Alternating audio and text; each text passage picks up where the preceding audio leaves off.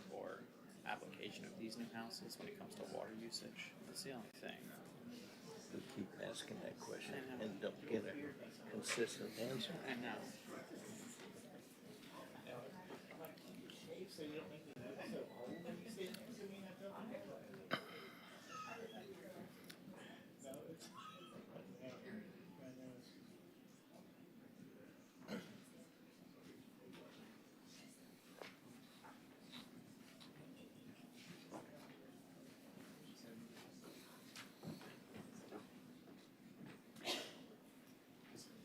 Good evening. This is the Planning and Zoning meeting for September the 18th, 2024. Would you please stand for the Pledge of Allegiance? I pledge allegiance to the flag of the United States of America and to the republic for which it stands, one nation, under God, indivisible, with liberty and justice for all.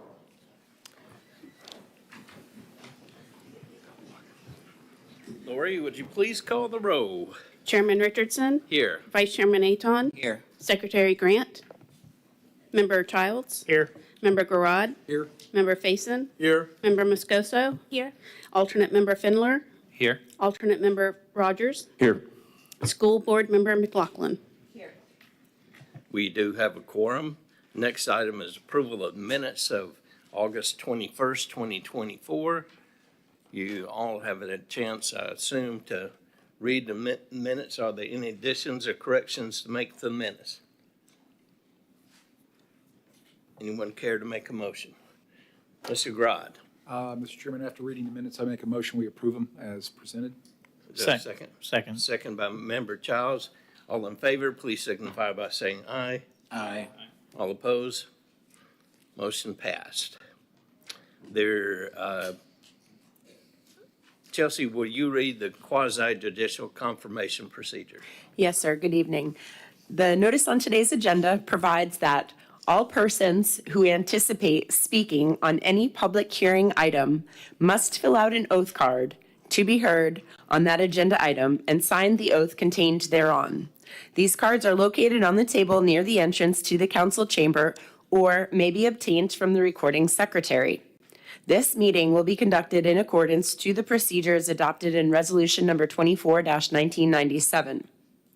Those speaking in favor of a request will be heard first, those opposed will be heard second, and those who wish to make a public comment on the item will speak third. The applicant may make a brief rebuttal if necessary. A representative from either side, for or against, may cross-examine a witness. Anyone who speaks is considered a witness. If you have photographs, sketches, or documents that you desire for the commission to consider, they must be submitted into evidence and will be retained by the city. Please submit such exhibits to the recording secretary. Okay, there is no consent agenda. There's nothing under old business. There is new business, item 9A, small scale amendment number 1, 2024. Staff? Hi, good evening. Christy Anderson, Senior Planner. The applicant is requesting to amend the property to the city's low-density residential and conservation future land use designation and to rezone to the Planned Development PD zoning district with master plan. The applicant is requesting a small-scale comprehensive plan amendment with rezoning and master plan on approximately 38.65 acres for purposes of constructing a townhome community with residential amenities consisting of 70 individually platted townhome units. The property is vacant woodlands and currently has a future land use designations of low-density residential, commercial high-intensity, and conservation, and have general use, neighborhood commercial, and open space and recreational zoning designations. The 38 plus acre property includes 24.73 acres of wetlands and has approximately 14.23 acres. Mr. Chairman, I recognize that the agenda was modified by our bylaws modification at the last meeting, and there may be a delay in the way that the agenda software has modified our itinerary, our agenda. But in the bylaws modification that was approved by the Planning and Zoning Commission at the last meeting, you all asked for a petitions and requests to replace number 6 consent agenda items. And so that is what the agenda should say. And I don't want to forego that opportunity. And I will remind anyone in the audience that petitions and requests is meant for anything that is not on the agenda. And there's 2 locations of the petitions and requests that have been added to the bylaws. The second one comes at the end, number 10 of the agenda, but there should be one here at number 6, and I wanted to remind you of that, and our apologies for the typo. So we're here, any citizens to be heard at this point for a non-agenda item? Anyone in the audience? Okay, I'll close the public hearing. Proceed, Christie. Okay, just continuing where I left off. The 38-plus acre property includes approximately 24.73 acres of wetlands and has approximately 14.23 acres of a developable area, in which 4.99 acres of parks and open space have been proposed. The proposed design has limited wetland impacts to under 0.3 acres. The proposed PD ordinance limits the permitted uses on the property to 70 townhome units with a minimum living unit area of 800 square feet with supporting infrastructure, site improvements, including vehicular access, associated parking, sidewalks, residential amenities, including multi-use paths, walking trails, benches, and informational placards on native vegetation and wildlife. Recreational lawns for multi-use recreation, a male kiosk, and a recreational lawn and grill area. Permitted accessory uses will be limited to recreational amenities. The proposed master plan has been provided on page 66 of your packets, and staff has found that the comprehensive plan future land use small-scale map amendment is consistent with the city's comprehensive plan. The rezoning and conditions of approval are consistent with the proposed land use amendment, the city's comprehensive plan, and land development regulations, including PD and rezoning criteria described in section 33-8 and 34-40 of the code. The master plan is also consistent with the proposed land use amendment, city's comprehensive plan, land development regulations, and master plan requirements described in Chapter 34, Article 2, Division 3 of the code. Staff has recommended approval of the comprehensive plan, future land use map amendment, and PD rezoning with master plan with the following conditions of approval as described in the rezoning ordinance as provided on page 60 of your packets. And I'm just going to read the proposed conditions. Number 1, a final recreational plan shall be submitted with a sketch plat that illustrates the proposed recreational amenities, including interconnected stabilized sidewalks and walking trails within the open space area and conforms to the minimum required open space acreage. Number 2, side setbacks will be increased by 1 foot for every 2 feet of building height over 35 feet as measured from the boundary of the PD. Number 3, the developer shall work with the city to adjust the layout of the master plan to achieve the preservation of the upland scrub, pine, and oaks where feasible. Heritage trees to the extent possible be preserved with the submittal of the sketch plat. Number 4, buildings may be relocated or rearranged outside the required landscape buffers within the area identified as the developable acreage as stated in the conditions 1.7 of the ordinance and as illustrated on the master plan in Exhibit B. And number 5, direct impacts to wetlands number 1 or wetlands number 3, in addition to that which is illustrated on the master plan, will require an amendment to the plan development ordinance and master plan. And that's all I have, unless you have some questions from staff. Well, I just want to point out for the commission and for the audience, this is going to be taken in 2 separate hearings. The first one is all the property north of 405, including the Forest Hills neighborhood. Is that right? Including I'm sorry, can you repeat? Forest Hills neighborhood.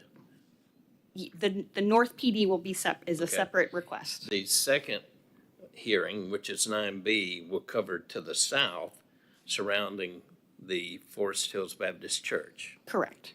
2 separate hearings. Okay, are there any questions of the staff? Mr. Grodd. One question on the recommendations. I believe it's number 3, the second sentence, heritage trees should be to the extent possible. be preserved with submittal of a sketch plat. Was there a reason that staff didn't seek preservation in a more directive kind of comment pertaining to preservation as opposed to suggestion? Well, staff proposed that be increased to be reviewed under the sketch plat as well. So that was kind of an increased a review on that, but as I'm just saying the word should versus shall. If the intention is to preserve the trees, it would be more directive to recommend they shall be preserved to the extent possible. If there's scientific evidence presented, the tree's in poor health, there's an impact caused unexpectedly, an act of God or anything of that nature, then you wouldn't preserve it. But if you only ask somebody should, then I wouldn't say they would have to. I mean, we could suggest a different language there from should to shall. I don't know if that would change the intent of the condition. It would still have to adhere to what the code requirement is as far as the process, and if they're going to go through the process to remove a heritage tree, whatever that code requirement is, whether it's should or shall. So if we can clarify, if you want to, just kind of strengthens the language to say that they are going to have to adhere to what the process is. We did, as Chrissy stated, though, we did add an additional step so that the heritage tree review or any tree mitigation review be handled at the sketch plat process. So you're going to get another bite of the apple when that process is brought before you.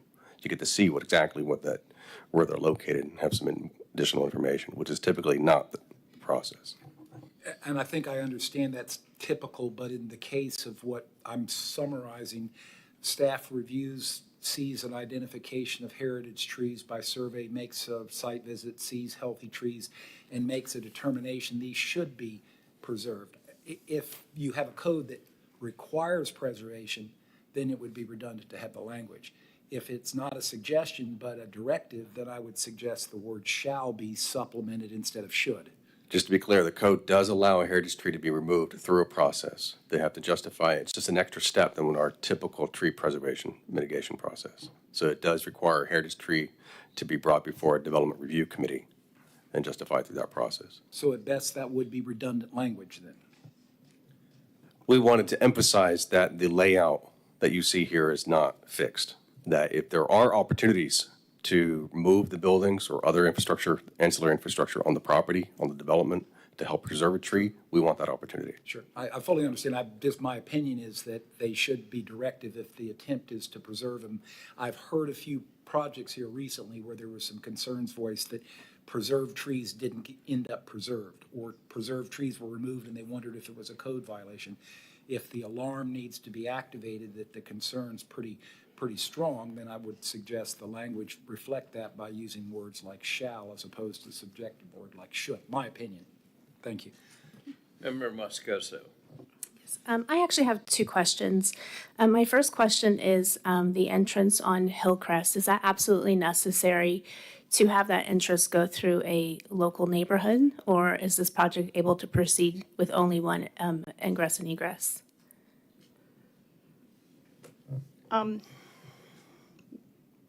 Well, I mean, it's the intent to extend that street stub out that's existing, to provide that access to the existing neighborhood, to be able to cross through as well.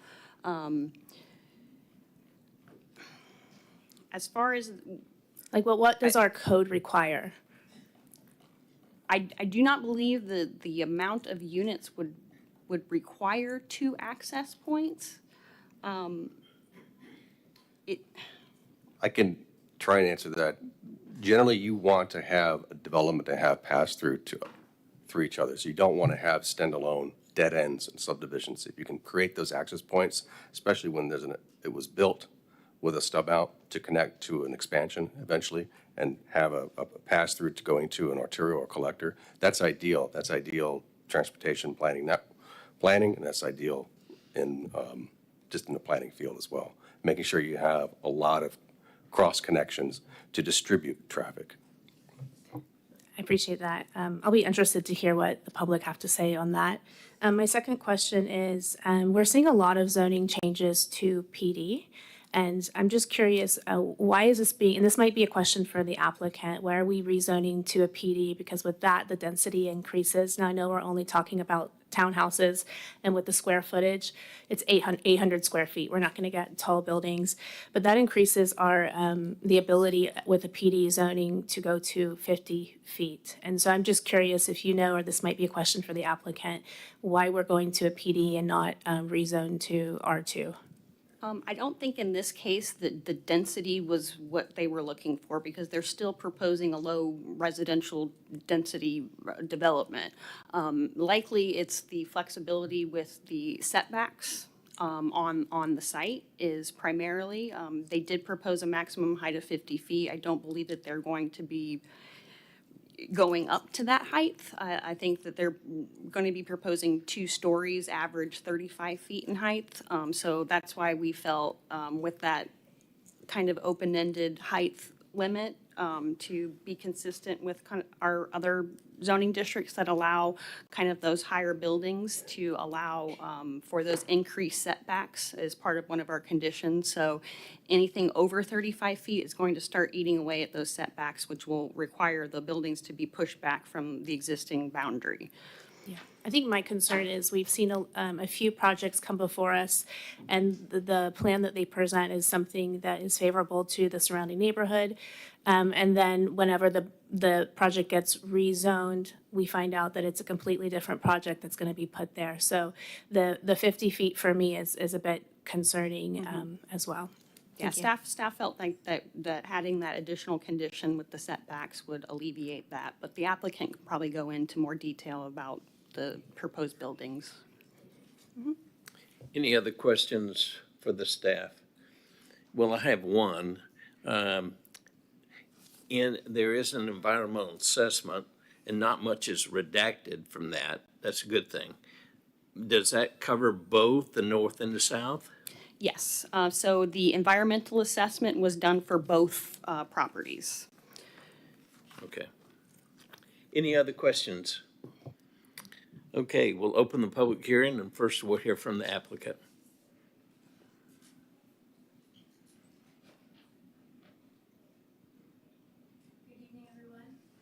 You got to turn that mic on there. Good evening, everyone. My name is Lissa Colby. I'm with Kimley Horn & Associates, representing the applicant. Today, we have the applicant in the building, as well as their land use attorney. So I'll start off. So first, I'll state my address. Our office address is 7341 Office Park Place, Melbourne, Florida, 32940. So I can address your first comment if you'd like. So to Christy's point earlier, the 50-foot building height is the PD maximum height. At this point, the building elevations are not fully complete, where we would note if 35 feet is acceptable, or if it's closer to 36, 37 feet for building height, it would be a typical 2-story townhome. So it's looking like it'll be very similar in size to a 2-story residence in one of the adjacent neighborhoods. And we are in acceptance with staff's condition of approval of increasing setbacks from the PD boundary to kind of limit that flexibility in regard to building height, while still allowing some flexibility without limiting it to 35 feet. Did you have any other questions that you wanted? Perfect. So I just wanted to give a thank staff. We're in agreement with their conditions of approval. We've worked closely with Christy and her team at the city throughout this rezoning and small-scale land use amendment process. And so I just wanted to hit a couple highlight points for the project before we open it up. The current zonings at the North project are neighborhood commercial, general use, open space recreation, and I believe those are it. And so with this, we'd be moving to, as you noted, a planned development. And then the land use associated are high-intensity commercial and low-density residential and conservation. We're moving to low-density residential and conservation. With this application, we'd be moving to I'll say rectify some areas of existing wetlands in those areas that are currently not within a conservation land use but are greater than 5 acres in size to be consistent with City of Titusville's code. So if you see there's an area where we're zoning to conservation, it's based on our updated wetland delineation. So I wanted to note that. And then the remainder would be zoned PD with a low density residential land use. The low density residential land use is pretty consistent with the surrounding neighborhoods. We're proposing 70 townhome units. It's a lower density and lower traffic trips than a neighborhood commercial project would be in that area. We're proposing, to staff's earlier point, interconnectivity between Hillcrest Drive and one connection off of Singleton Avenue. We're not proposing any connections off of South Street to limit the number of driveways on that FDOT road. We are proposing wetland buffers adjacent to all of the wetlands, minimum 15-foot, average 25 feet, to allow some separation between the limits of those formal wetlands and some developable area. We're exceeding the open space recreation requirement as per the PD. And to staff's earlier point, the reason we were searching the PD is the R2 zoning wasn't exactly right for a townhome community, and some of the single-family zoning districts had very larger lot lines that didn't also fit a townhome community. So the PD allowed us some flexibility in proposing different lot lines and setbacks that were more in accordance with a typical townhome lot, while still allowing to follow through with the open space recreation of required of a PD and other associated items of development standards.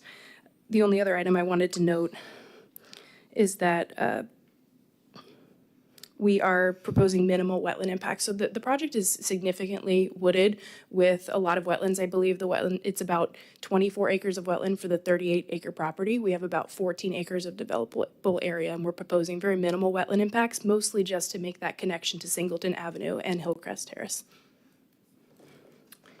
I have a question for you. Absolutely.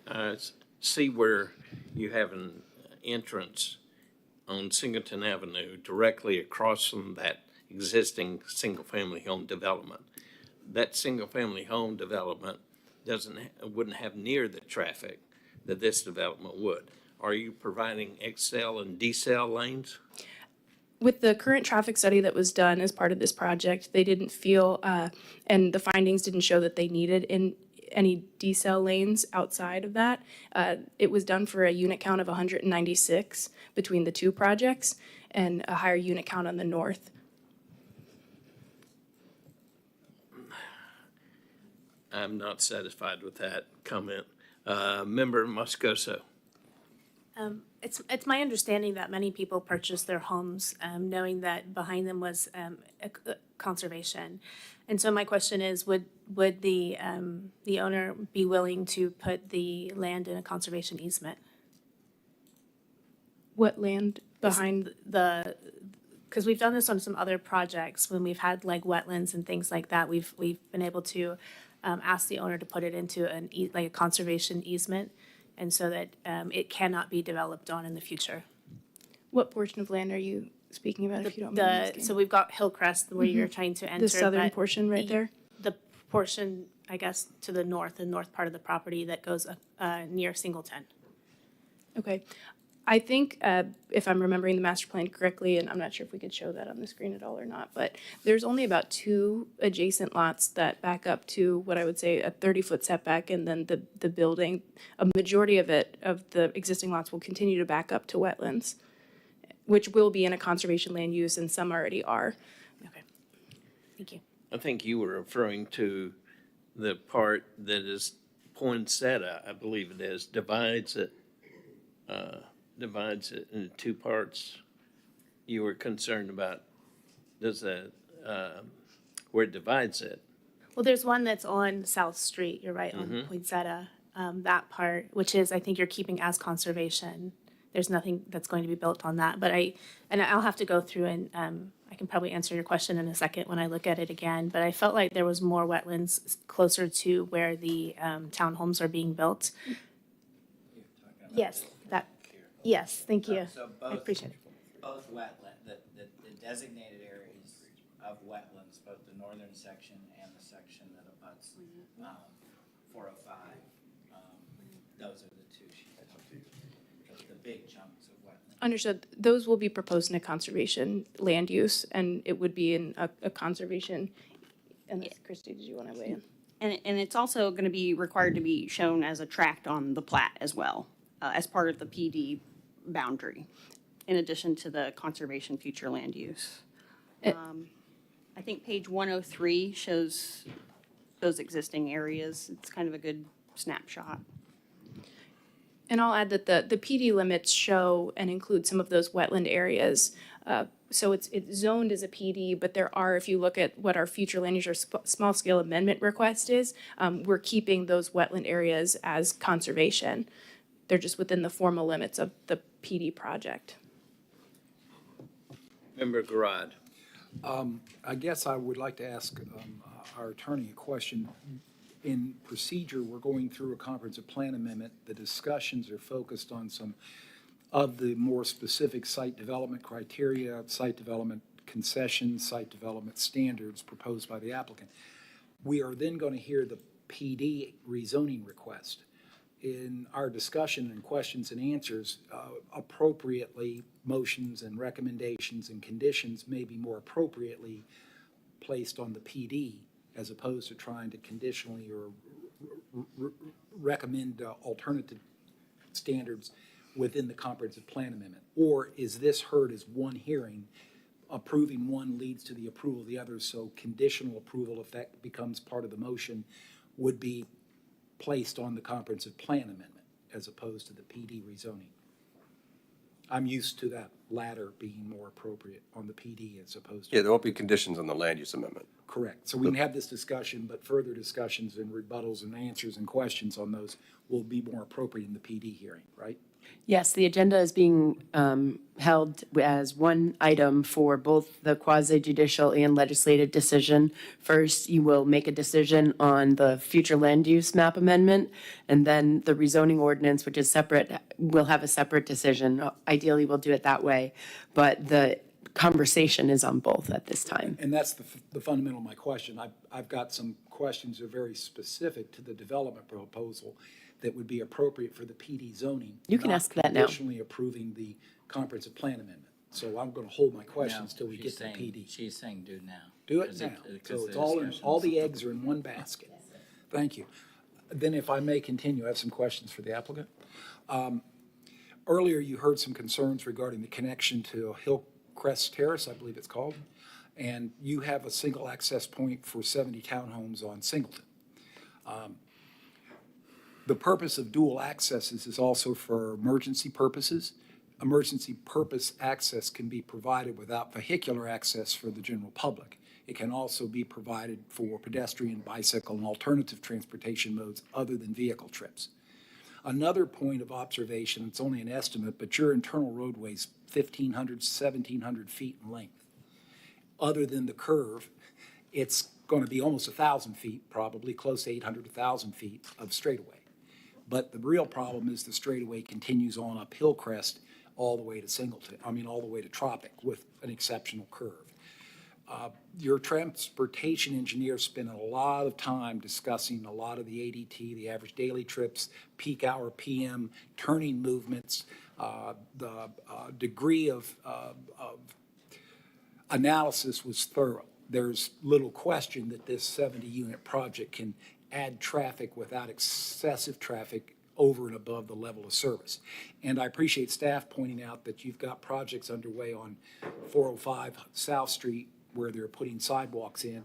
I noticed that construction and wondered what they were doing, improving shoulders. So that's good. We had a project recently that the recommendation went because it was multiple family and didn't have any other alternative access other than vehicles. They had no sidewalks. They had no way to connect to sidewalks. It was a bad place to do that where pedestrians can't utilize those systems. In your project, you got the good news. You have a sidewalk on Singleton. You got a sidewalk on 405 South Street. You have no sidewalk on Hillcrest. So pedestrians will more likely than not be walking in the street if they chose to walk that way. My particular point is I think your project has an excessive residential length street when you connect it more so than what you have, but it's in itself, I believe, excessive. And when you extend it into Hillcrest, you're going to attract speeding. People are going to shortcut transportation norms. They're not going to go up to Tropic and turn left to go to Singleton. They're going to take the quick route and other directions going west, or I guess that would actually be south on South Street. And that is a concern to me, excessive street links in residential neighborhoods. So in my opinion, and hopefully you can address that, as an alternative to connecting to Hillcrest for vehicular traffic, connect to it for emergency access, breakaway gates, connect to it for pedestrian access with sidewalks, or create a traffic calming design. You have adequate areas right there at your entrance where you should be able to provide for that by traffic calming. A traffic engineer knows what that means, perhaps everybody knows. But there's all kinds of alternatives. I've mentioned that in other projects where leave it to the design professionals that can reduce the vehicular straightaway with an objective to calm the traffic, not stop it. And in that sense, prevent someone from speeding down a straight street. In this case, it could be thousands of feet long. And that essentially does happen. I don't think it's something that may happen. It's something that does happen. So my question to you, which would you prefer if you were asked the choice? I would prefer to have a design alternative, including a traffic calming device, and we would explore that in the site development plan with the intention to limit straight-through vehicular traffic. Alternative, save the money, create a pedestrian access, create a multimodal access for bicycles or skateboards, but don't promote vehicular access into the neighborhood and back out of that neighborhood, frankly, through your neighborhood. The speeders go both ways, so the whole neighborhood is affected by that. What would you think to that? I did, Rich, I'm not sure if you wanted to weigh in on this at all about, I don't want to speak on behalf of the applicant and tell them what they need to do. But I'll say on the traffic end, Kim Horn's traffic engineer in our Orlando office had done the original report. And so if staff and if conditions of approval noted them to look at that traffic study and propose different traffic calming methods or use it for emergency access only, then that can be added to the report at the time of preliminary plat and construction plan, site plan approval, to your point. Well, my point is, I would anticipate, at least my opinion is, I'm looking for one of the two alternatives. I'm not looking for a report on traffic volumes that can use that straightway street. And I would also point out, and I may have not read it, I tried reading all 829 pages. There was a lot of analysis done at the turning points, Singleton, at 405 at Gart, all that was thoroughly evaluated. I could be wrong, correct me if I am. I saw no analysis for Highland Terrace at Tropic Street.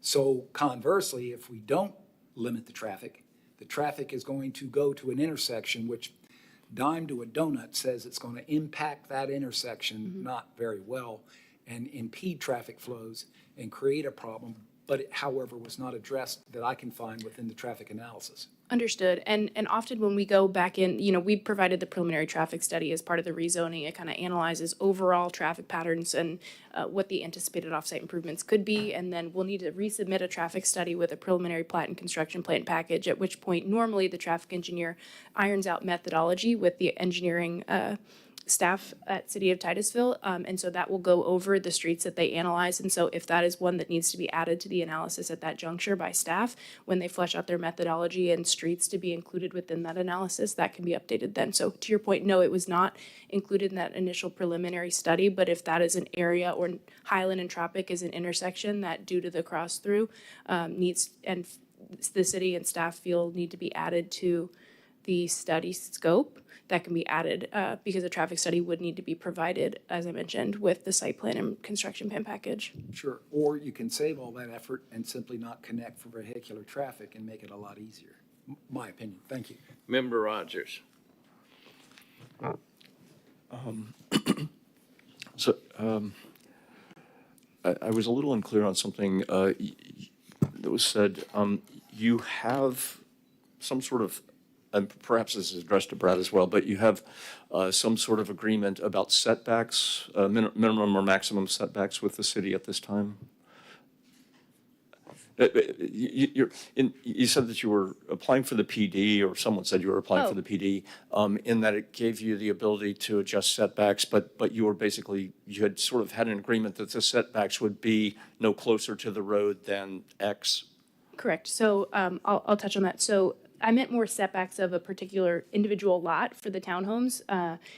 Say a 5-foot side setback, a 25-foot rear setback, items like that. In a PD, you're able to kind of propose your own lot lines. And so in a R2 zoning, that is more typical for a standard maybe multifamily apartment complex where your setbacks are more thinking it's going to be a 50-foot building. Your setback might be significantly more than a 20-foot townhome lot. So a PD allows you to propose those particular setbacks that are more specific to those individual platted lots while still adhering to the minimum buffer and setback requirements set forth. So we have a 30-foot landscape buffer adjacent to 405. We have 32 feet minimum adjacent to the edge of the building to the edge of anyone in the adjacent subdivision. And when it comes to additional setbacks agreed with staff in the conditions of approval, it's more on the building height because we went for the designated PD building height if anything over 35 feet increases the setback from the PD boundary of that limits of building. Does that answer your question? Yes, because that's kind of where the question was going. I too, like Member Moscoso, building height is kind of my big thing. I really don't like very tall buildings, and in particular in areas of this sort. So I guess if I've got this right, then, you say, well, in good faith, our intentions are to build only to 35 feet, but, but then once you've got the change, if somebody wanted to go to 50, they could, but that means you've got to move it back another 15 feet from the PD boundary. from the Correct. PD boundary. So that is staff's condition in the conditions of approval. Okay. I hope that's a sufficient motivation to keep the buildings to 35 feet, but I guess. And I'll also just add that they also have to meet all of the other requirements set forth in the master plan. So the same, rear, side, front setbacks, general building footprint that we provided, typical building footprints for a 4 and a 6 unit townhome building. And so, the ordinance reads a particular unit, a particular density, those identified setbacks. And so, if we were to significantly change anything that would be approved, we would have to be coming back in front of you all to propose that as well. Okay. And just one more question. You said you work with Kimley Horn. Correct. Is their Melbourne office the main office? We have multiple offices, but the Melbourne office is the one that usually works on projects in Titusville. And you work out of that one? Correct. I work in our Melbourne office. What percentage, at least of your office, would you say of your workload is for individual developers who are doing developments in Brevard County, or maybe it's a bigger space, but Out of our staff members, I would say maybe half do private development, and a good chunk do public sector work as well. okay. There has been some discussion, a little bit of concern that Kimley Horn, who I understand is a very well-respected company, besides representing individual developers, is also helping Titusville to kind of rewrite its comprehensive plan. And there has been some concern that there is a potential for conflict of interest there. So I'm not really asking a question. I'm just, I was curious to know. I'm actually relieved to hear that it's a 50-50 mix. I was kind of thinking it might be 90-10. No, definitely not 90-10. I'd say it's probably 60-40 is probably a closer mix. We have folks that do water, wastewater work for a lot of the municipalities around here, as well as master stormwater planning, aviation planning, items like that. And in our office in particular, for the services that we provide, and then all the staff that also assists out of Orlando or Vero Beach offices, do a really good job of delineating that. So if anyone's, if someone's working on a private sector project like I am here in Titusville, I'm not working on the city of Titusville's public sector work. I'm glad to hear that. Thank you. Okay, before I call Vice Chairman Aton, is it true that Kimley Horn's headquarters is in Charlotte, North Carolina? Our headquarters is in Raleigh. Our main office that serves the Titusville market is in our Melbourne office. So it's not a small firm. It's a nationwide firm. Yeah, we have multiple offices throughout Florida. Vice Chairman Aton. My question's more of a clarification, educating me more than anything. We talked about and this is more for staff, I think, is that the conservation designation that we talked about versus a conservation easement. I think the goal is that nothing can ever get built there. Do they both accomplish the same thing, or is there one a stronger than the other? The issue with easements is they have to go to someone, and if no one is available to receive them, they're not going to be created. So we believe in our comp plan and our code allow for the ability to preserve wetland areas or conservation areas as part of a tract, as part of a plat. So it's a little harder to change that later on, especially when all the lots are sold, because now every property owner has an individual stake in that whole development. So to go back. Way to make it impossible to change. Well, nothing's impossible, but it does make it much harder to do. I think it probably provides more protection than some of the other tools that we have available.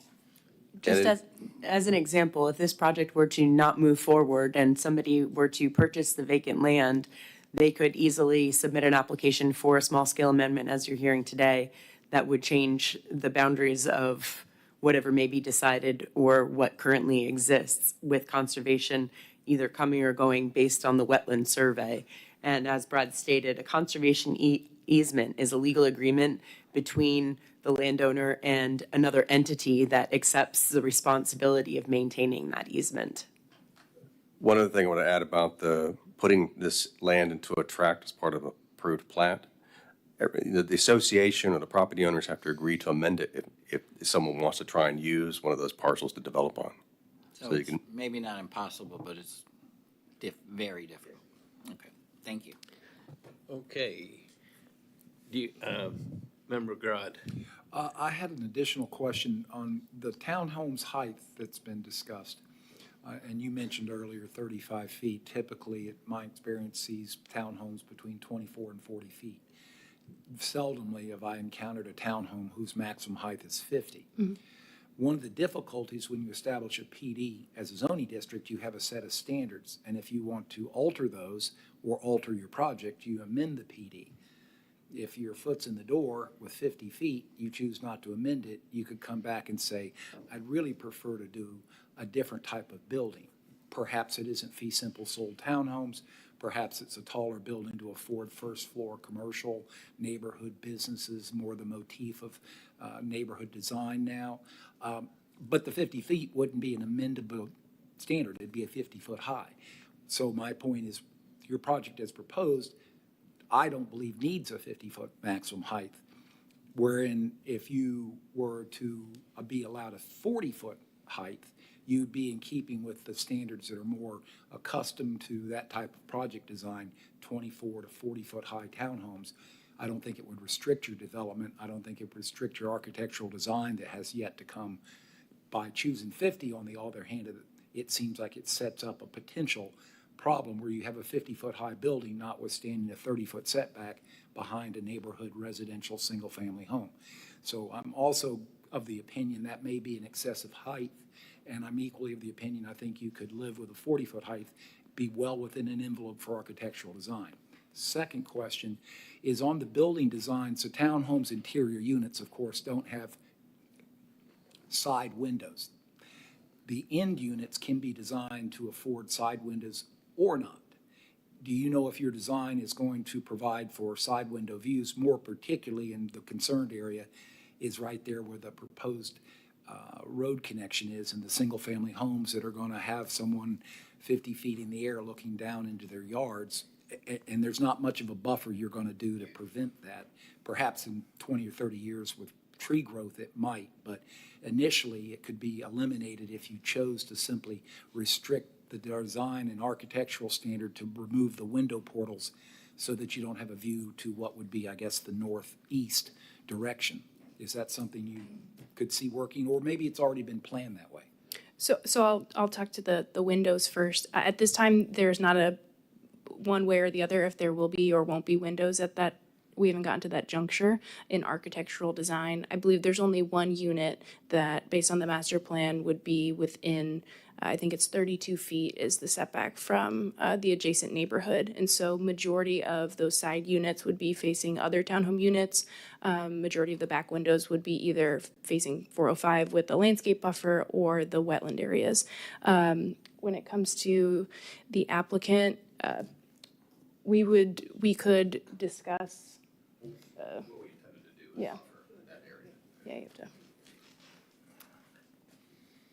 Please provide your name. Yep, and Richard Rosello, RMR Development Group. I represent the owner of the property. What we had already intended to do is to go ahead and provide additional buffering, landscape buffering along that area to alleviate some of those concerns. When it comes to architectural details, we're not ultimately going to be the end builder. So this is ultimately going to get sold to some home builder to go ahead and construct that. So we won't have anything to do with regards to the architecture, whether they have side windows or not side windows. But what we can do, and we have already discussed, is some additional buffering there.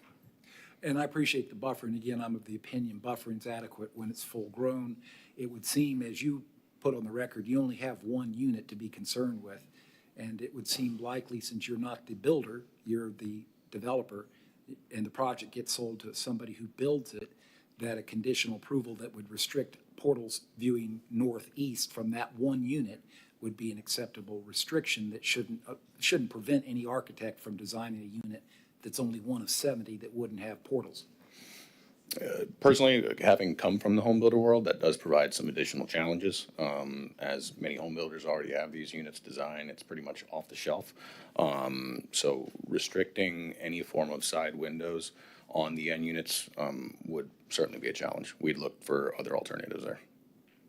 I'd be interested in hearing what your alternatives are. Planting landscaping on a 50-foot high building, or restrict the height so that you'd be in more keeping with the tree planting that would allow growth to possibly provide that buffer in a more adequate time period than 20-year build out with tree growth. I'm just not in favor of setting it up that way, and I don't see the buffer. And you're the ones that are abutting the neighborhood's residential existing conditions. Maybe perhaps they're not great conditions. I don't personally understand or know that lot or what that intersection looks like. But for me, what can occur will occur, and when that occurs, it creates a difficulty for existing homeowners that didn't particularly want to see that. Just an opinion. Again, this is something I'll discuss as we get to the motions. Thank you. Anything else you would like to present? The only item I wanted to just clarify is back to Member Rogers' point. Speaking, when I was talking through 60-40 approximately split, I was mostly talking about our Melbourne office in particular. So I just wanted to clarify that, since you did bring up, Kimley Horn is a multi-office, multi-state company. And so speaking on the experience of our local Brevard County office. Thank you for that clarification. Okay, I did have one more, since you came back to me, man. go ahead. I just, we have heard from Kimley Horn, and we've heard from the owner, current owner, of the intention not to go, much higher than 34, 35, 36 feet. But those are not the people who are going to be making those decisions in the future. So I am a little nervous about the 50 feet possibility there. Any other questions? Okay, is there someone else from the applicant to speak? Good evening. My name is Anna Long. I'm an attorney with the law firm of Dean Mead, located in Melbourne. I do 50% of my work, just so you're aware, in the Orlando office, and 60% of my work in Brevard County, because it's growing. I wanted to go back across the board because as you were speaking with our folks from Kimley Horn, I was taking notes, and I'm going to try to address those. So before the public gets up, if there's things that were of concern and we have talked amongst, maybe that will help. And if not, I'll take more notes. All right. With respect to the heritage trees, perhaps some additional language that goes to the effect of shall be preserved to the greatest extent possible and as further detailed and set forth in the city's code. Now you're tying your condition back to your code, so it makes it very clear that no matter what the process is, in the end, you comply with the code. Okay? With respect to the PD, I think that's been kind of discussed ad nauseum. We'll have further discussions, but the 50 feet height is more to the issue of architectural design than it is for livable space. I do understand your concern that if I'm not doing the end building, maybe I get really clever and put some crawl space up there, and then I do this, and then I do that. So perhaps further discussion about that is warranted. I think what needs to be is a little give and take so that it's not strictly at what would be typically a 35-foot height, to allow some intricate or interesting architectural features, because then the next comments we generally get from staff across the board are, boy, that's really boring looking, and we don't want it to look like a bunch of row houses, and we want something that's appealing, and we want a new product, and people that are going to buy, we don't want them vacant. All of those things go into the thought process of any developer coming in, because in the end, nobody's going to build something to lose money. One of the issues you had is connectivity. Making it a condition of approval as an of an or statement is not going to give anybody angina. So when the final traffic report is presented to the city, and it goes to the effect of, when the traffic report is updated, the traffic engineer will look at either traffic calming devices or an emergency entrance only in and out of the Hillcrest area, as well as looking at Highland Terrace at Tropic Street, I believe is what she said. Okay, so putting those things in as they will be looked at and a determination as to what will work best, but to making an or statement so that the developer has the opportunity to explore options instead of being locked in one way or another, I think gives you what you're concerned about, but also gives some flexibility without doing this all over again. With respect to conservation designation, that's been ad nauseum, but essentially putting it in, as they've said, as track gives everybody the opportunity to come back to you as well as city council to say, whoa, wait a minute, what did you say there? And in addition to that, while they're going through the process of permitting and dealing with their master stormwater plan, they also have to address the water management district's issues. So most of that area, if not all, will also be under a conservation recorded easement. Right now not, because there's not that third-party oversight, but when you go through the permitting process, that's what happens, right? In order to get the stormwater system in, and in order to do the development, they're going to have green space, not only for you, but for the site as well. I think, one last thing, the end unit that you suggested, can we take the windows off? And you heard that that would be a difficult thing because, again, most builders do have a product. And it's going to look like this. And if I can make it look like that, then I can build it at less, even if I make the facade a bit different. They are willing, and the developer confirmed, to place trees and landscaping that are more robust at the get-go. So mature, opaque screening as opposed to saplings.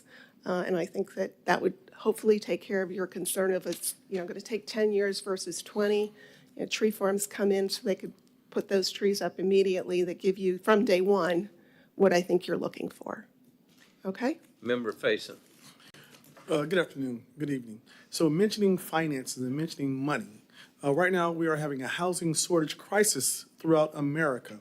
So as you guys come in and want to build new buildings, here in this area here, I have a question for you. Do you know what the AMI is of Titusville? I do not. You do not. Okay, so the AMI right now has increased over the last few years from 54,000 to 71,000.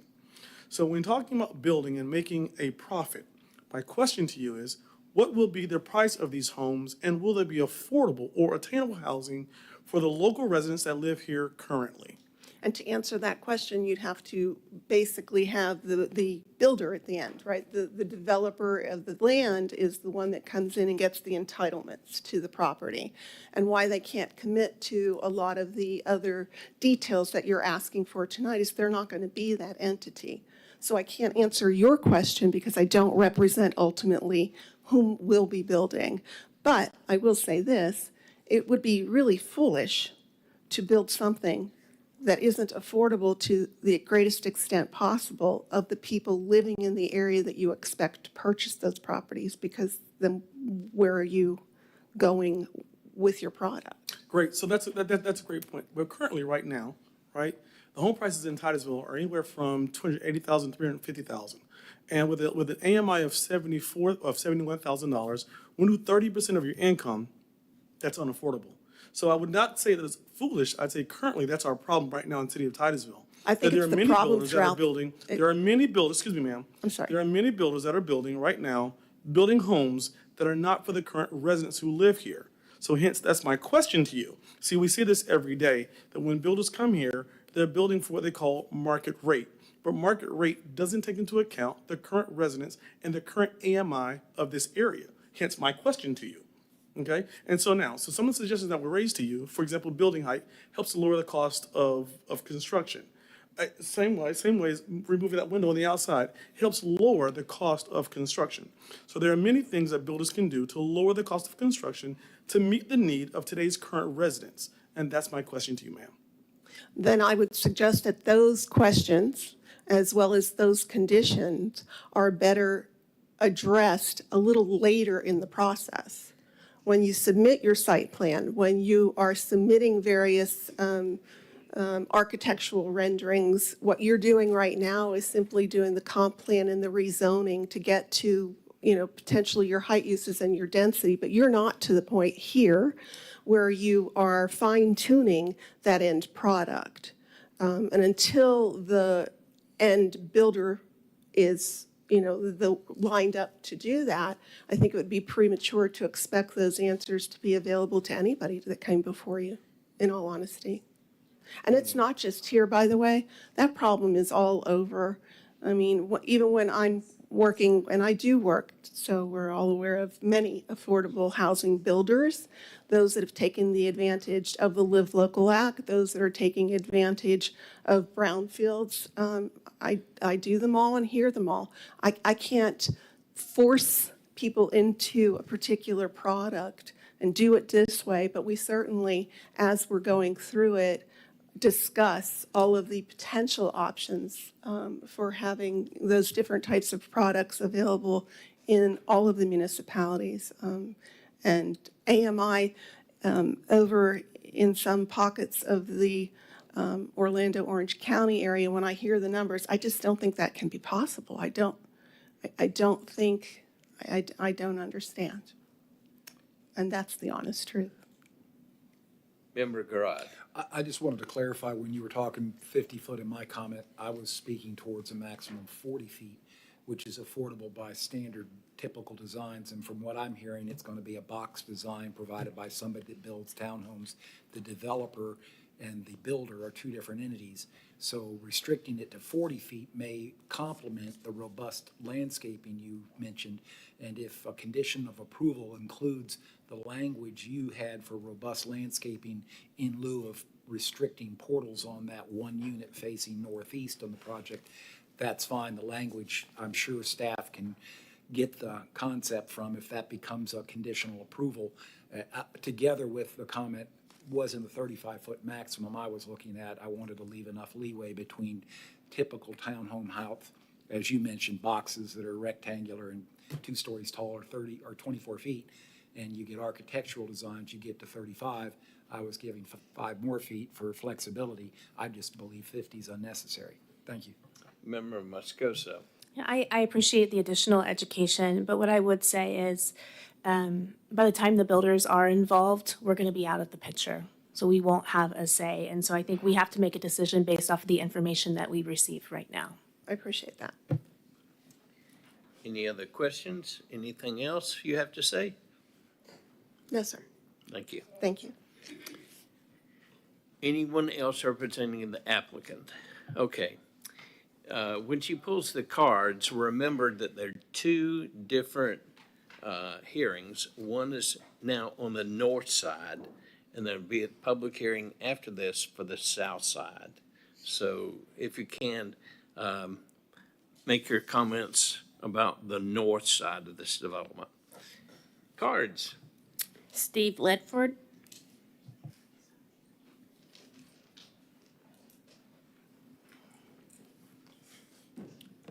Hello, my name is Steve Ledford. I live at 2739 Hillcrest Avenue. We back up to the wetlands, and that's what I would like to speak to for a few minutes, primarily the impact of the wetlands. We bought our house over 20 years ago. I'm a 40-year Titusville resident, and when we bought our home, we bought it because of where the location is. It's on a cul-de-sac, it's backed up to the woods, and one of the first things one of my neighbors said to me was, Steve, you live in a great location. The best thing about living here is you're backed up to a wetlands that will never be developed. And I knew immediately that was not true, that all it would take would be a developer that came in with a slick and polished proposal with deep pockets who could come in and start spending time around our city council members, spending time with maybe our planning and zoning, and rezoning could occur, and this very thing could happen where we are today. So I represent a lot of people from our neighborhood that are very concerned about this. We're talking height limits, we're talking buildings very close to our backyards. That wetland is a designed wetland on purpose. It's what it is. It controls the flow after we have rain. During regular summer rainfall events like we've been having recently, there are sometimes inches of water standing on the sidewalk on Singleton Avenue. As I walk the perimeter of my neighborhood, I either have to walk in the street or get wet. That's normal rainfall. When we have a significant event like a hurricane 2 years ago or so, when we had 20-something inches of rain in 24 hours, literally some of my neighbors had water within several feet of their backyards. If you increase the footprint and decrease the wetlands, we, I think, are looking at a disaster. We could very possibly have flooding in our neighborhood, and we're very concerned about that.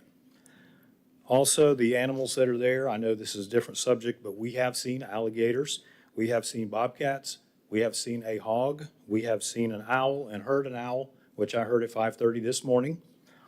My sons rescued a bald eagle that had fallen to the ground, a juvenile, that our dog ran into the woods to see what it was and got its nose bloodied and came back. So our boys, we called Fish and Wildlife, or the wildlife organization, they came out, and our sons participated in helping capture and rescue this eagle. It got rehabilitated. They brought it back. They let us know when they were coming, and they released it back into the woods. These are some things I know. These are some things that my neighbors and I are concerned about.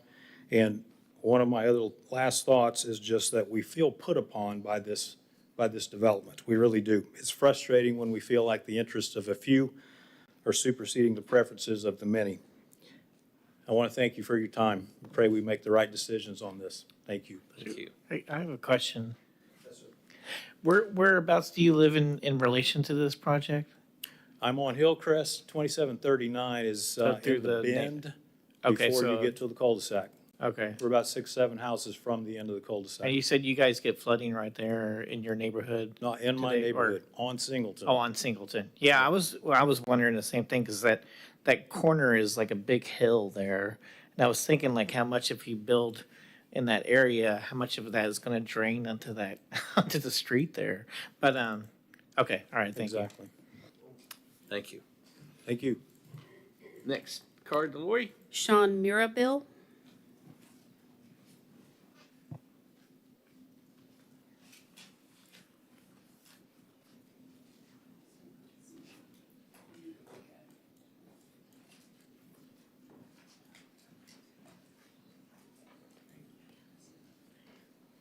Thank you.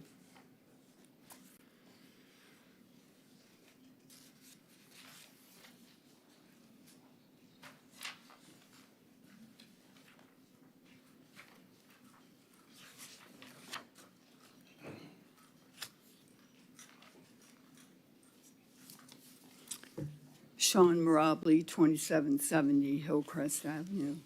My comments are going to be about the proposal to cut a road from the development through Highland Terrace into the Forest Hills residential neighborhood. On page 1 is a traffic impact study that was done with 2 access roads going into the development.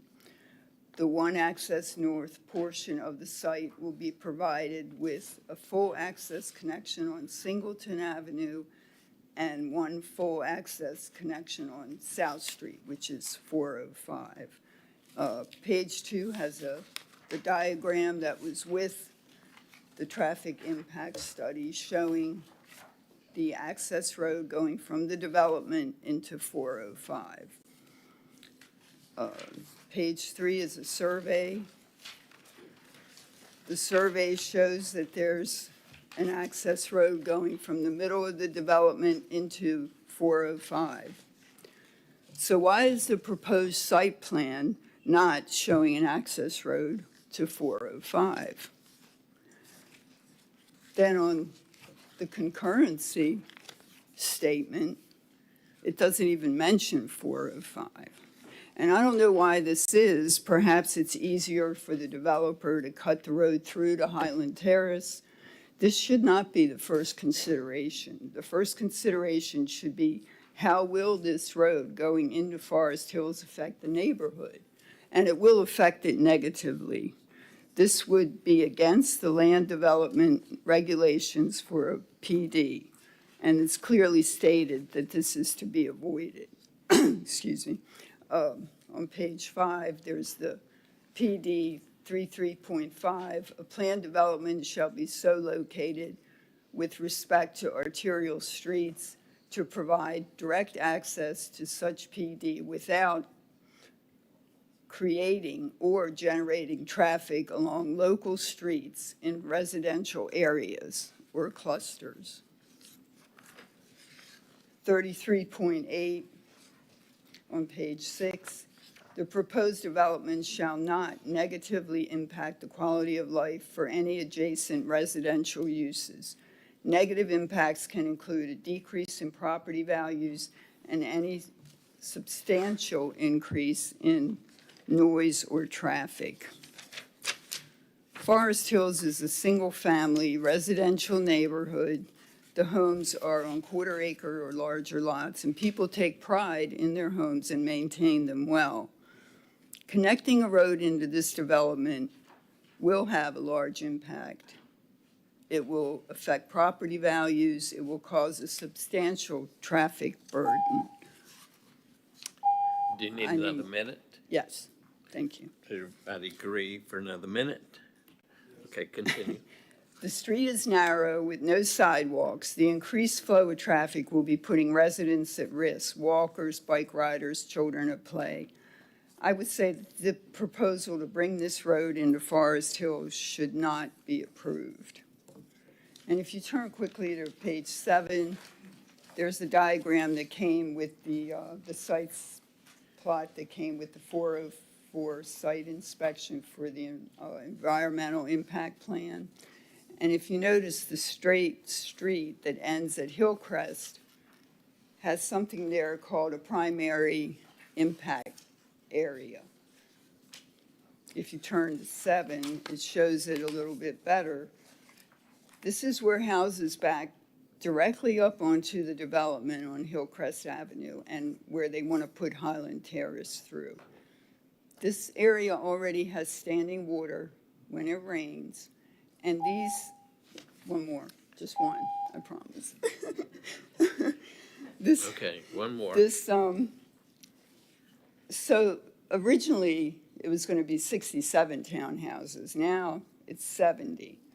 So I would suggest that the last 3 that are backing up to Hillcrest Avenue not be built, and that there's already trees there that are 40, 50 feet high. So just leave the buffer there to protect these people from flooding in their houses. And there's a lot more that can be said about flooding and topography and animals and gopher tortoises.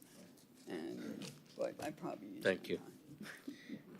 I want to remind everyone that the city has established a 3-minute time limit, but if you need additional time, just tell us and we'll see if the commission agrees to extend your time. We're a lot more liberal than the city council is. Next card, please. Victoria Robinson.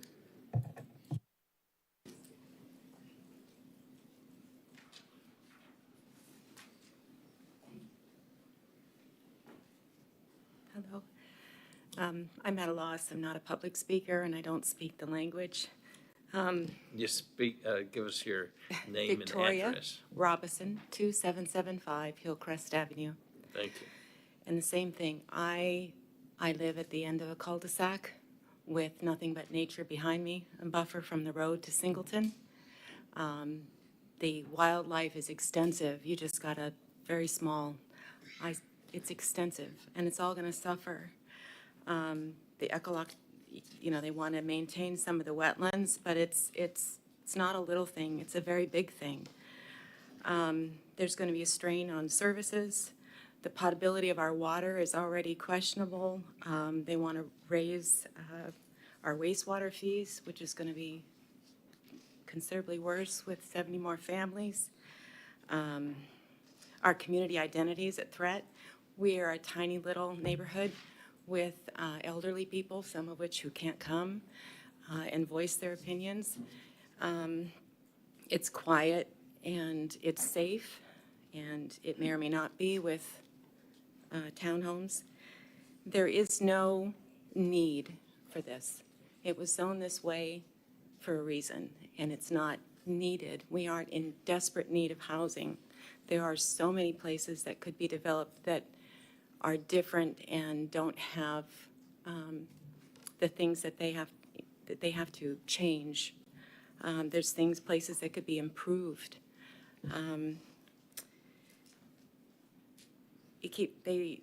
The applicant, which I find really sterile, the applicant, they keep talking about it as a small scale. It's a huge scale for us. It's not small, it's huge. We lose our privacy, we lose the quiet, we lose the animals, because I guarantee you they're going to suffer with the construction, the dust, the noise, the pollution, the trucks. I can't imagine what the traffic's going to be like on South or Singleton during construction or after. I don't see any accountability, because the people here who are asking you to rezone an area are not going to be the people who do anything, and that was evident with our very first meeting. And basically, I wonder who's going to oversee, and if you allow this, who's going to keep them to what they have promised that they're going to do. Again, I just think every one of you should just take a ride or a walk down to Hillcrest. It's not that far away. It's right down the street. And see the neighborhood and see the area that they want to develop. And that's all. Thank you. Next card, please. Vicki Conklin. I had actually a comment. May I make a comment?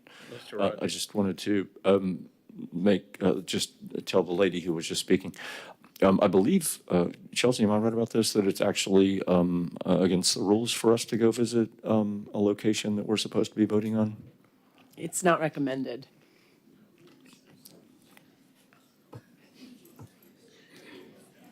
But, well, I won't.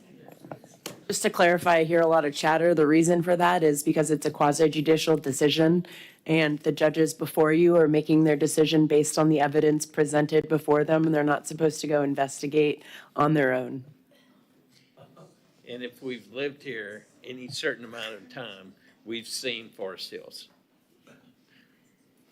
It's Conklin.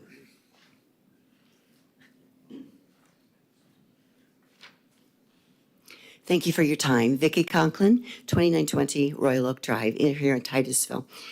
First of all, I'd like to ask you all, I'm hearing a lot of folks saying we can't hear anything. I continue to do this every time I'm at this podium.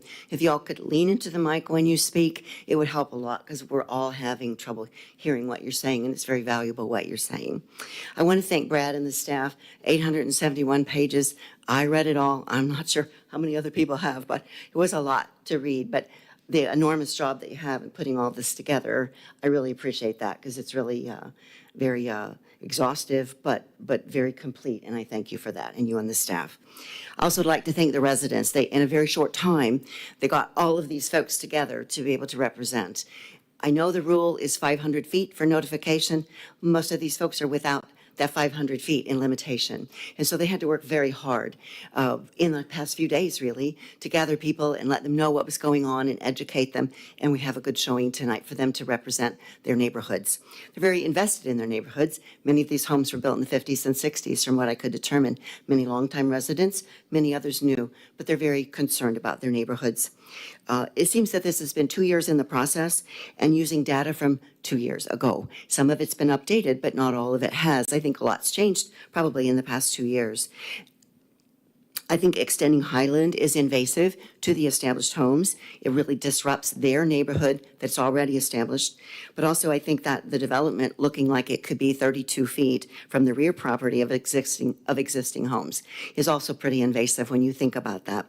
And stating the 50-foot height, even though you don't intend to do that, as Mr. Rogers said, if it's in the plan and the plan's approved, you could do it still. And 50 feet is higher than the tree canopy that the people would be looking at in their backyards.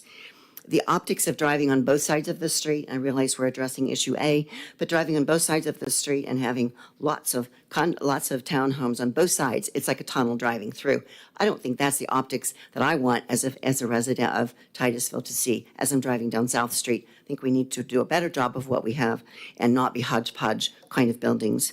So I would encourage the planning and zoning, as I always do every meeting, is to be good stewards of the comprehensive plan. I'm a real believer in the comprehensive plan. It's there for a reason.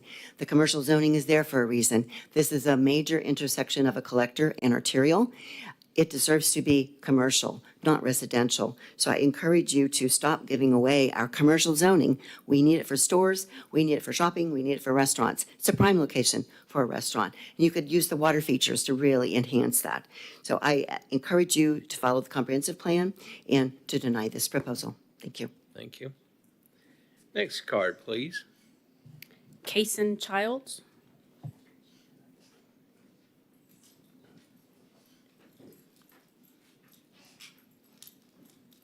Hello, my name is Kason Childs, 476 Fern. I live north of South Street, so I go through that area all the time, especially going on South Singleton where South Street meets. When it floods a lot, when it rains a lot, it floods right there where the two streets meet. Now, I'm for development in our town because we need more houses. But I also like what Vicky just said, where we need, more restaurants would be nice, especially in that type of area. I think if they were to do single-family homes instead of townhomes, I think a lot of people would be more preferable to that. I haven't really spoke to most of the residents who live here in that area, but if they were to keep the tree line up on Singleton, and there's an area that's there's the area in I think it's the 750 lot that is on the corner of Singleton and South. If they were to make that into a retention pond and then develop on the east side of the neighborhood that's already there and make slowdowns, because that's a 55-mile-an-hour area, and I can't tell you how many times I was going 55 down South Street, and all of a sudden someone just brakes to turn into one of those neighborhoods there, or that one, anyway.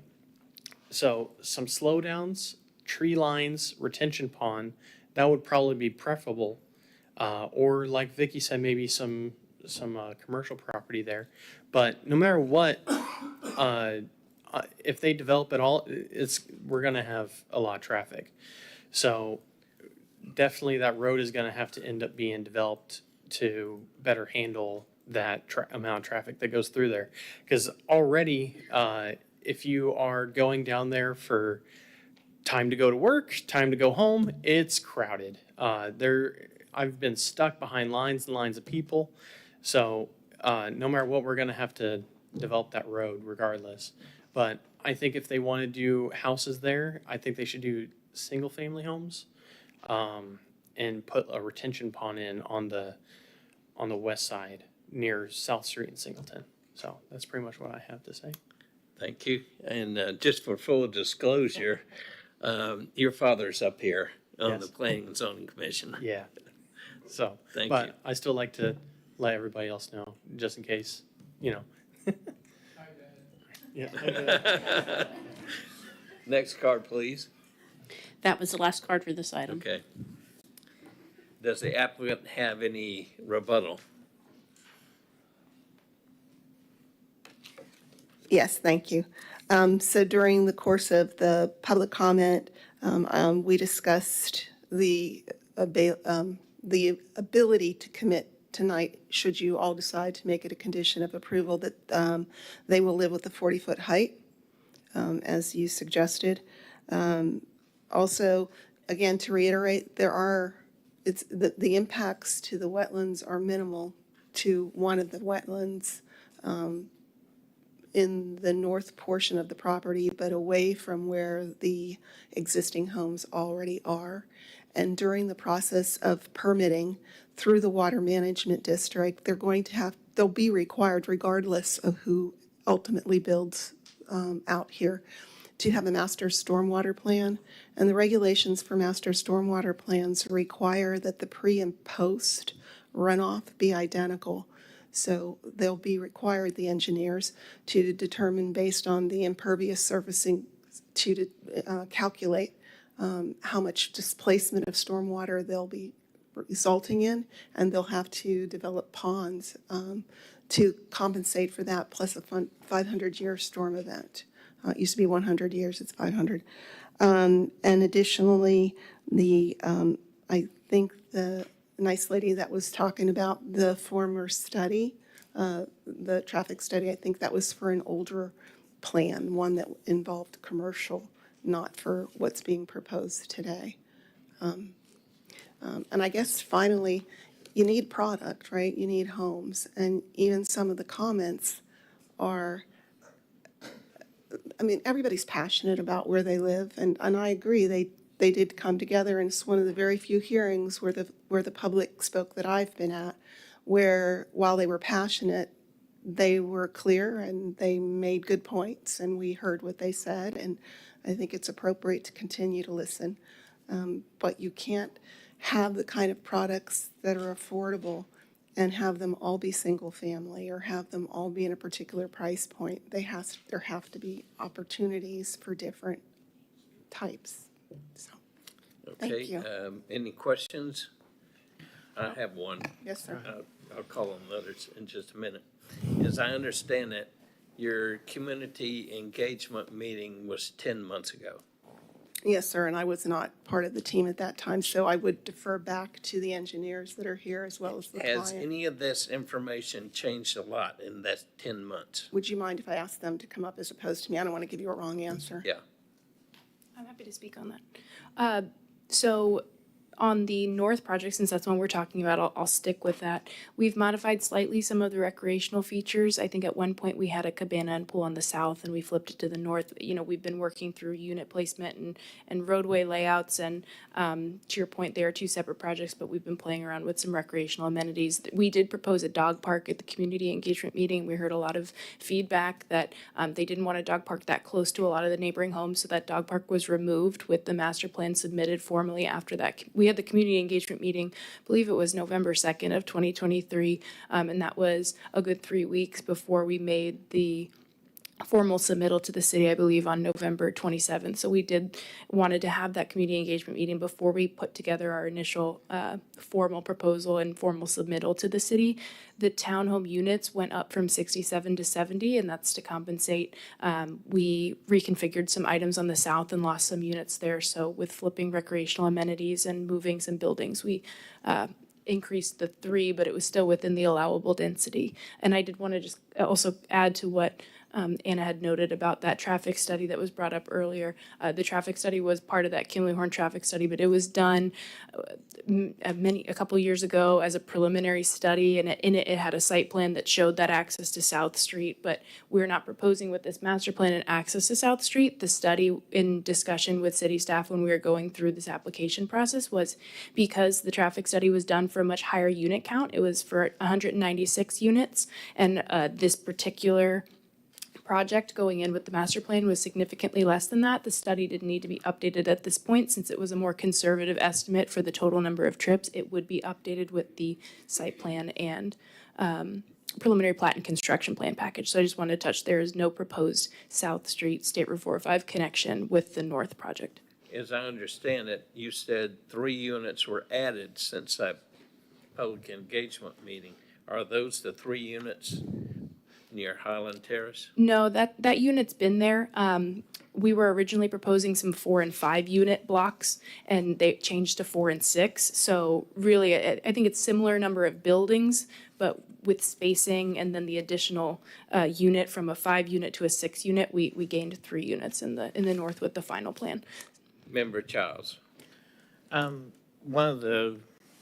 of the residents brought this up, which our comp plan says for any PD that you can't cause any extra traffic along local streets, which would be that Highland, if you connect it there to Highland there, that it would possibly, but I don't know how many people would actually go in that new neighborhood to go up there because it's kind of going through a neighborhood. It's not an easy way out, but is that what we're saying? I mean, it is, I see, I'm looking at the comment from staff here, but I mean, you're saying that it's 2 driveways and that's why it doesn't affect the local street? Is that what, it says. Which page are you This on is the packet? page 379 on 3. 379, I believe. That's the next agenda Oh, item. sorry. All right, so with this one then, would that not cause traffic on the local street, or is it because it's an extension? Because it'd be PD, and PD's not supposed to cause any extra traffic on local streets, right? This will be Highland Terrace. Or Highland Terrace, I'm sorry, gosh. This is a Wrong question one. for the applicant and their traffic engineer. I would say, I would pose this question. Was the study and the methodology applied in such a way as to show the worst-case scenario? So if that's the case, everything would go out to, can they demonstrate that all the trips can go out I to see. the arterials and collectors without having to go through Hillcrest? I think there's an assumption that some trips are probably going to go through Hillcrest, but Probably very little. where's the real draw out of this development is most likely going to be out to the collectors and arterials. I think That would be my yeah. question to the applicant. Yeah, I would think the neighborhood would actually create more traffic for them, but, because if you look at how it goes out, I assume they probably think that too, but, so you're saying probably the traffic study shows most of the traffic, if Most of the not all, traffic, most of the going traffic to- going to Singleton, I correct? mean, I assume that too, but, I had something else, but, I just forgot it. Member Garrard. The questions and comments made about the connection to Highland Terrace, my point I made earlier is where there was no analysis at Tropic Street at Highland Terrace. So traffic is going to leave your project. Traffic will use Highland Terrace. Conversely, and I think that was a very appropriate thing to mention, conversely, the traffic in Highland Terrace residential, all due respect to the residents, the quickest way to Singleton is not to go up to Tropic Street. If you're going to go shopping, if you're going to go over to 95, your traffic is going to go through the new neighborhood. The townhomes, there's no definition of design at this point. Townhomes can be designed with or without carports. Do you know if the project's seeking to have carports enclosed with the fee simple townhomes, or will it be outside parking in the driveways, which also tends to spill over in the streets, which tends to also create some degree of traffic calming on one hand, but on the other hand, it does create some problems. And those all focus back to the concern I voiced initially, which I myself am not going to support the connectivity, even if it was traffic calming devices. I believe it should be an emergency access only. It ought to promote pedestrian access. Walking's good, bicycling's good. It's a nice neighborhood to bicycle through. I've bicycled through it in my time. But connecting for vehicular traffic, it's going to compound the circumstance. So in all due respect, I think every comment I've heard keeps focusing back on why would you want it connected. And then I have one remaining comment. I read the staff report about the change in land use from low-density residential to conservation. And we've had several projects we've reviewed where the adjustments to the maps on the comprehensive plan and subordinately the zoning addresses the gross identification of wetlands based on the wetland inventory map that was used when the plan was adopted. So adjustments come forward routinely where they're saying the wetlands aren't as big as they were anticipated to be by the inventory mapping, and we want to adjust it to capture our development potential. This is the converse because they're losing an existing designation of low-density residential, and they're expanding, as I read the staff report, the conservation area. It's the reverse of what we typically have seen people adjust things from. Is that correct? That is correct. There are areas because of the developable area that they were Yes. having to utilize that area and So other. for the neighborhood, one object of this is to increase, not decrease, protected areas. If someone has a land use designation, and I also look for correction if I'm incorrect or confirm I'm correct, that if I have an existing residential low-density land use and I'm willing to go through the permitting procedure, I have a right to explore that permitting procedure and otherwise create a development footprint in what otherwise was a wetland designated area. The city of Titusville's restriction based on its comprehensive plan, the permitting procedure is going through the water management district. So if I'm correct with that, let me know. And if I'm correct, then the answer goes back to they are willing to expand the protected area by changing a land use that would permit development currently and restricting it by conservation designation. I would say that is correct. Thank you. Take a look on page 103 of your packet, and you'll see the difference between what that's existing proposed and it is an increase, yes. And I just wanted the public to know that one of the things that I read was, it's a conundrum in some sense of it, but the project actually probably is doing more protection, not less protection, with respect to existing wetlands. What could be, not what is, but what could be. What could be, what is and what shall never be, as they say. Vice Chairman Aton. I commend you for some of the adapting in real time as it relates to 40 feet and a couple of the other issues that, seem to be, but kind of distilling down what I've heard at least, it seems that two remaining things could make a big difference. One is, and part of the question as to why is the connection to Highland Terrace necessary? Was there a perception because Highland Terrace was stubbed out from the old original that people would actually look fondly on connecting the two? Or is it a requirement for emergency vehicles? It doesn't sound like it's necessarily a traffic study requiring it, but if a condition or a change was that turns into a cul-de-sac with an emergency vehicle exit, gated exit, whatever it might be, if that's required or necessary, it seems like it clears away a whole lot of concern from the neighborhood. And then the second is this discussion of 67 versus 70 units. The 3 units on the end, it seems like, and maybe it's not 3, maybe it's 1, maybe it's 2, but it seems like a prime opportunity to create more of a buffer between the existing neighborhood and the new development if some of those units go away. And the thick trees that are already mature and already there are left undisturbed because those units don't need to get built. Just wanted to kind of get your feedback on those 2 items. So I'll start with your first, with your second regarding the 67 versus 70. And so right now, the master plan shows 70 units, to your point. We will be going through full design with, lining up stormwater ponds. We have stormwater ponds identified and preliminarily sized, and as part of the overall design and permitting process, truthing that up.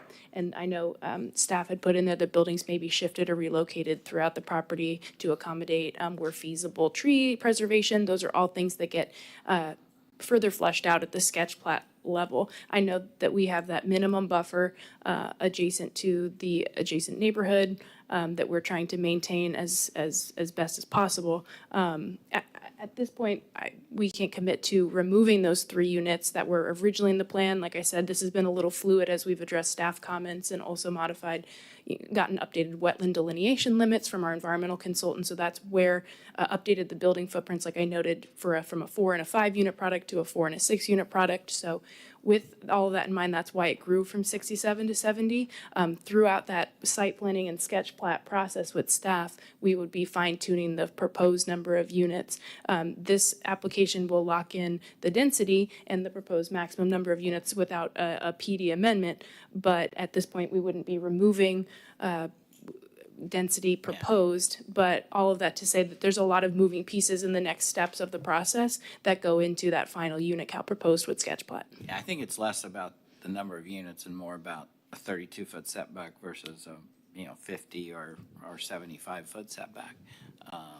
But understand your point. And then on the Highland Terrace connection?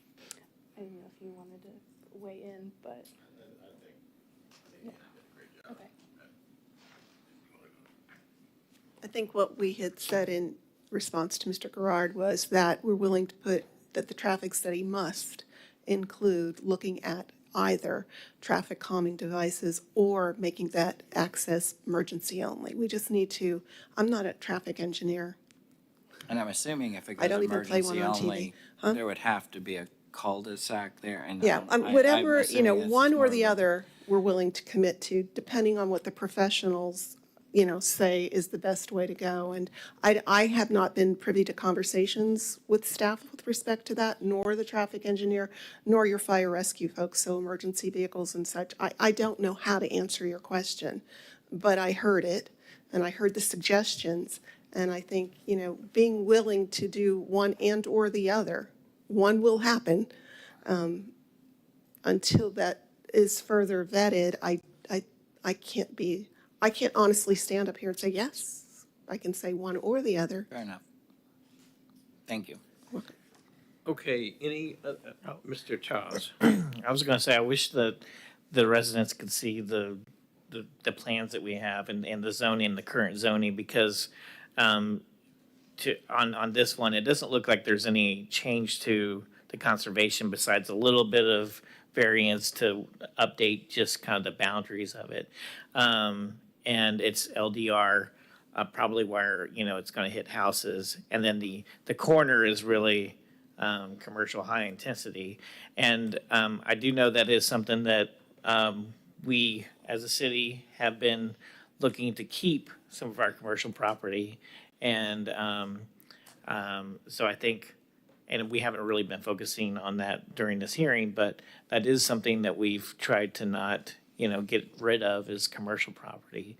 But because we don't have a lot of it. I mean, we have less than 20%, I don't know. But so just keeping that in mind. All right, thank you. Any other questions of the applicant or staff? Anyone prepared to make a motion? Well, before we make a motion, do we close the public hearing and open it for discussion among us first? We close the public hearing.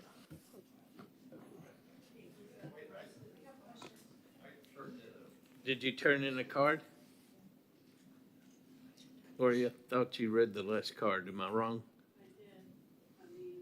All the rest are for the next one, according to the sign-in sheet. What was your name, sir? Yeah. I mean, I do have a card, but he put for the next one. Okay. What was your name? Okay. I can call it those cards. That's, Call the cards that apply to the north. right. Yeah. Well, originally I did, but they signed up for the wrong one. Okay. So Mike Mustard? There will be additional rebuttal if additional public comment speakers are heard. Okay. Anyone care to make a motion? I thought we were calling those cards. They'll stop until the south case is talked about, right? But they made a mistake. Okay, well, if it was north, then come up. Come on up.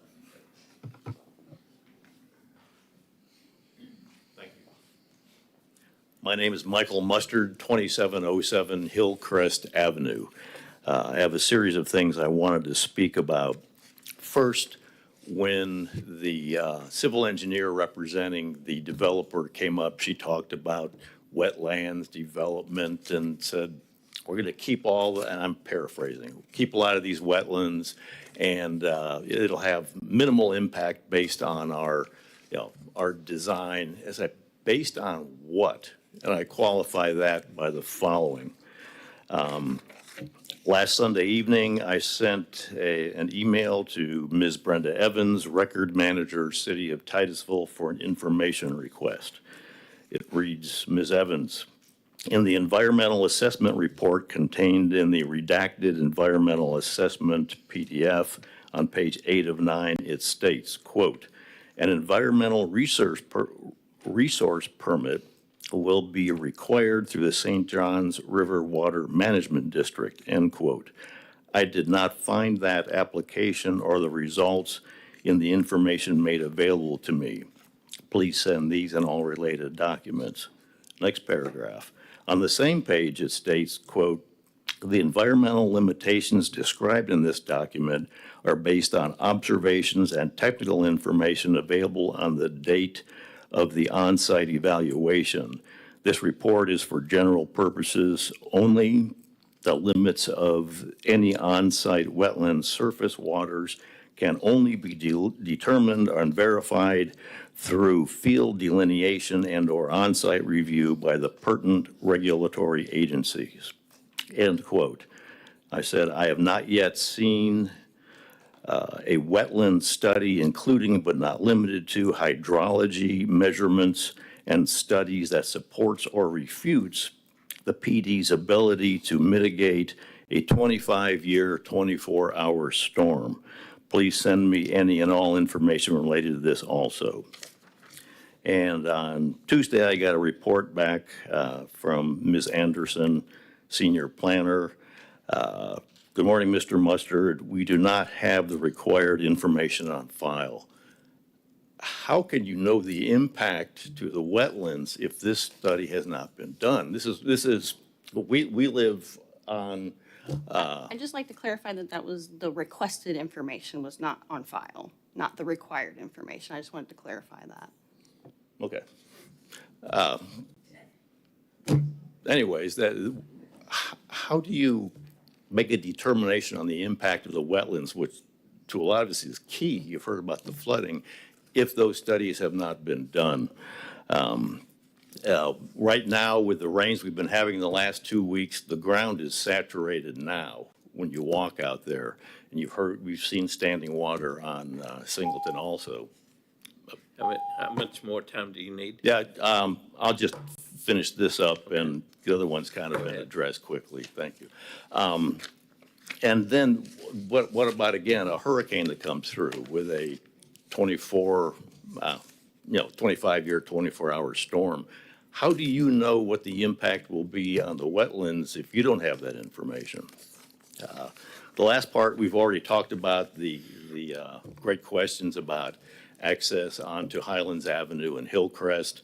I propose that we eliminate that and make it into a bike path, and the developer modified the site plan to have a road going from the PD directly onto State Road 405 South Street. So that would be 2 points of access right there. Thank you. Any other cards, Lori? Stacy Johnson.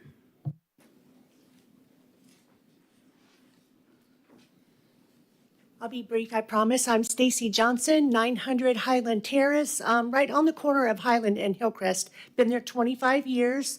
Like rest of my neighbors, we're there because it is a very small community, not a whole lot of traffic. On that corner, individuals don't stop now. So I'm also with Mr. Mustard and your sir for having that as an emergency access bike path.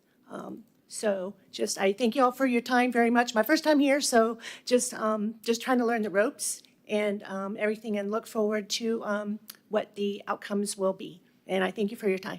Thank you. Any other cards? I do not believe so. Okay, I'll close the public hearing. And before, Mr. Rogers, I was going to join in the discussion with, They get an opportunity for rebuttal. you've had it. Well, go ahead. No, there's additional comment that they're allowed to respond to. So I wanted to speak directly to Mr. Mustard's comments so that he understood the process. The project as it's provided, or excuse me, as it's proposed, does indeed avoid the wetlands. There will be no development going into those wetlands. As far as, well, where's the information? The information gets submitted to the Water Management District and to the city staff at the time the application for the master stormwater plan and the environmental resource permit are submitted to the Water Management District. In addition to providing pre and post calculations to ensure that any stormwater runoff is captured within the development, they're going to also be required to hire wetlands biologists who will go out and flag those wetlands, putting flags along the perimeters and the edges of all those wetlands. And then on top of that, they'll be required to maintain specific regulatory buffers from those wetlands above and beyond what the city requires in some instances. And they will also be required to avoid what are called secondary impacts to those wetlands. So all of those types of things, they aren't available as information right now. And what you're seeing right now is what is being requested for the densities and the intensities. But if when they go in for permitting, they can't achieve those and still maintain the regulatory requirements, everything that they've proposed will be shrunk, or pieces and parts will be shrunk in order to ensure that all of the regulatory requirements from not only the city, but the state regulatory agencies are met as well. Thank you. I'm just going to clarify a question raised by staff. So the environmental consultant engaged on the project did perform a wetland delineation study, and that's the wetland limits shown in the master plan. And to Anna's point, when we submit an environmental resource permit, that environmental consultant will walk the site with the St. John's Water Management District staff to confirm that those wetland delineations are correct and they're in agreement. If anything changes at that time, we would modify what our formal wetland limits are on our civil engineering plans. But I just wanted to clarify that after a question from staff, that the wetland delineation shown on that master plan is based on an environmental consultant's field visit and site delineation, and it will be confirmed with St. John staff after ERP.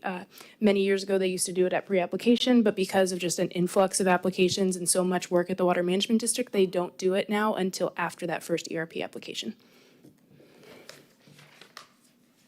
The public hearing is closed.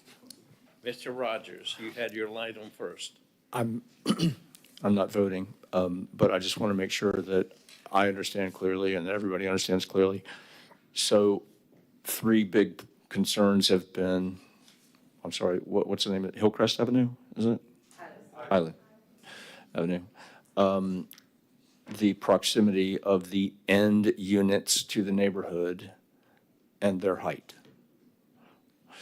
And I understand that the applicant says that the connection to Hillcrest Avenue can be mitigated in some way, whatever the traffic people say, that a 40-foot height limit has been agreed to as a prerequisite for this zoning change.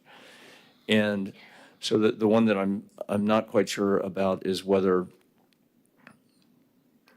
there might be a possibility, either legally or via an agreement, to increase the buffer zone on the very end, the end units.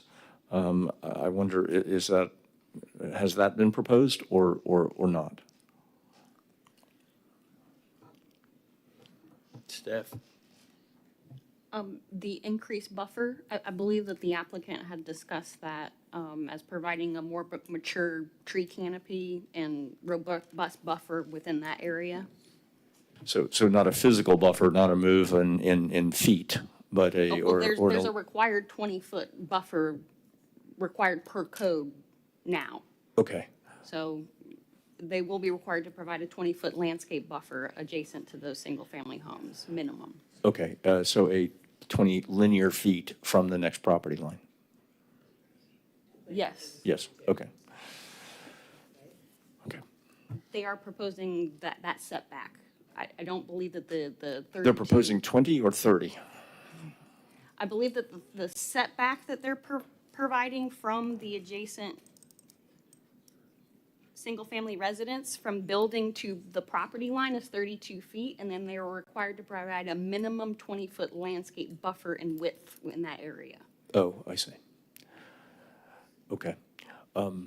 Thank you. Any other questions? I have one of the staff. It's not come before us, but I've heard a lot of talk at city council about the widening of 405, adding lanes, and maybe as much as 2 lanes, maybe just 1 lane. Is that going to happen anytime soon? I believe FDOT is currently working on a study to analyze that for this segment, from Cheney all the way to US 1. But there's been no date. They are actively working on that study now and going through future public hearings and engagement. Okay, if there were an additional, let's say, 2 lanes, and that'd be 4-laned, how will the drainage affect the surrounding properties? AFDOT would account for that in any plans that they propose. So right now, as Christie said, it's just a study, trying to find alternatives. So they don't have the funding. The funding's not available for that, for any kind of expansion right now. So it's a study as a prerequisite to doing any kind of engineering later on, potentially. But during that stage is when they would determine what kind of stormwater systems they would need to provide as part of that system. So we probably won't see it for at least 5 years, because the state. I wouldn't expect it in the next few years, no. Any other questions? Yes, I do. Member Faison. Good evening, Brad. How you doing? It's been a while. So the attorney had said kind of 2 different things when it came to stormwater management. During her first presentation, she said that it is by code that that they cannot increase stormwater runoff into that area.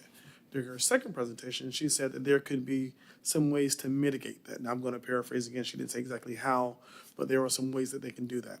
My question to you is, what does the code state about this PD going in this area when talking about stormwater management, stormwater runoff? Can they not increase it, or can they increase the amount of water that currently runs off now?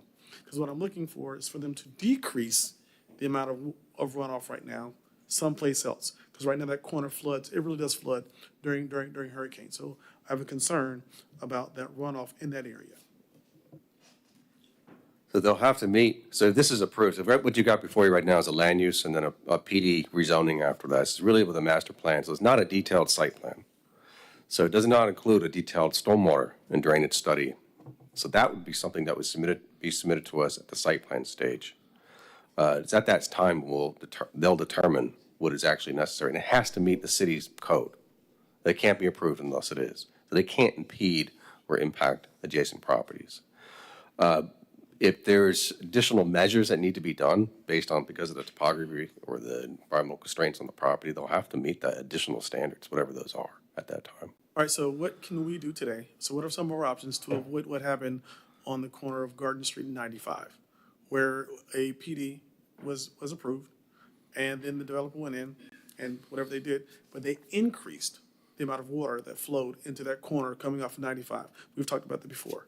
So we want to prevent that at this stage if possible, to not increase the runoff into that area. It's hard to answer at this stage because of the rezoning. That's just a level of information that's not really provided to us at this stage. If you would like to ask the applicant to volunteer additional information that's not typically asked for at the sketch plat stage so you can see that, that's something you probably ask them for. You probably want to ask the applicant that question. I just can't anticipate what particular condition or requirement that we can, staff could recommend at this stage right now. Okay. Okay, I'd like to ask the applicant one more thing that just crossed my mind. Are these linked together, 9A and 9B? Without one, Will the other one survive?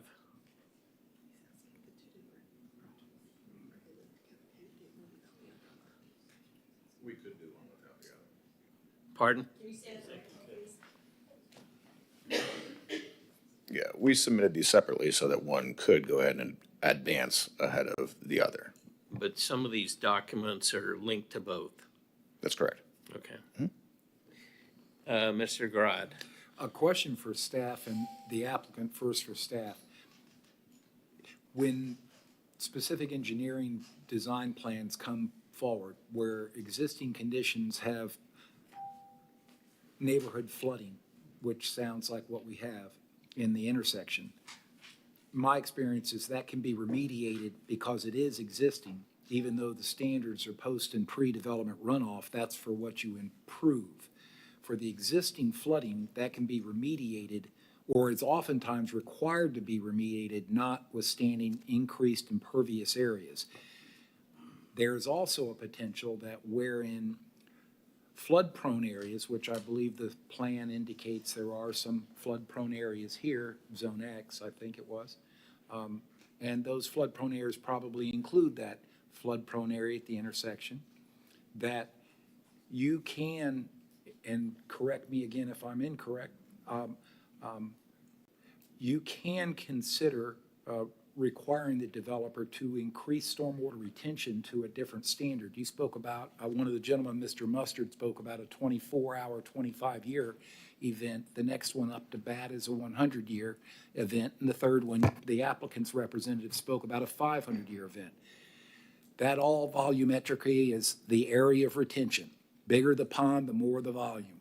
So if concerned with this, is the applicant willing to address the existing flooding conditions by accepting the remediation of the flooding in the intersection as a concept to do, being general and let the engineers work that out, or design the project for what would be a 100-year storm event requirement, which would absorb that existing flooding, I presume, based on there is no impervious surface.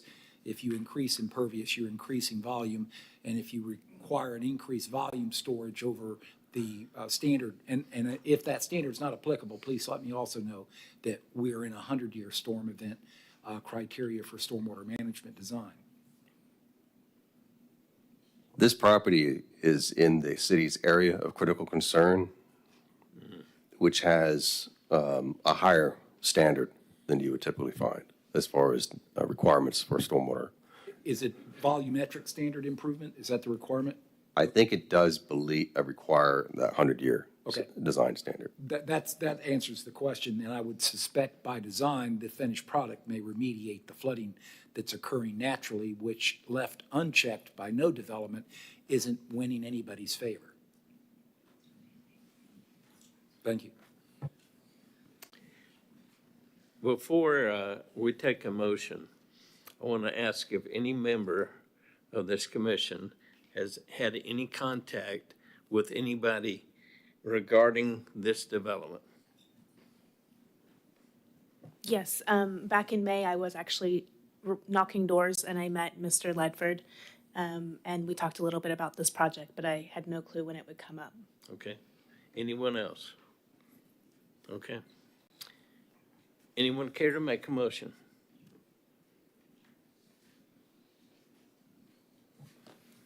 Since I'm the talkative one, some things never change. I apologize. Along the lines of the discussion, I want to make the recommendation to City Council that the project as presented be approved in the comprehensive plan amendment, and tied to that, the PD zoning, in which in the PD zoning conditions apply. Those conditions that apply, first condition is to restrict vehicular access onto Hillcrest Terrace. For clarity of everyone in the room, would you mind sticking to just the future land use ordinance and make a motion just for that item and allow discussion from the board on that, rather than combining the PD rezoning? I can conditionally approve a comprehensive plan amendment, or I have to speak about the PD second. It sounded like you were making a motion, but I wanted to ask that you only make a motion to suggest your decision for the future land use ordinance and hold off on the rezoning for a moment to get a decision That's from fine. the commission. I thought I understood we were just doing all at once, but if there's a separation, I fully understand that. So I'll make the motion, the comprehensive plan amendment is presented based on the staff's recommendations of that, be recommended to approve to the city council. Is there a second? Second. Any discussion? Any discussion? So I have a question. So on page 165, there was a preliminary, I'm sorry, is it 165? I apologize. So there was another picture that was given, I can't find it now. Anyways, but it showed the entrance onto South Street. It's 159. It's in the 159. traffic study. Yes. That was the original Yeah, previous version, correct? it was. Thank you. So yeah, so with this original one here that was originally submitted, it addresses a lot of people's concerns. So Mr. Garrard had mentioned about, straight streets where here's a curve to kind of mitigate traffic patterns. Many of the residents here spoke about, going through Hillcrest. And so if we put up, a Mercy entrance, just like we said, a bike entrance or whatever, and then we have two entrances onto both Singleton and onto South Street. And this also takes the unit count down from 70 back down to 67. So this original one that they submitted was one that we would have had no problems with initially, or less problems with initially, but yet they've changed it. I'm not in favor, I think that this one's more advantageous for our community than the one that they submitted. So that's where I stand. I just want to know what you guys think about that. Vice Chairman Aton. So I think it's a different problem. I actually know people that were in a traffic accident because someone was they live in this neighborhood. They were turning at Point Zeta and got rear-ended off of 405. So an additional,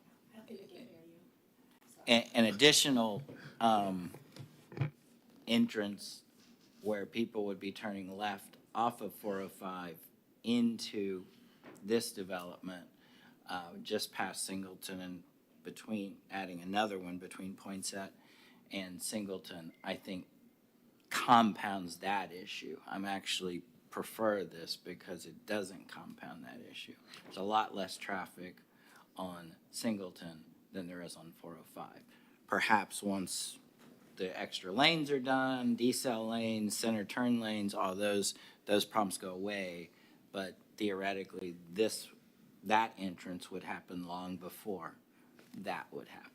So I think as presented, if we try to roll back that, which is problematic probably for anything getting done tonight, but still, I think that creates a whole nother set of problems.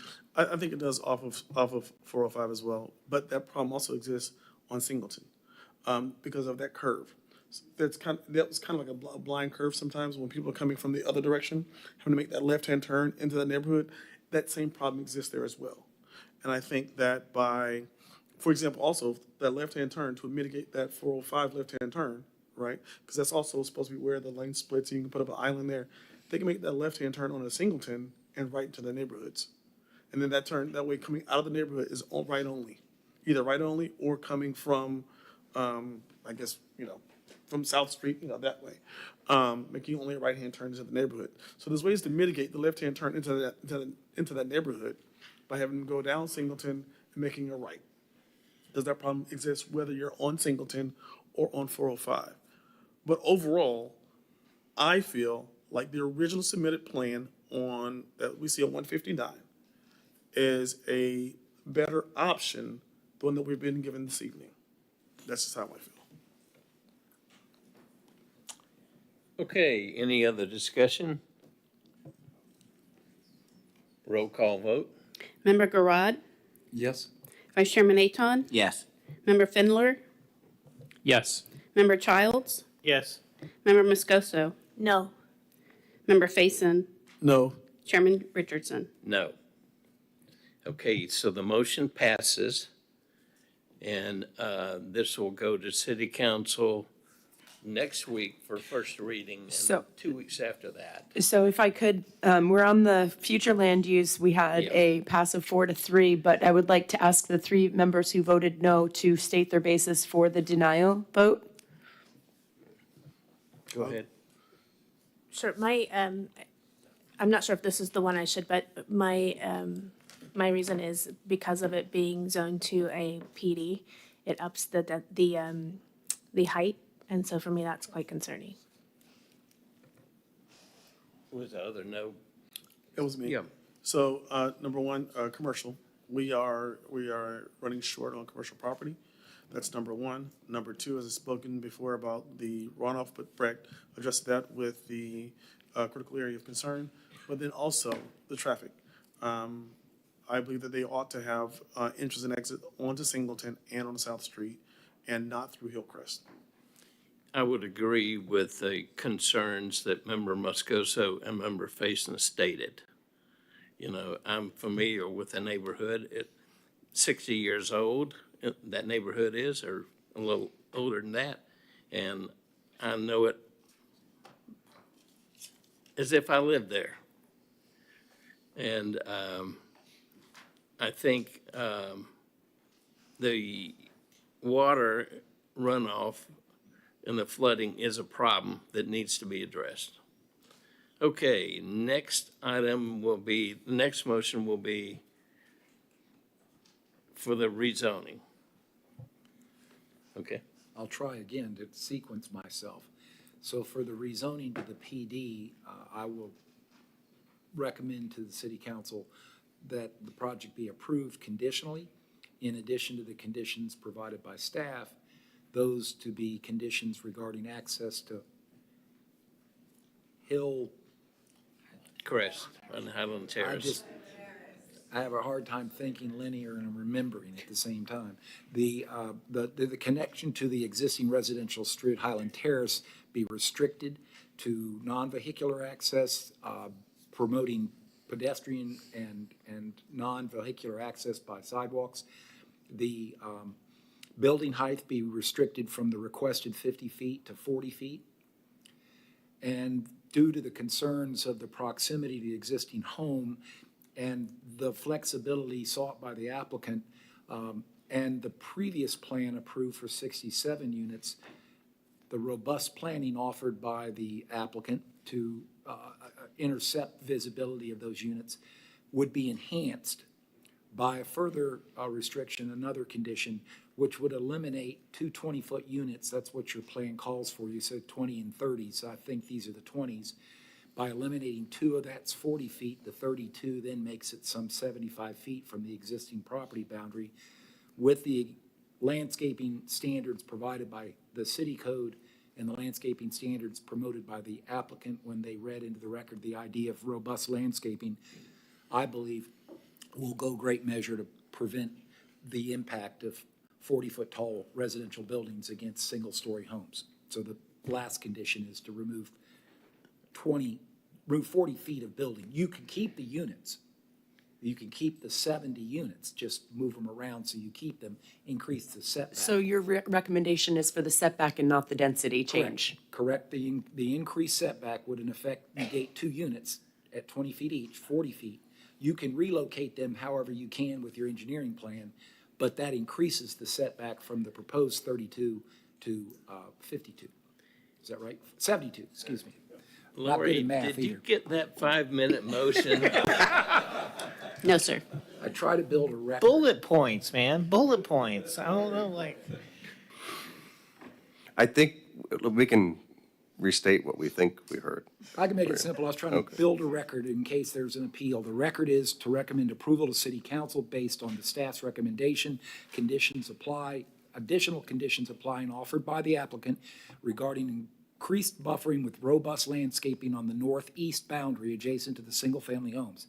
The next condition is to restrict vehicular access to the Terrace Road, and provide for pedestrian access only with an emergency access improvement for emergency vehicles. No public vehicular access. And the third condition is to increase the setback on the Decrease, accept the applicant's request to a 40-foot height as opposed to 50. And Three conditions. We expect that those conditions to be restated at city council. I want to state them here, so the first one is limit access to Highland to pedestrian access only with vehicular emergency access. Yes. Okay. Second one, building height no greater than 40 feet. Yes. Third one, increase the setback to 72 feet on the east boundary. The northeast boundary, adjacent to the existing subdivision. Yes, okay. Is there a second to the motion? Second. Okay, seconded by Vice Chairman Aton. Member Childs. So you'd still have the street there, but it'd somehow be limited with like how, I guess, how is it limited, I guess? Fire trucks have a. Like a little, like a gate thing, so a gate, but you're also saying in your motion that we would have buffer on that side where that street meets, right? As opposed to the roadway. Right, okay. Okay, all right, thank you. Member Flindler. Fendler. So if there was a gate there for emergency vehicle access, who would be required to maintain that gate? Because those break pretty frequently. Be the property owners It'd be the of property this owners? development. Yes. Okay. Their association. Okay. Any other questions? Roll call vote. Lori? Member Faison? No. Member Childs? Yes. Vice Chairman Aton? Yes. Member Garad? Yes. Member Findler? No. Member Moscoso? No. Chairman Richardson? No. So that means that motion is defeated 4-3. Anyone care to make another motion?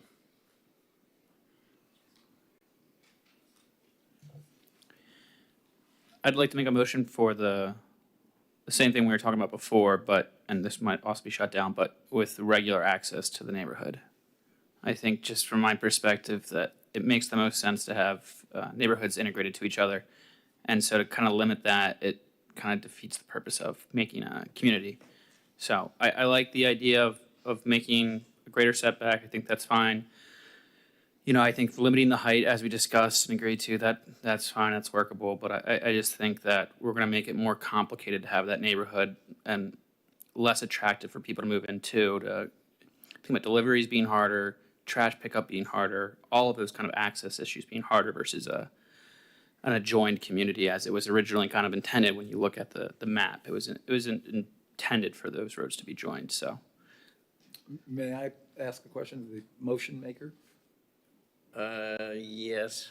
Would you consider alternatively providing for the first conversation, which is to have traffic calming designed in there to restrict vehicular straight-through driving? sure, yeah. So if we can make the motion, the setback being increased to 72, calming traffic initiatives or whatever, and the last one being the limiting of the height to 40 feet. Is there a second to that motion? Before you make your vote, I'd like to ask a question. So, just to reiterate, the motion is to replace the Highland access condition with, that was initially proposed with proposed traffic calming measures. Correct. At what point, with the sketch plat to be submitted or at the site plan? If the sketch plat's going to come before you, if that's approved, the site plan and engineering drawings will not. That's an administrative process. So at the sketch plot. Okay. And is there anything in particular that you would like to see, or you just want to ask the applicant to propose measures and study and propose what they would like? I don't have a preference there. My advice is let the applicant's engineers present alternatives, and those can be decided upon by confirmation of the city engineering staff as to which works best.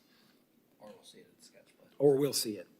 They can present the alternatives to us, yes, that's good, thank you. Okay, Are and then, you going to second the motion? Have you asked all the questions? yes, so the other two conditions that were initially proposed still stand with your motion. Okay.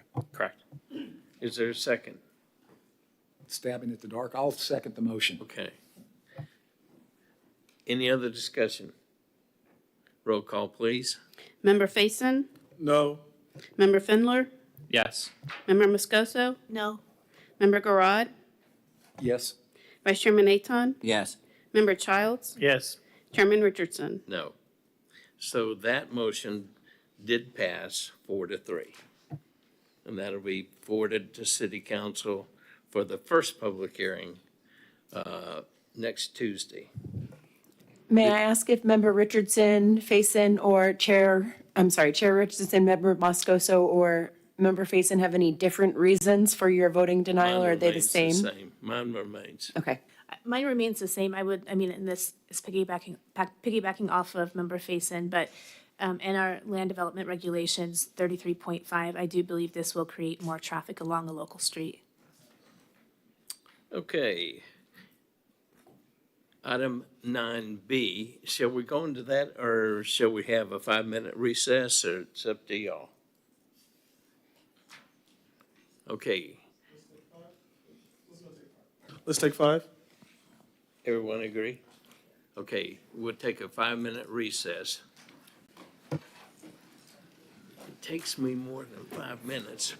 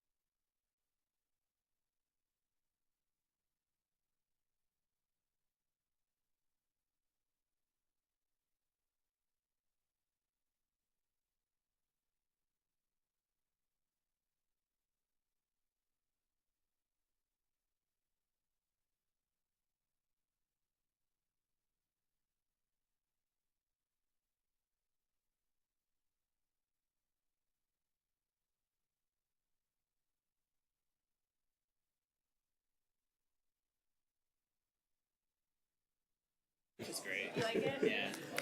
Okay, item 9B, small scale amendment number 2, 2024. This is the part that is south, 405 and South Singleton. Staff?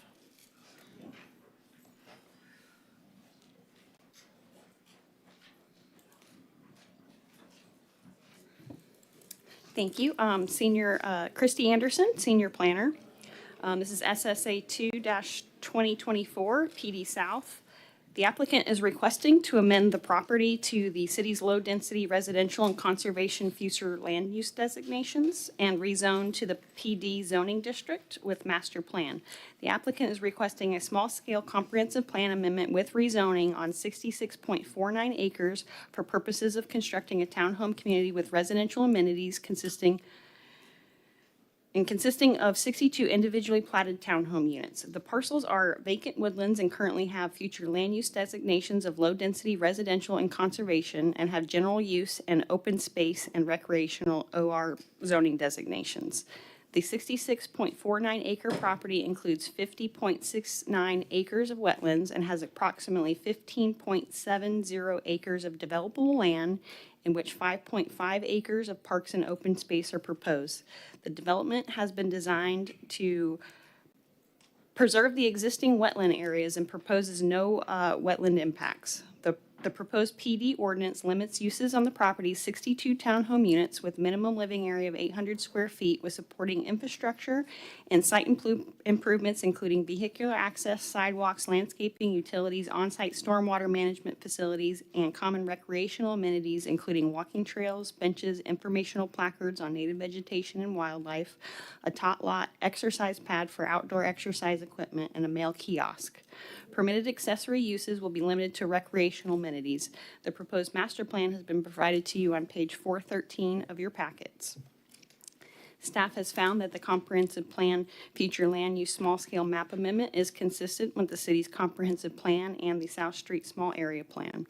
The rezoning and conditions of approval are consistent with the proposed land use amendment, city's comprehensive plan, and land development regulations, including PD and rezoning criteria described in section 33-8 and 34-40 of the code. The master plan is also consistent with the proposed land use amendment, city's comprehensive plan, land development regulations, and master plan requirements described in chapter 34, article 2, division 3 of the code. Staff recommends approval of the comprehensive plan future land use map amendment and PD rezoning with master plan with the following conditions of approval as described in the rezoning ordinance provided on page 405 of your packets. The following conditions are proposed. Number 1, a final recreational plan shall be submitted with the sketch plat that illustrates the proposed recreational amenities, including interconnected stabilized sidewalks and walking trails within the open space area and conforms to the minimum required open space acreage.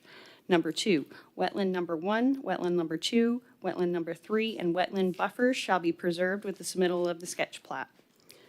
The developer shall work with the city. Number 3, the developer shall submit to the city to shall work with the city to adjust the layout of the master plan to achieve the preservation of the upland scrub, pine, and oaks where feasible. Heritage trees should, to the extent possible, be preserved with the submittal of the sketch plat.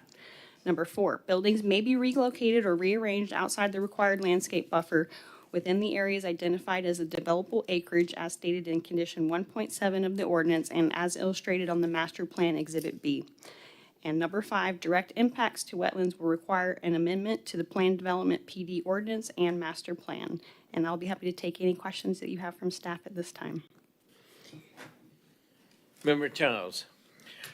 So you directed us to 413. I'm kind of, I remember seeing another image of the zoning and it looked like that where wetland 3 is. It looked like that was still going to be zoned, not conservation. So it's not going to be conservation, but there is a wetland there. So can you just explain to me what zoning that wetland 3 will be in?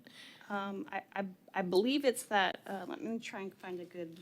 Yeah, if you could, I can't remember what image I looked at. I thought that area was going to be zone something besides conservation? So on page 458, there's the existing and then the proposed that shows that area. Right.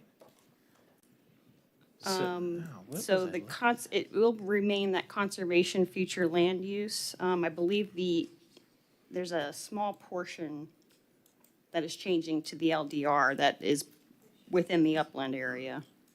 Okay. Okay. All right, thank you. Member Moscoso. I remember the Lieberman project was just south of this. Could you give us an update on that project as well? Because if we're going to see the development to the north and then perhaps that development as well, I'd just like to think of the impacts.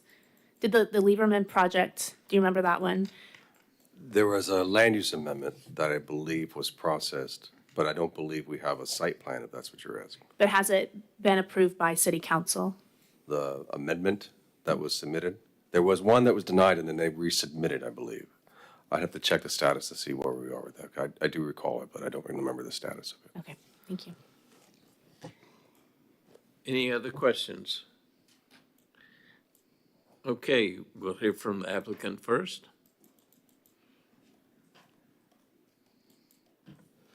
Hello, everyone. Alyssa Colby with Kinley Horn, representing the applicant. My office is at 7341 Office Park Place, Melbourne, Florida, 32940. So thank you to Brad and Chrissy and the rest of the staff for working with us on this application package. We are in agreement with the conditions outlined that Chrissy just read through. The few items I just wanted to highlight is that this project, we noted the North project was within the ACC. This project is outside of the ACC code. Most of the site is currently with a low-density residential land use, so we would be proposing to modify the remainder. It currently has a general use zoning and it would be going to PD.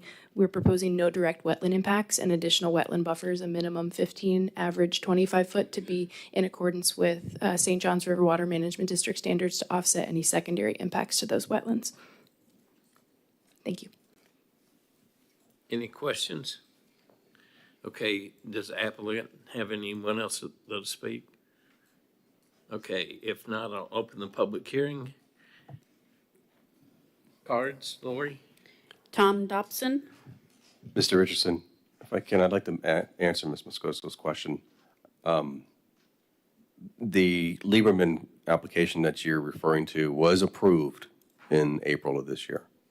And can you tell me how many units or how many buildings? I can't remember.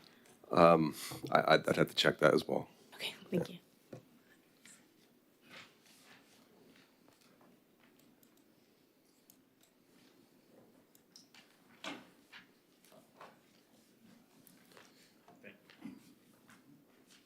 Thank you.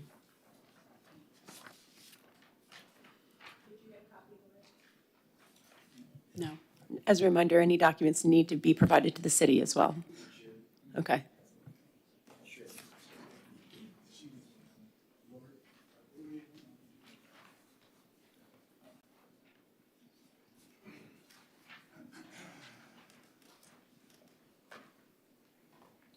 My name is Tom Dobson. I live at 1400 Overlook Terrace, and I'm still the guy that owns the land that's surrounded by all these projects.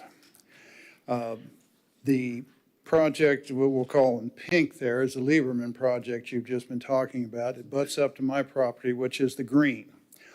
If you notice the area that says 3, very small there, but that is the lake that's on my property that drains 2 existing neighborhoods in Titusville at this point for decades.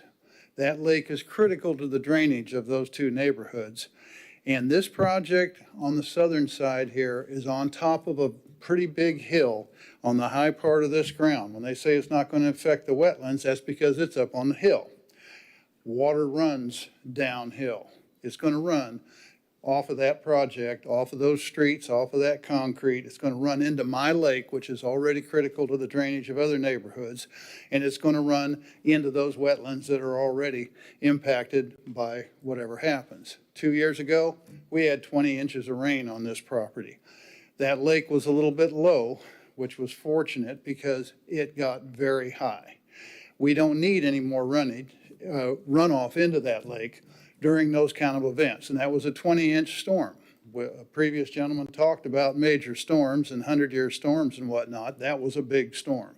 That storm dropped 20 to 25 inches in our area, and that lake is critical to that. We don't need any more runoff from any more projects on top of that hill. Speaking of other things that run downhill, part of their plan is their lift station will be down by my lake. In 2017, the lift station at Central and Pine Ridge, the city lost control of that, and it dumped raw sewage into that lake for a week. We don't need any more incidences like that. We don't need that project on top of that hill, putting all of that impact down into that lake, which is already draining the neighborhoods. Hold the time for just a second, would you? That lake, the lake you own, or is adjacent to where you own? It's on my property, yes. What is it? Sewage was. Yeah, there's a lift station at the corner of Central. It's tucked back off the end of the street there at Central and Pine Ridge, and it flooded, and there was raw sewage going into that canal and on down into that lake. Was the city aware of this? I don't know if anybody here now was, but that was 2017 and that was happening. I had neighbors calling me going, Tom, do you know what's going on down here? It was a mess. Okay, start its time again, please. Okay. So runoff is a real problem here. We're talking about traffic, we're talking about runoff. This particular project here, everybody in that other neighborhood has a real concern, which doesn't seem to be heard by some people on this committee. Everybody says, that's fine, we're going to approve it anyway. I'm up here by myself representing the south side of the neighborhood, but I also represent that lake, and I spend a considerable amount of time maintaining the drainage ditches, working with the city to help keep that ditch that drains underneath two houses and goes into the ditch and then drains on down to the lake. We have a corner in there that floods badly. We have a couple of flooding issues in that neighborhood.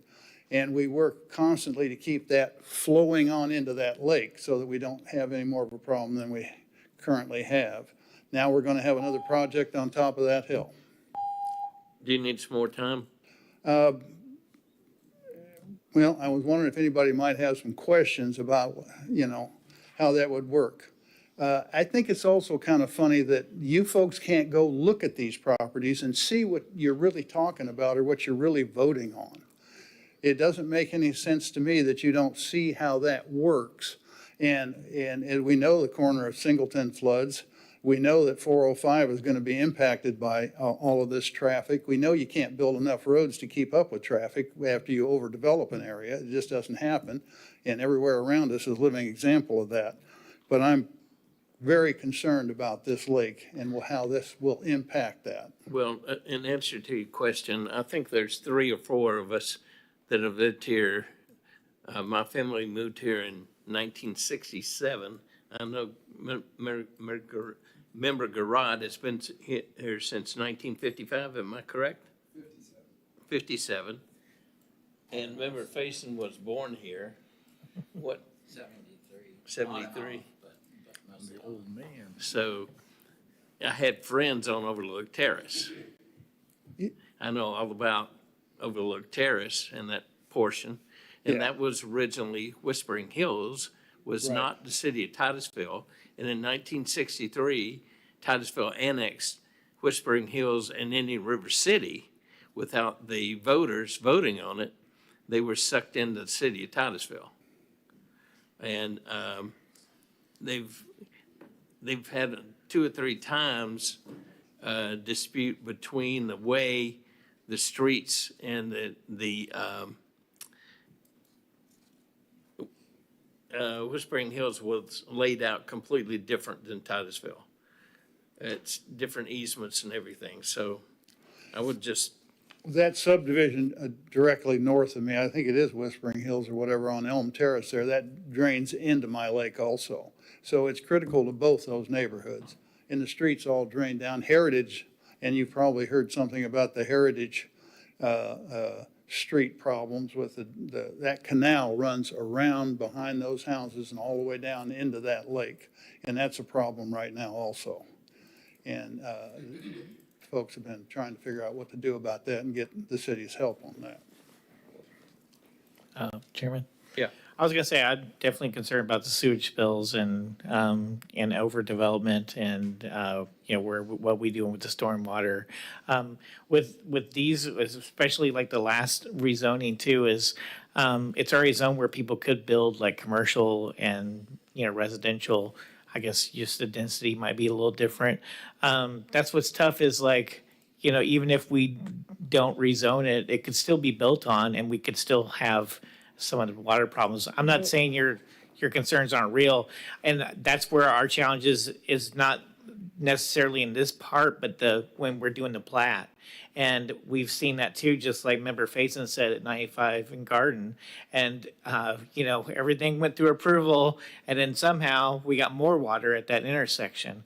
And so I think what we're trying to do is have everyone focus on that part when they're building that part of make sure that we're not causing any more water to flow anywhere else. But the more impervious surface that you add there, but we also, it's already zoned a certain way and they could build without coming here too for a certain time. This is Florida, and if there's a flaw in your plan, Florida will find it for you. Yeah. And, there will be a flaw in your plan. Yeah. Yeah. And there's just no doubt about that. I just want to clear that. And I appreciate that, but I also think that, if you look at the overall picture here, because you keep taking this in little bites, if you look at the overall picture here, there's 300 units being built within a quarter of a mile of that corner right there. Not 60, not 60 or 70, not 170, but 300 altogether. And when you look at the big picture, that becomes a bigger problem as far as I'm concerned, particularly with this runoff situation. Yeah. And runoff is traffic is everybody's everyday problem, and that's going to become a problem. Yeah. It's becoming a problem now with what's happening in Titusville. But when you add that runoff in there, look at what's going on in North Carolina this very week. People are wading around in water up to their waist. And this situation is not going to make this any better. It's not going to improve that. And it is going to run down. And that lift station down by my lake, along with gazebos and walking trails and whatever else they kind of have on their plan to put through all of that, is going to impact that whole situation. There's just no doubt about it. Mr. Chairman, side note, someone told me that the audio has not been working on the live feed since the break. So if the AV guy could look at that, please.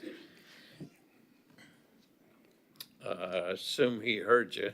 Hopefully.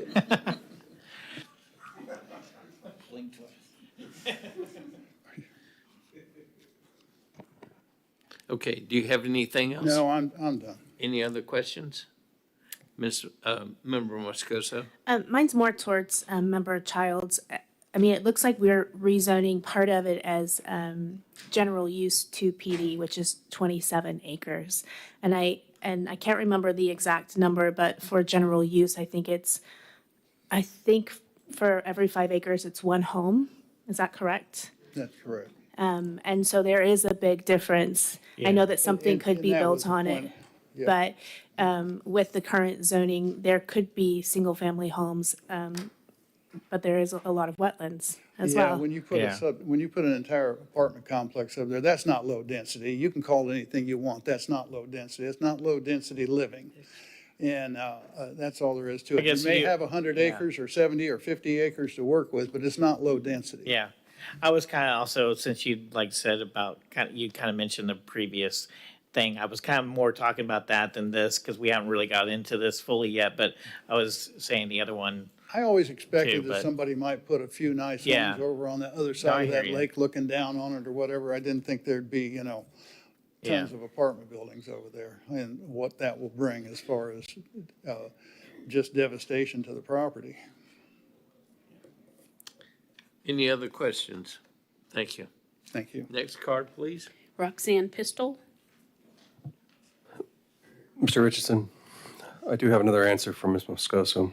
The Lieberman project was approved with a potential density of 169, but there was not a concept plan attached. It was just a straightforward rezoning. So we don't know how many buildings are. The build-out potential is 169 units. Okay, thank you very much. So, hi, Roxanne Pistol, we live at 1400 Bell Terrace.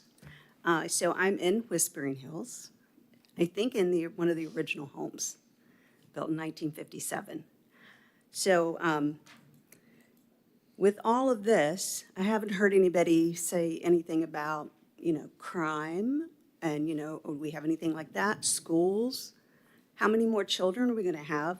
Do we have schools that are going to, be able to handle that type of thing? When you're having apartment complexes coming in and connecting them into residential areas, single-family homes, that's a bip difference. I don't blame the people from Hillcrest not wanting a road coming through. Titusville tried to put a road through to develop some of the property at the end of Bell Terrace a few years ago. We had to come and fight that. You wanted to charge us. The one gentleman was going to be like $60,000 to put a road through that he did not want, to bring more homes in to a dead-end street that he did not want. He bought that house for that reason. So I look at that. I look at the fact that, like Mr. Dobson said, you're building on a hill. Water's running off. We're already low. That is going to affect the wetlands. It's going to make them wetter, The animals, we have so many animals, turkeys, everything, bobcats, the whole bit. Where are they supposed to go?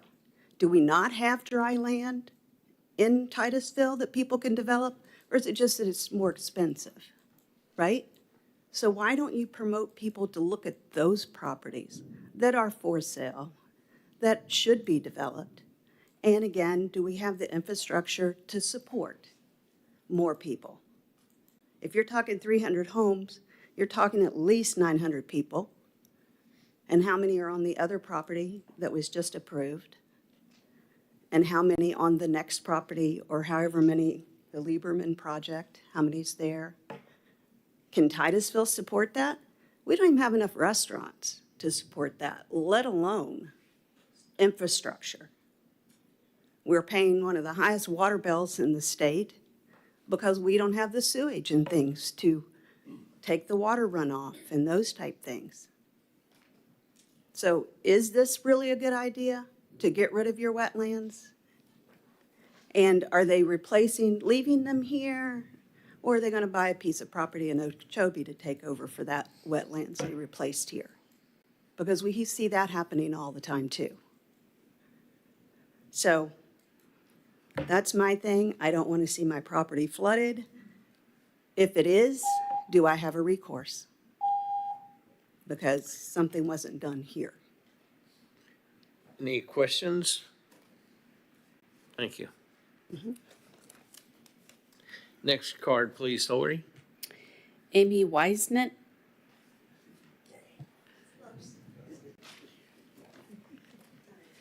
Good evening. I am Amy Wisnant, and I also have my dad, Frank Wisnant, who's a 98-year-old World War II veteran.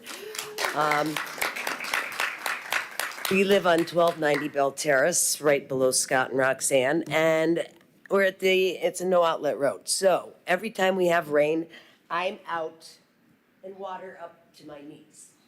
It floods at the base of the driveway, or at the beginning of the driveway, where the road ends, and it goes all through my yard. I'm not in a floodplain, but when we have big storms, our water runs to Tom's Lake. And a couple of years ago when we had a hurricane, the same thing. The lift station went down, they had no power, it was underwater. I had geysers coming out the clean-out pipes of sewage, city sewer, coming out, and I did call the city every single day for 2 weeks until they came out with a truck to clean it up and put some lime down or something to neutralize the stench. And now since then, I still have divots from all of that. It went right clear through into my pond and also to Tom's. And we have all these wetlands behind, and as well, we have birds of prey that nest. We've watched babies. We've got all kinds of animals, bobcats, coyotes, otters, turtles, alligators.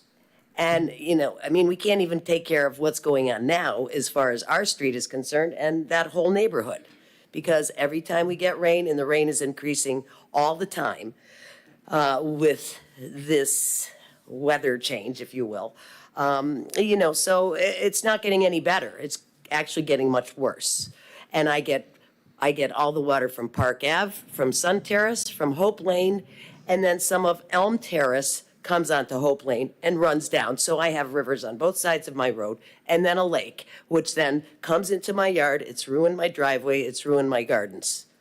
So I think this is just crazy that, we have this beautiful area and nobody seems to care about preserving anything. And, that's my opinion, and I'm going to stick with it. And my dad as well. He used to be on the Department of Agriculture for the state of Massachusetts for several years. He knows a lot. He knows a lot. He still knows a lot, even at 98. I rest my case. Thank you. Next card. Tony Schifolo. Speaking of flooding, it's really raining hard.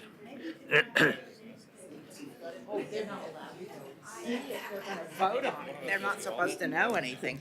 Hi, I'm Tony Schifolo on Tropic Street. I'm only here to belabor the night and the issue. I wanted to talk about this PD, it's not just a 50-foot, although they've agreed to drop down to 40-foot height. It's changing the setbacks, the front setback from 25 to 50 feet as it is now to 20 feet, the side from 25 to 50 feet as it is now to 10 feet, the side corner, which is, where you can see, from 15 to 50 feet as it is now to 10 feet, and the rear setback from 20 to 50 feet as it is now to 10 feet. So you start messing around with the setbacks. I'm having problems with that in my neighborhood in West Titusville with the Live Local doing away with setbacks. So my friends from Kimley Horn are in charge. Guess what, man? They come here, they write the rules, and then they come back as the engineers for these developers out of town. These developers are from Jacksonville. I looked it up. And then they come in and they want to change the zoning to meet the rules, blah, blah, blah. Anyway, Kimley Horn did the traffic study a couple of years ago. And I remember when they did the traffic study on Tropic Street, they found there was going to be for a 7.5-acre development. There was going to be no problem with traffic, but they did the traffic concurrency study at 2:00 on a Tuesday afternoon, and they only did one. Now, I wonder when 2 years ago they did the traffic concurrency for this setup, and they did it for both sides of 405. They did it for the north side and the south side, and they found there was going to be no impact anywhere at any of the intersections. You ask them to go check at Tropic Street and the other street, they'll find there won't be any impact there too. That's Kimley Horn. I was at a meeting that FDOT had about the improvements that they're making on 405 now, and a city manager was there, and he was talking to a high muckety-muck official who was from FDOT at that meeting, and they were talking about widening the 405. And the FDOT person said to the city manager, who said, and that's supposed to come up next year. This was last year, so it was supposed to come up in 2024. And the FDOT person said, no, it's not going to be next year, but the year after. And I did the math. I said, that's 2025, that they were going to start looking at it. So you're right, it's going to be a little while before that road is widened, doubled, but there's still going to be a lot of traffic. And I got other things. I've got pages, but only 3 minutes. Next card, Lori. Kevin Dargy. I wonder who's he's related to. It's family night at pizza. Finally stare at you on your side of it. Kevin Dargy, 2625 South Street is what I'm representing. The church property and my parents' house next door. There's been a lot of cart before the horse talk tonight. I understand that things aren't available. We're not in that part of the stage.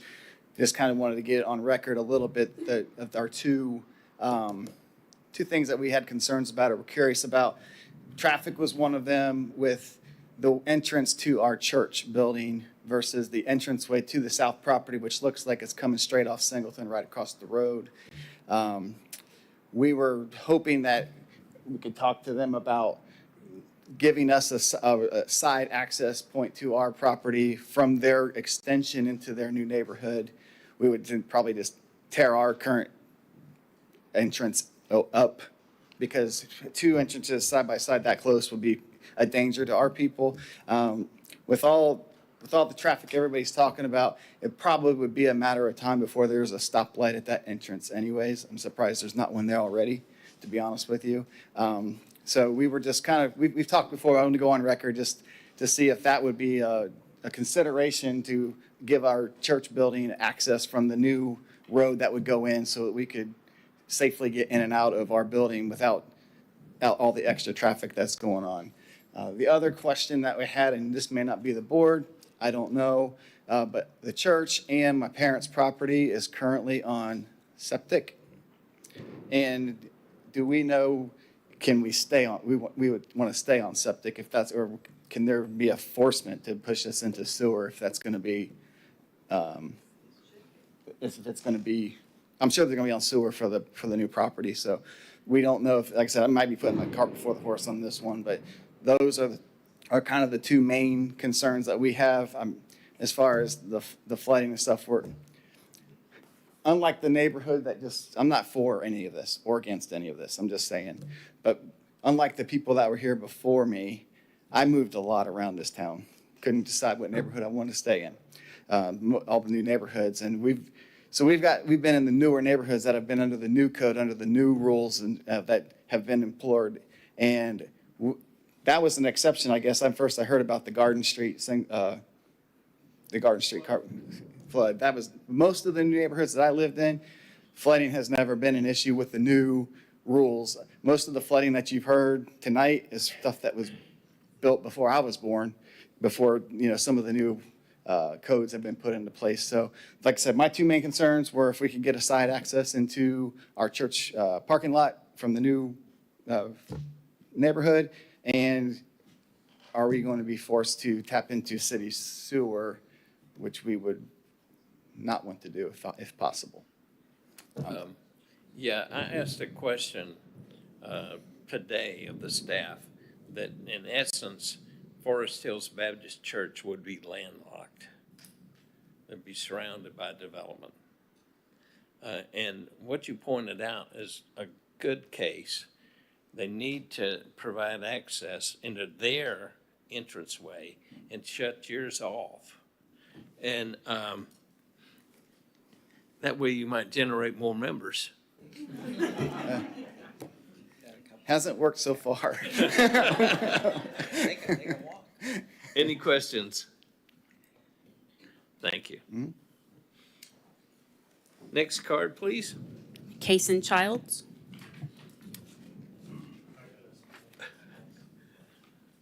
Okay, next card.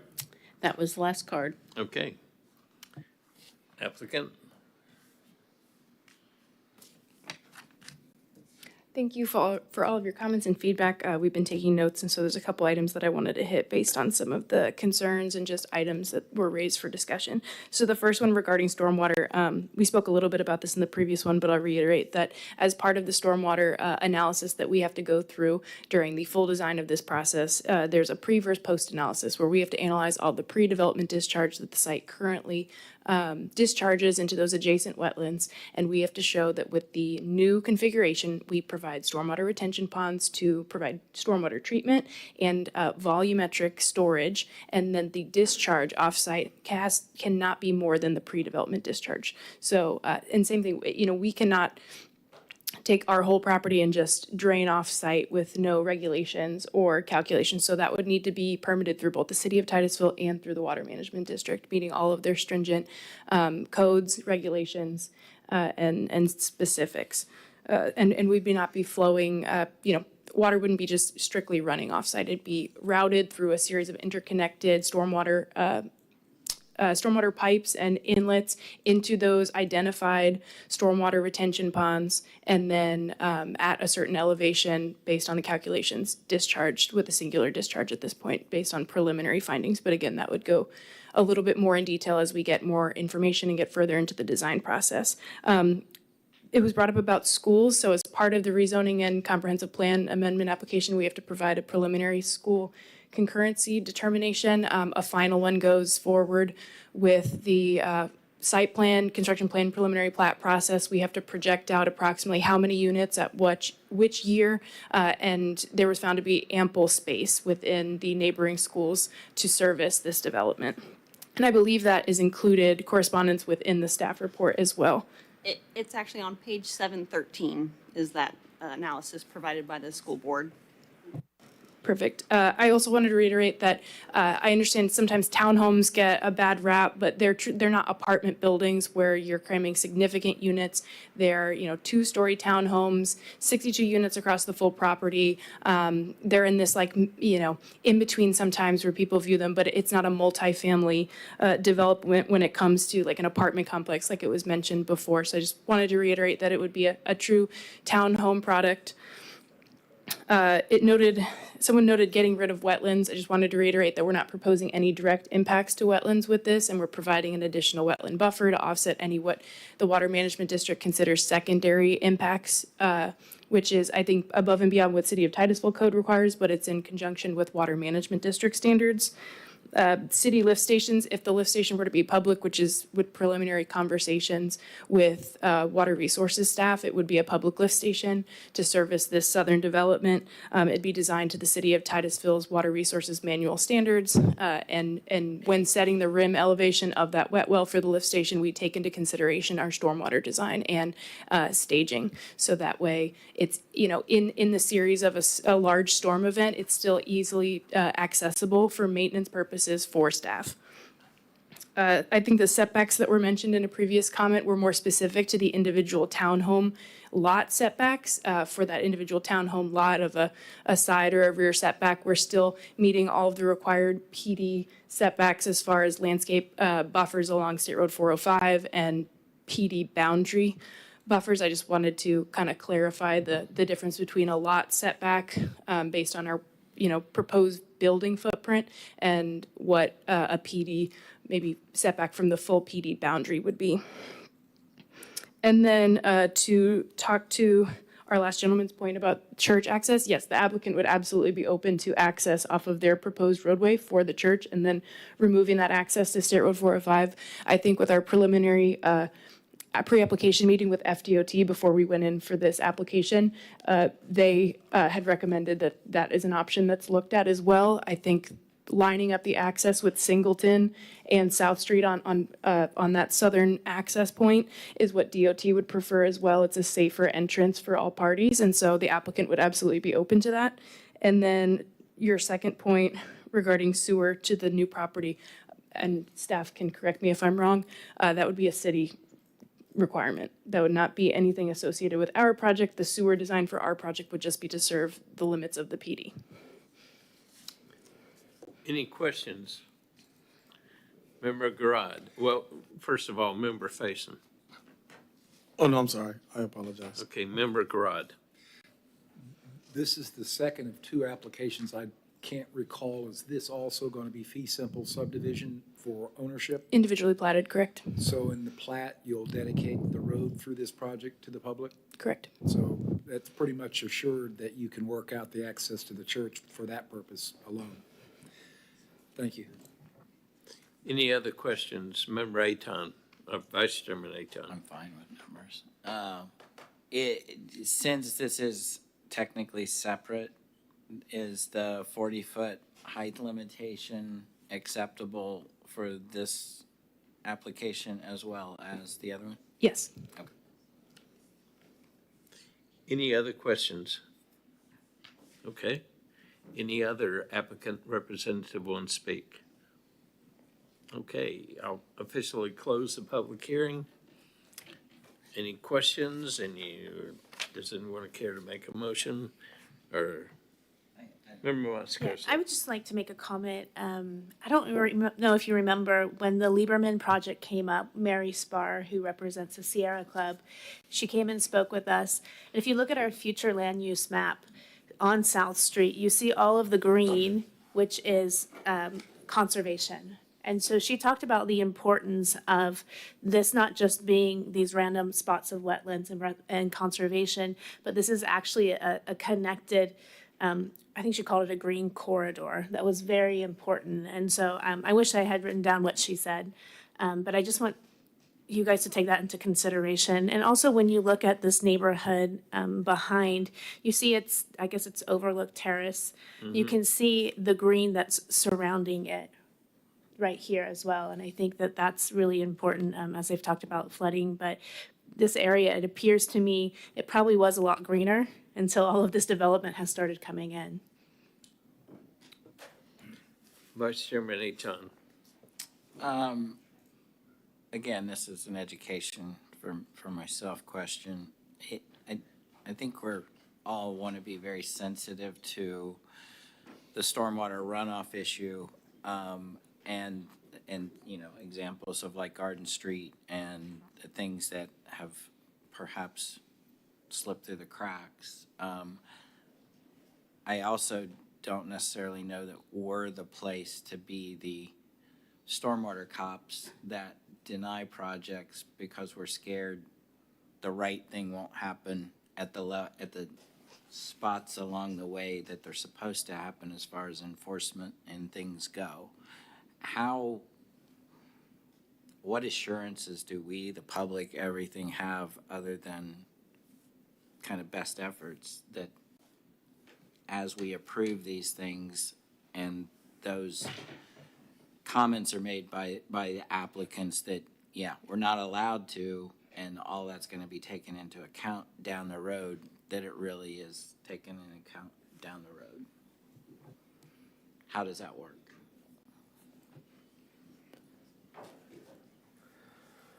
The code states that all stormwater systems shall be designed with a discharge to a legal positive outfall. I just heard the applicant state they're going to try and have a positive outfall to the wetlands. I'm correct.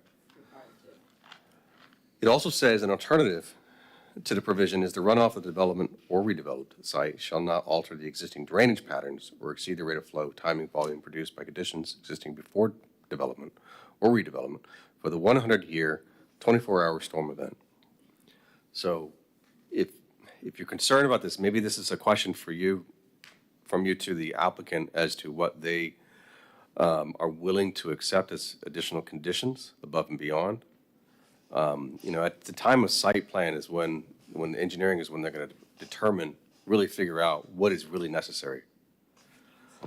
So it's hard for us to make a recommendation or support something that without additional information. If you believe that there's additional information that needs to be provided, you could do that. It's just hard for staff to recommend or support any particular condition that's above and beyond what's stated here, because this is something that you typically only evaluate at that engineering stage. So if the legal positive outfall is not an option, then they'll have to design at a higher standard, similar to what we just heard earlier for the other development that's in the area of critical concern. So I think it's more of a question for the applicant. Well, so one other question that I think does apply is, I understand that the outflow across the total property, but in this case, it seems like there may be a situation where the outflow from one corner of the property toward the lake could be an issue. Does the outfall take into account, so perhaps it's not going out one other corner, but is it allowed to go, is that inclusive of that boundary and it can't lead, I'm having trouble getting across, but is there leakage in one spot that in an overall calculation doesn't get taken into account, I guess is what I'm trying to say. This, I believe, is a more relevant question directly to the applicant. Okay. Yeah. Member Rogers. I was just going to mention, I believe that this whole wetlands area is of great interest to the Titusville Environmental Commission as a potential location to move stormwater to, excess stormwater to, in cases of hurricanes, to sort of store it and allow it to percolate down. So I think that's probably worth considering.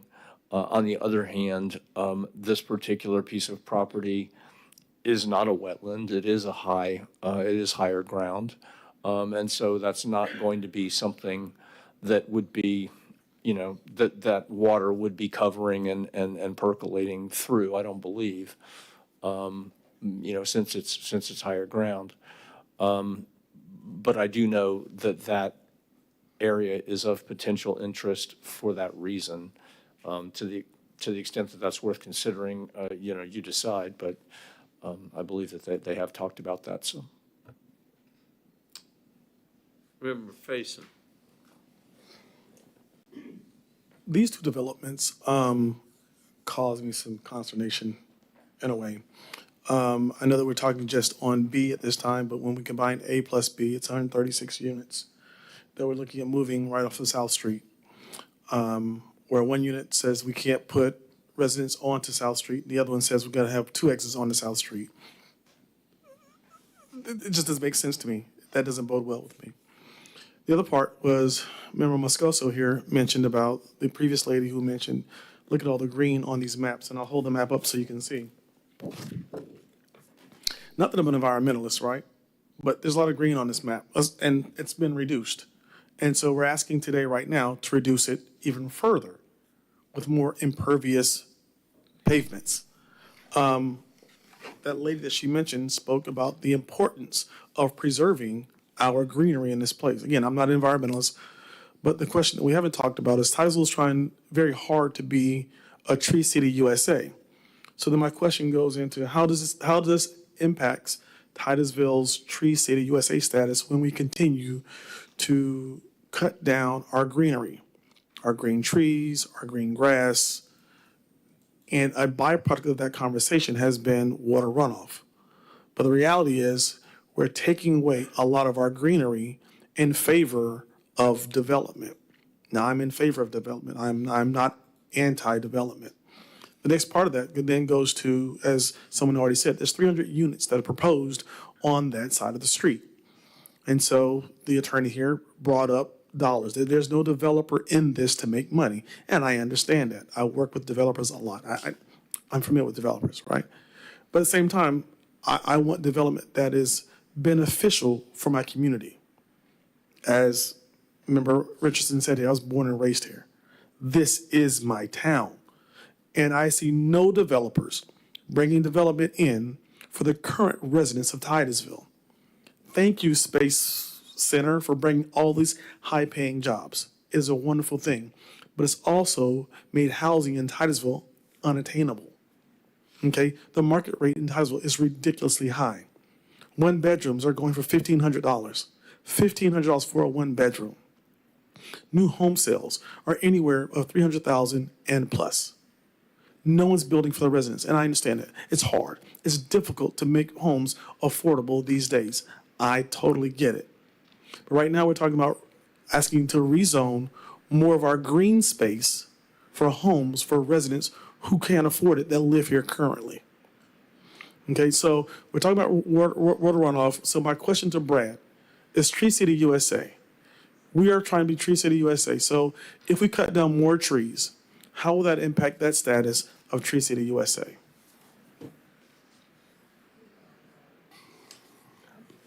I'm not sure I can really answer the question as far as Tree City USA. We do a evaluation, or we reapply every year and just have to meet their 4 benchmarks. As far as this particular development, I think to your question is how would this one impact our status? I would take a look I'd refer you to page 458 of your packet, and you'll see the future land use map, the current versus what's being proposed. And you can see the difference in the acreage of conservation area is actually increasing. I don't know if that means more trees are being preserved or is more wetlands being preserved. So they've got 38 acres when they're proposing 49 acres of conservation. Well, I don't see how we can save more trees by cutting them down to build buildings. So they're That gonna. math doesn't math that math doesn't math for me. So. So you're asking, I can't answer the question as far how this particular development will impact our Tree City USA status. I can't answer that one. I don't know. Okay. But as far as what's being preserved versus what's being taken out, I can show you what's here. The area that is currently low-density residential on the left side of that map is an entitlement that you can build on right now. What the applicant is trying to do is not impact those wetlands that are currently have that low-density residential development. And they're reconfiguring all of that according to the wetland surveys that they provided to us.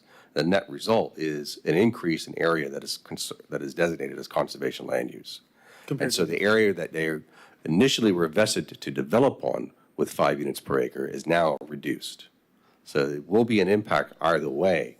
The question is, because of what they're trying to propose here, it's less of an impact versus what they're entitled to currently. Thank you, Brad. Member Garad. I would try to chime into the question about tree protection, preservation, and planting. I think I recall the Tree USA designation is multifaceted. It's not just protecting trees, but it's replanting aggressively. And I also seem to recall recently the city's landscaping and tree ordinance was subject to review, in which part of that was an exceedance on tree planting schedules. And I believe there's also a provision for obtaining funding for aggressively, if I use the wrong word, but proactively planting trees. So with the tree designation, Tree USA City, it's more for new development, post-development, and remediation of trees that are removed with new trees. But it also has a component for protecting trees when they're designated historic specimen, other like kind designations. I don't know if that helps your understanding, but that's at least my understanding. No, so primarily the reason why I brought this up, right, is these videos or these meetings are televised. And there are many of our residents who watch them who aren't here today. And they want to hear that their voices are also being considered during these moments. And so we know that it took us 2 years to get our tree ordinance passed, and some of those folks aren't here today. So at least let's speak on it and make sure that our residents know that this commission is at least taking them into account when we're making our rulings or our recommendations. So that's what that was. This wasn't a hot shot to anybody, but there's some folks here who are very concerned about our community, who watch these videos, who are concerned about what developers are doing. As someone said earlier, most developers aren't from here. They come here, they build their products, they make their money, and then they leave. And then we're left with what's left behind. Okay, and that'll be me.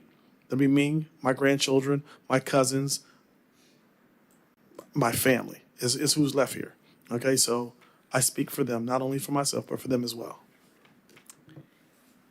Member Charles. I was gonna say, yeah, I don't, in this area and with the flooding concerns, I'm okay with the future land use. Obviously, it's increasing, conservation, but increasing density because what we would do, like Member Moscoso said, going from general use to PD and making it more dense down there. I would, obviously I could vote for the future land use change because you're adding conservation, but changing the density in that area doesn't seem like a good idea. But I'd just like to add, what was your name? Tom Dobson. The map Mr. Dobson gave us, I keep looking at what's going to happen to the east of this parcel. To the east of this parcel, almost backing up to Whispering Hills Elementary, was parcel of land that was adjacent to the former water tower that was in the estate of Judge Harris. And that piece of property was sold to a developer lobbyist for $150,000, who then marketed it 2 weeks later for $1.5 million. Didn't do anything to the property. And there's an agreement that a 501c3 has signed to possibly purchase the property to build affordable housing. Making 10 times what he paid for it is not exactly affordable. Now I hear that a property that makes up the Whispering Hills Elementary is being discussed for another housing project. So if you take South Street from Park Avenue all the way down to where it bends, right there kind of adjacent to the Swan Lake or whatever the name of that is, that whole south side of 405 is going to be developed. They may keep some conservation area to prevent catastrophic floods, but when you consider that, and I think it was Member Faison that said that, if you were consider even the going over to Park Avenue, just south of Harrison, they're building a new subdivision that was laid out so it protected the wetlands and everything.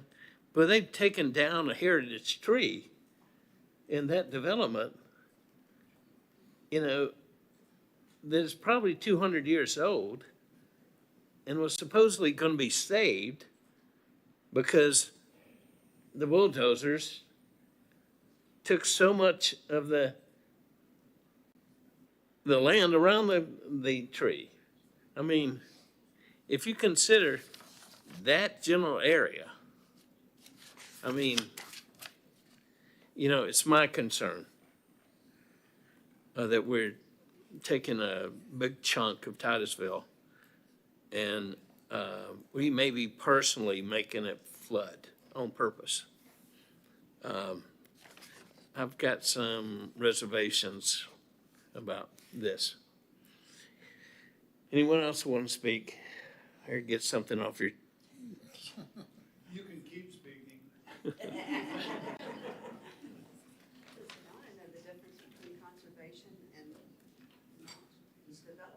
Please come to the microphone, please, if you're going to speak. Oh, it's general? Oh, I'm sorry. Yeah, it's closed. Anyone else? Vice Chairman Aton. Brad suggested I ask the applicant my questions, so I'm asking the applicant my questions. As it relates to stormwater within the boundaries, containment versus leaking out into this gentleman's lake, does the stormwater design requirement completely cover off all the boundaries that if there's a particular section that because of the elevation runs down and there needs to be ditch, drainage, pipe to keep it within the property, that's a requirement? Or So normally we'll see, drainage swales, yard drains along perimeter boundaries behind townhomes or single-family lots when we design a neighborhood like this in order to capture that runoff so it doesn't run completely off into the neighboring property. It's all funneled into, I think on this one, it's two interconnected storm ponds with, at this point, one singular outfall location. The outfall, the pre-analysis takes into consider the existing topography based on the existing survey, the existing drainage patterns of the entire site, and both with the City of Titusville and the St. John's Water Management District's approval, that's a legal positive outfall that, to Brad's point earlier, that we can use. City of Titusville code is stricter for stormwater if there is no designated legal positive outfall.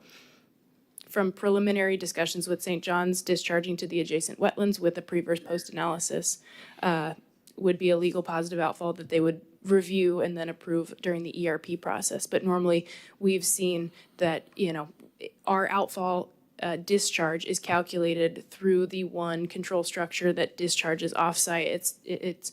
We normally will capture boundary runoff so that there's not to your point, a 50-foot stretch that just runs off into the adjacent property, with the exception of the wetland buffer area, because there's no grading, proposed improvements, or anything within that that's kept as conservation.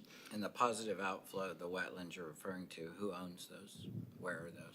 The wetlands on our property, On your on the property. It would Okay, be, so it's still it's still contained within the property. Yeah, but we look at the developable area, we look at the existing topography, the existing drainage patterns, and we do a pre versus post calculation. So it would be within that wetland boundary.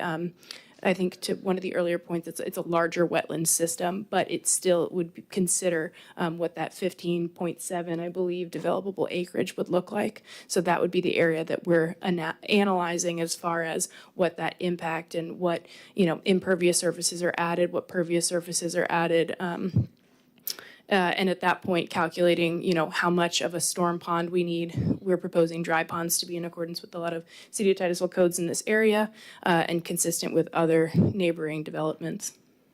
Thank you. Member Garrard.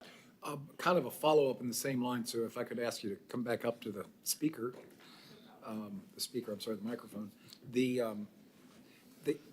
Has your preliminary engineering determined where the outfall is? I heard you just say you were outfall into your wetlands and you were containing it within your site. So the wetlands are part of a larger wetland system, but the developable acreage that we'd be analyzing of what the pre versus post would do, it would not be any more than the pre-development area. Correct. We haven't identified a particular area, but when we spoke with St. John's in a pre-app, they noted that was what they considered a legal positive outfall based on the survey that they had reviewed. So, and you may be familiar with this, earlier I spoke about, and Mr. Parrish corrected my understanding, that you have an area of critical concern that has an increased volumetric standard. This property, however, is not within that. Correct. To my knowledge, what that means, the calculation is going to outfall a storm event that, for the protection of the lake and the concerns of this peripheral flooding potential, outfall into wetlands, the conundrum is that's good for the wetlands if you're containing it, rehydrating it, and you're actually artificially supporting the wetlands at a site improvement, as opposed to protecting the flooding by increasing volumetric retention. If you were to put this in a 100-year storm design instead of a 10-year, you would contain that typical flooding that's not within that doesn't exceed the 100-year event. The 500-year event was referred to earlier. But on the other hand, you're not hydrating the wetlands because you're containing the water in a containment basin that then outfalls in the wetlands. So the dilemma of the horns is, do you want to improve the quality of the wetlands by having an outfall that occasionally may cause off-site drainage? Could. It's all connected. But probably in general wouldn't on a 10-year event. But if you, on the other hand, protect the potential outfall by creating a 100-year design, you're not hydrating the wetlands. So you have a dilemma right there, at least to my knowledge, how I understand civil engineering drainage requirements. Understood. And I think, and you can correct me if I'm wrong on this, but I believe the requirement for this site, both for St. John's and City of Titusville, would be the 25-year, 24-hour. I came from 10-year. That's okay. Yeah. 10 years ago. I believe we still run, St. John's does require us to run the mean annual storm if it's over a particular percentage impervious area on the site, which we'd have to identify later in the project. And they have other requirements if we're in specific delineated basins, sometimes within what they call the Upper St. John's Basin. You may have to run the 10-year storm as well, but their true max design storm for this property would be the 25-24. The upshot of what I was concerned with is if we're protecting the potential flooding, we may be not protecting the wetlands by improving their drainage hydrology. You can't have. Understood. You don't want to hydraulically disconnect the wetlands and cause them to dry up and understood. Okay, thank you. Okay, before you sit down, Understood. Member Faison, do you have a question? No, Okay. I don't. Thank you. Oh, okay. You may sit down. Any other questions? Anything else? Any questions of staff? Anyone care to make a motion? Member Moscoso. This is a question for staff. Just to confirm, they're not bound by this plan, is that correct? Referring to, So the plan that they're showing us, that's not kind of a final submission. It can change. The layout can The- change, but the density is firm by the PD. Okay.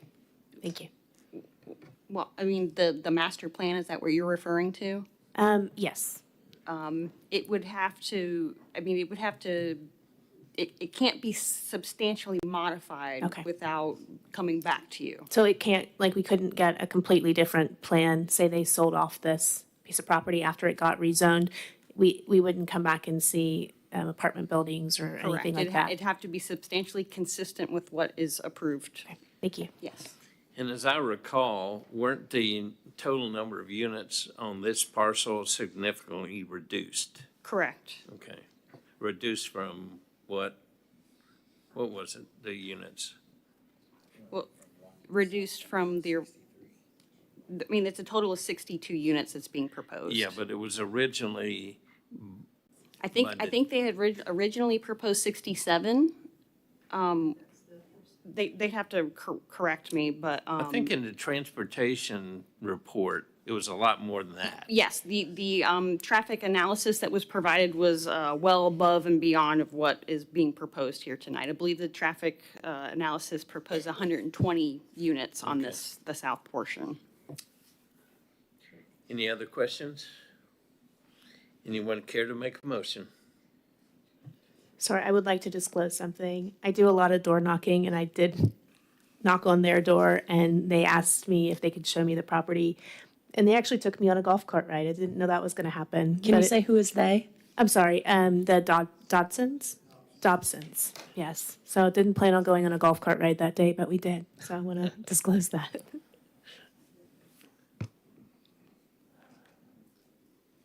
Okay, motion. Comment? I was gonna make a motion to approve the comprehensive plan use amendment as stated. Is there a second to the motion? Question, were there staff recommendations as part of your, I'm sorry, there was another member that had a question before the motion was made. I don't know if you caught that. Member Rogers. I just wanted to mention that whoever makes the motion, it won't be me, but there was a mention of the limiting of the height to 40 feet. And I just wanted to, I don't remember whether there were any other concessions that were offered regarding setbacks or buffering, but I do think that was said, if I am correct. The height limitation, I believe, as Mr. Findler said, will be on the second motion. Am I correct? Okay. My mistake. Do I have to remake the motion? Yeah. Go ahead. Making the same motion as before to accept the comprehensive plan land use amendment as stated. Is there a second to the motion? I'll second. Seconded by Member Garad. Any other, Sorry, can I just ask a question? This one is changing the land use from low density to conservation on 11.25 acres, and then conservation to low density on 0.44 acres. Is that correct? Okay, thank you. any other discussion? Roll call, please. Member Faison? Yes. Member Childs? Yes. Member Findler? Yes. Member Moscoso? Yes. Vice Chairman Aton? Yes. Member Garad? Yes. Chairman Richardson? Yes. Okay, the second motion, anyone care to make it? He's on a roll. Okay. Okay, make the motion. Make a motion to accept the change of the lot plan as staff recommended, with the conditional use of the height being 40 feet rather than 50 feet. And they provide access to Forest Hills Baptist Church. And the conditional requirement that that it's possible that the church has access to the new road. Is there a second to his motion? Second. Vice Chairman Garad?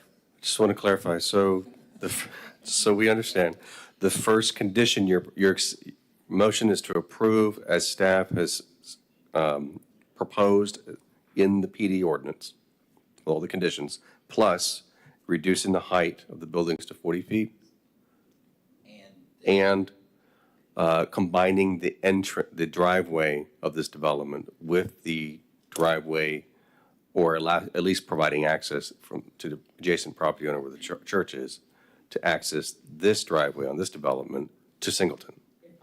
If possible. Okay. Correct. Okay. Any other discussion?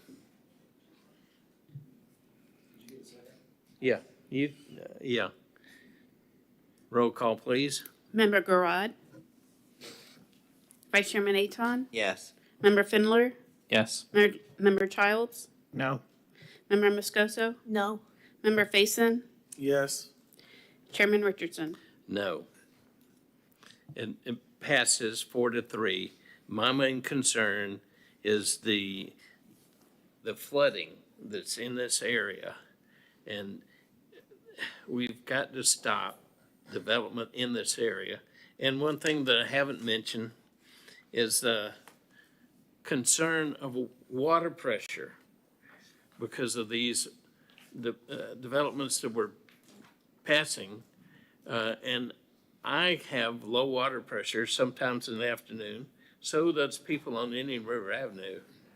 And I think we're doing too much at one time. Member Faison, your light's on. Any other discussion? This will be heard before City Council next week at the first hearing. Mr. Richardson, there were two others that recommended denial. I didn't know if we wanted to hear from them. Yeah, I would agree with Chairman Richardson. I wouldn't add the water pressure part, but I agree with everything else. I kind of stated that before I voted, but yeah, I'm the flooding. Okay. It'll be heard, as I said, next Tuesday night before the City Council, the first public hearing. Now we'll take another break. If you want to go on with the meeting, or would you like to take the next two items at the next meeting?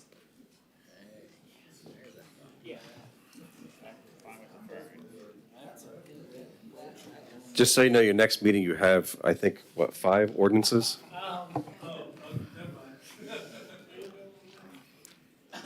Okay, we'll take a 5-minute break.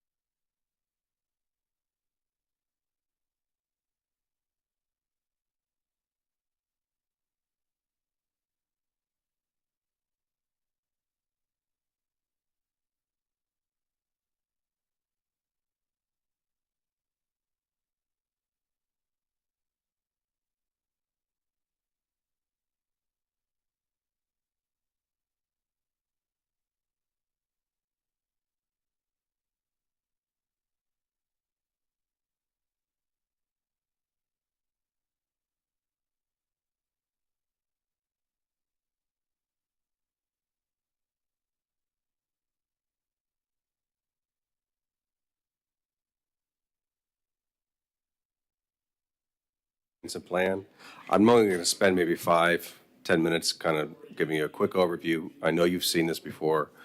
These are amendments to the comprehensive plan that are specifically to the future land use, transportation, and housing elements.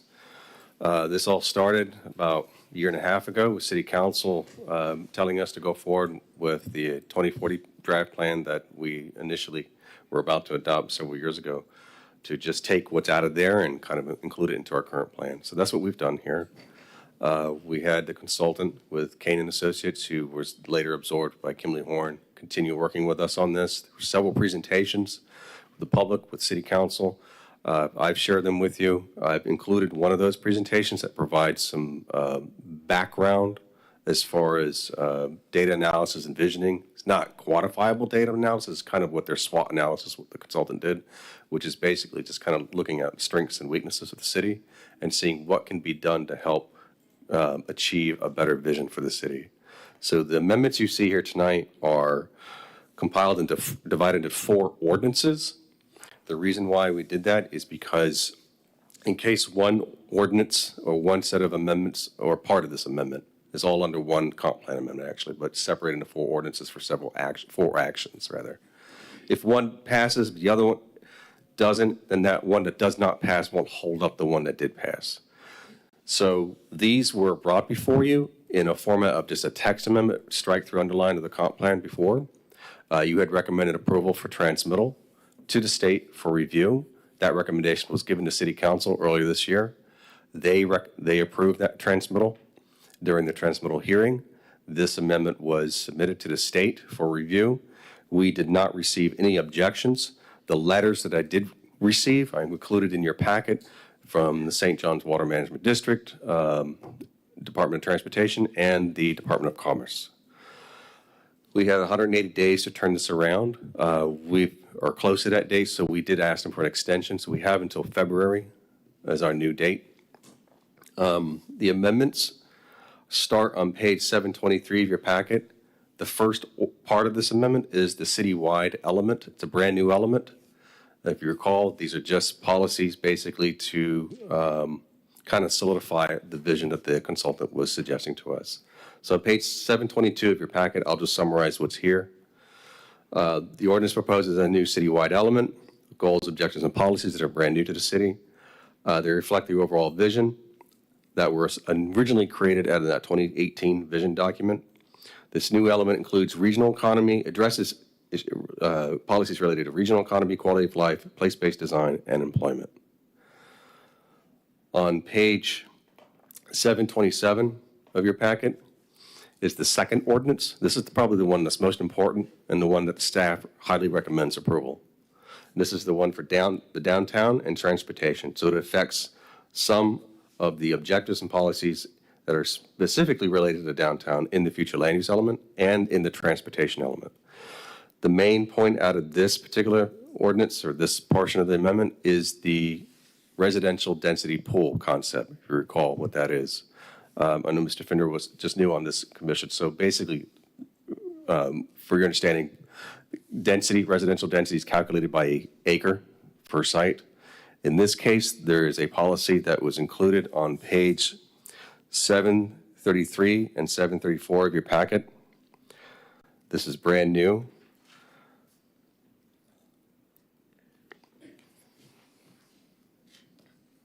So it's the new strategy, 1.10.2.4 and 1.10.2.5. So the first strategy defines what the residential density pool is, basically calculating residential density of the entire downtown boundaries, all the properties together. And then as development comes in, they can pull from that pool of residential density onto their property and potentially put a lot more residential units on a piece of property as long as they can engineer it and meet all the other design requirements than we would normally allow. So right now we have a 30 unit per acre max density in the downtown. If a property owner can put more than that, they can probably pull from that residential density pool and put onto that property without exceeding the overall density of the entire downtown district. So this amendment that we submitted to the state did not propose increasing density in the downtown. It's just basically a different way of calculating it. the Department of Transportation did not have any objections to that. The third ordinance that's part of this amendment, I do want to, actually, I do, as part of this, I do want to point you to page 740 of your packet. We added a note in the policy 1.21.1. You can see that table there that talks about all the maximum densities of each residential category or land use category. We added this note number 4 to specifically state or kind of call out that there is a different way of calculating density for the downtown. We've also included a reference to the gateway or objective, which is the third ordinance of this amendment. And that is on page 746 of your packet. And if you recall, this is a new objective called Gateway Corridors, and this will be added to the future land use element. It basically will only apply to our commercial corridors, specifically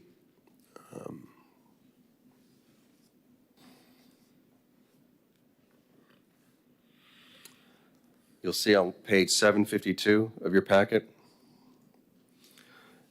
under the a new policy 1.24.1, specifically to US 1, Garden Street, South Street, and Cheney Highway.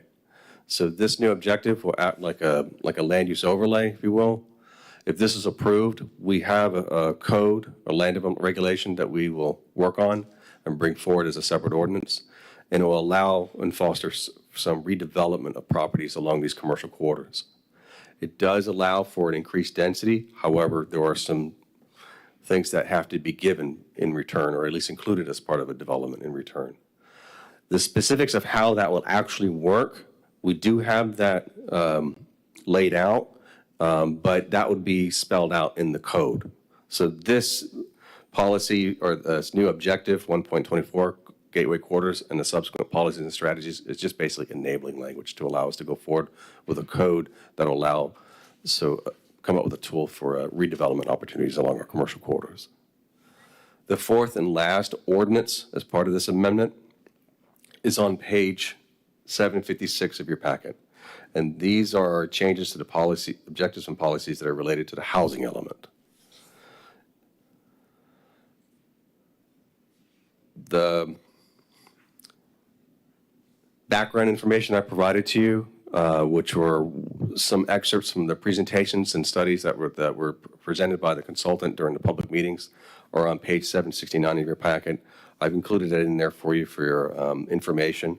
And with that, I'll try to answer any questions you have. Any questions? Ms. Moscoso? Yeah, let me see what page this is. Page 734 of 821. It says under strategy 1.10.2.5 that significant public benefits may be defined in the land development regulations and include the following, and then you list. How do we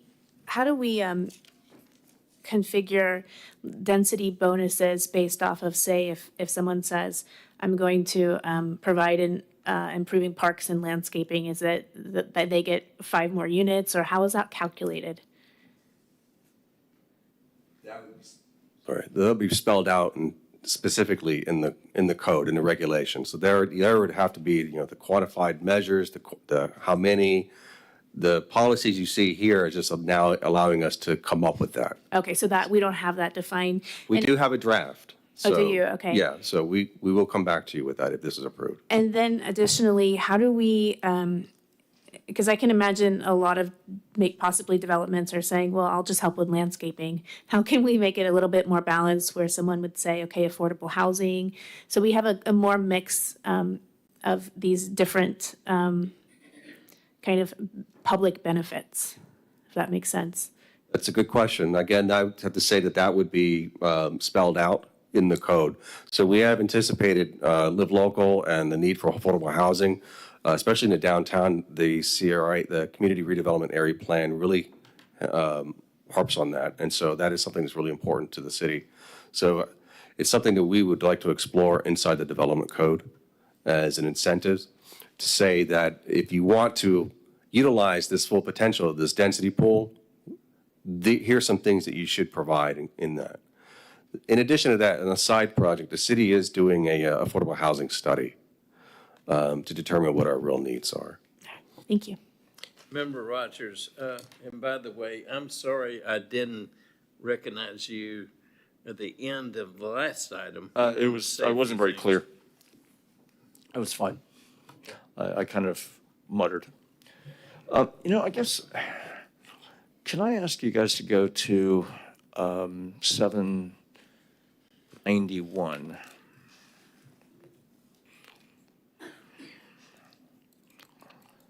And we've got this fabulous picture of the streetscape. This is from the Kimley Horn PowerPoint.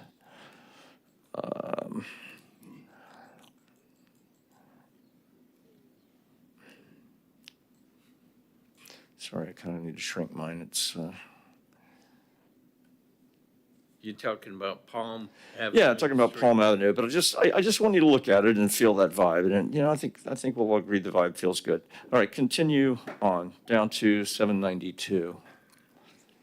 That looks pretty good too. This is Garden Street reimagined, and you got this median, but you got those houses and the setbacks, and it looks good. 793. Now that looks pretty good too. It's not quite as shady. But it's this, it kind of looks like Seaside or something like that. It's great. 803. Go to 803.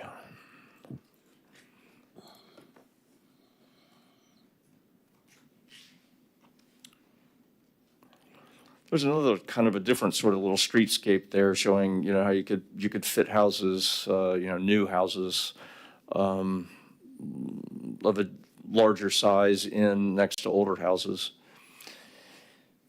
I mean, I think all of us can agree that all of those things can be a desirable look for the city. And there's a kind of a neo-traditional sort of look to it and all that. Now, I want to ask you why you like them so much. And I'm going to tell you why you like them so much. Because every single building that you have seen here is either 2 or 3 stories tall. You are not dwarfed by these things. You are not made to feel insignificant. They don't tower over you. They don't block out the sky. And yet, what we're maybe getting ready to approve here says on page 814, with this incentive, driven overlay, that they can go to 5 or even 6 stories possibly. And this overlay allows on all the entries into this city, the major entries that have been identified, 5-story buildings, they say, and again, on page 814, it says 5 to 6 stories. And what I call that is, a condo canyon. They tried to pull this, the developers tried to pull this in Winter Park, Florida.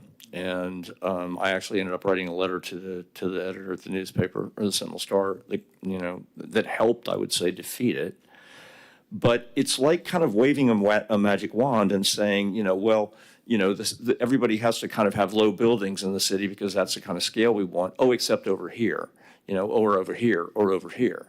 And there's just this kind of like overriding sort of magic pass that allows this to happen.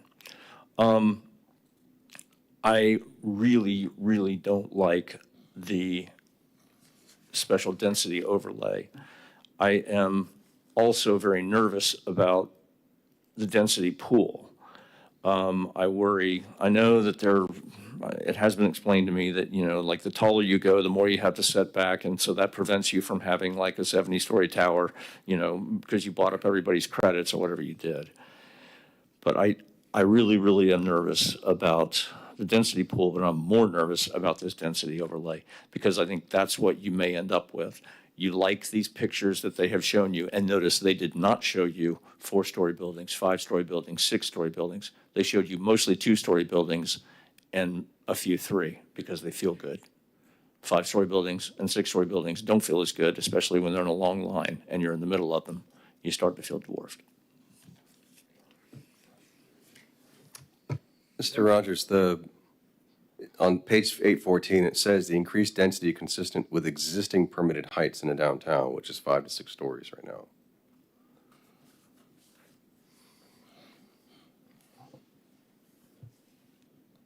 Mr. Rogers, do you have anything to respond to that?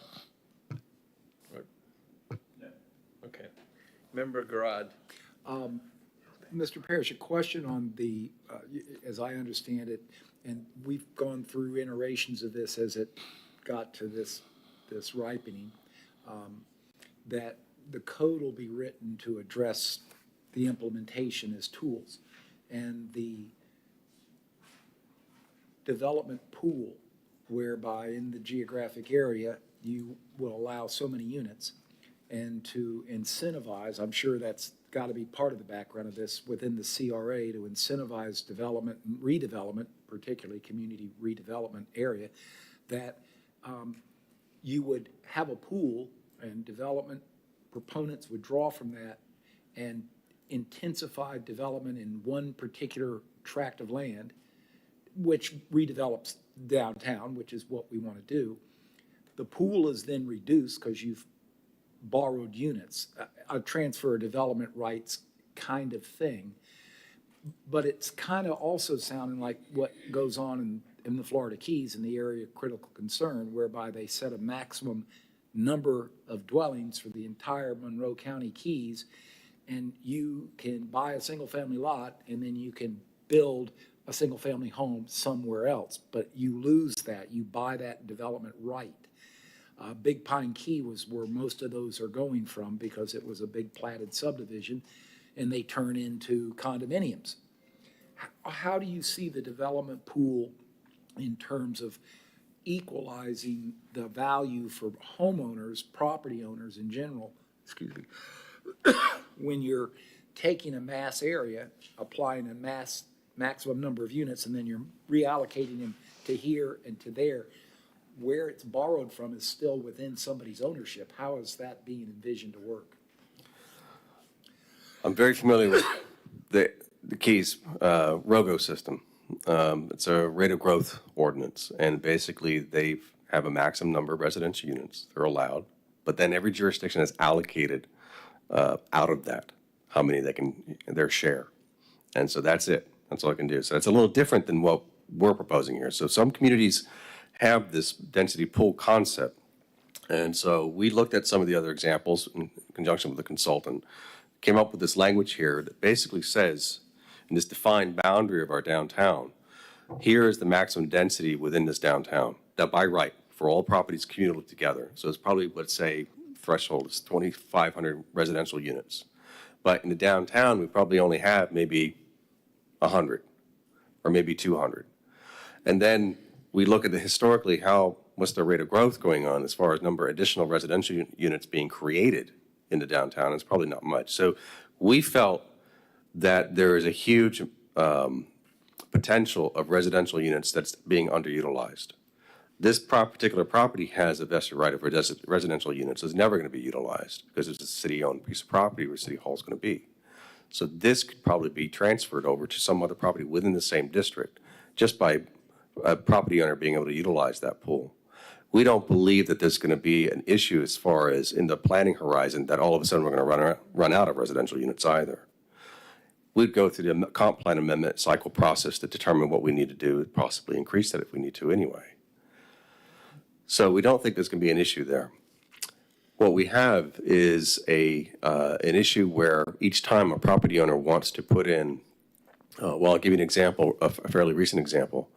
In the Red Canyon development that's going on over the Cafe Chocolat building, they rehabilitated the whole property development. It used to be a hotel. They converted it into condos, so there were never residential units there. So they tried to equate each condo or each hotel unit into a residential unit, and they couldn't do that. Mm-hmm.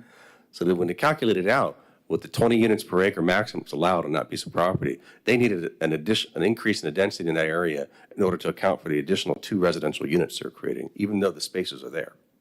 So what the city did was go through a comp plan amendment to increase the density in the downtown from 20 units per acre to 30 units per acre, mainly just to accommodate that particular development.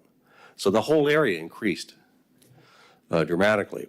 That was passed. FDOT didn't have an issue. They saw that it could work in this area because of our development pattern here, could accommodate it. Further down the line, though, we're having an issue of some properties, some particular blocks where we have a proposed development, for instance, that might want to put an apartment complex. The entitlement is up to 5 to 6 stories, but they can't use that because 30 units per acre doesn't even allow you to get up that high.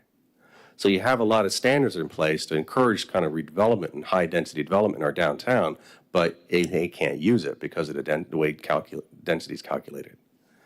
So if they can engineer the ability to put in, I don't know, 60 or 100 residential units on a 5-story apartment building on a block, which our code currently allows, the only way to do that without increasing the density in downtown is this residential density pool concept we've come up with. And I appreciate that. Sounds like a good plan, and you work it out in the details. If I give an example, and I don't mean to be so abstract to be absurd, but I think it's going to work to ask the question. The city of Titusville owns this property and its city hall since 1967. I seem to remember when the groundbreaking was. And the city has the right to redevelop this to some extent. They own it. They equally have the right to auction it, should they choose to move City Hall, as some cities do, to a new epicenter for the city because populations transfer from one place, downtown, to a new place, the south side. And when that happens, communities are left with attractive land that's not attractive as a city hall because city services are now moved to a new location. So cities look back upon themselves and say, well, on the other hand, I do have this asset. I have this 10 acres of valuable property that City Hall's on, and I'm going to auction it because someone will redevelop it. If during the time it takes the city to find the funds to build a new City Hall on the, quote, south side, end quote, years go by, the development pool's being borrowed down on, and one day, lo and behold, the developer of the rule finds out that they don't have any development potential on that piece of land for 20, 30, or 40 unit condominiums because the pool is eating it up. But you could build a new city hall. And of course, the city's going to say, but I don't want a city hall because I want 20 or 30 units on the auction block. How exactly is the pool going to address that potential? You're bringing up the scenario that we're going to come to a maximum. Eventually, the last person in is not going to be able to put residential development on the property because we've used it all up. We don't think we're going to come to that point because of the rate of growth. And even if it increases, it's not going to come up that dramatically. We are on a 7-year cycle of our comp plan too, as you know.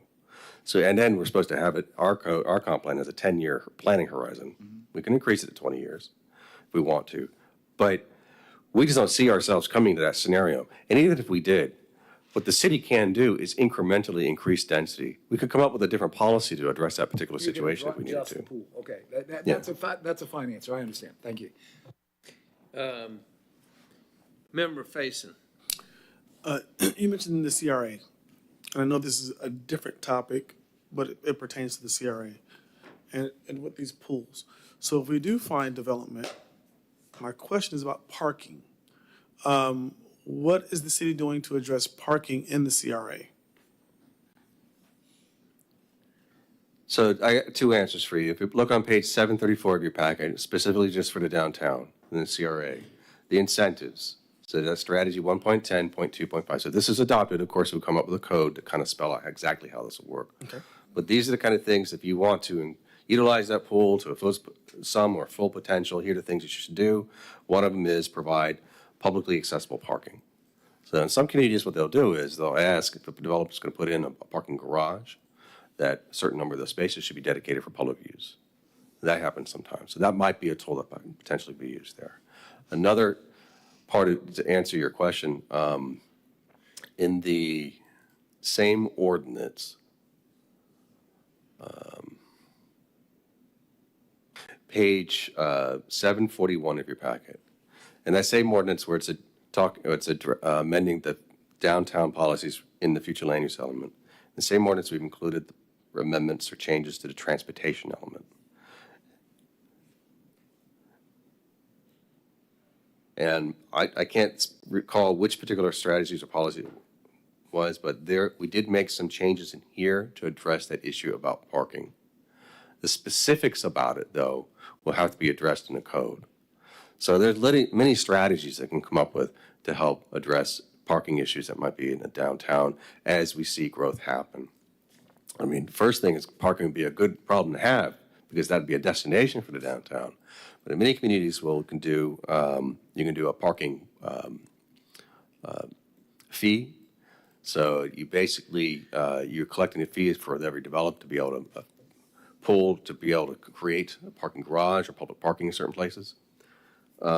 You can do agreements between different shared property owners so that parking lots that are not utilized in the evening because the activity on that property is during the day, at that evening time can be used for public spaces. The city at one point was in negotiations with FAC to use the parking lot that's adjacent to the old train station. We didn't fulfill that, but that's just an example of the kind of tools that the city could use. So we try to include some policies in here to kind of address that issue, and then the specifics would be addressed in the code. Okay. Any other discussion before we open the public hearing? Okay, do we have any cards? Yes, sir. Vicki Conklin.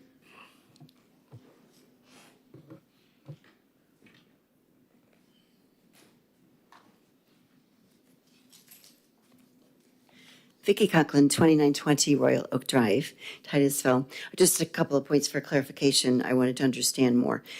First is shoreline mixed use, that's objective 1.12. Are there any regs in here that I've missed? I wanted to know about the property on the east side of US 1, because I know we have condos there now, and is there any move to restrict further development of high-rise condos on the east side of US 1? Or is that still allowed? The shoreline mixed-use zoning district that's currently on the east, located on the east side of the majority of US 1, I believe allows development to go up to a height of 50 feet. So we're not proposing changing that, but those properties that have that shoreline mixed use along US 1 would be captured in this gateway overlay. In the comp plan, we did not propose increasing the height. We didn't propose adjusting the density. So, but if you utilize that full potential of density, I think it's up to 40 units per acre. You have to provide these other things if you're going to do that. So what we're proposing in the gateway, in the gateway corridor, is this particular strategy in the code.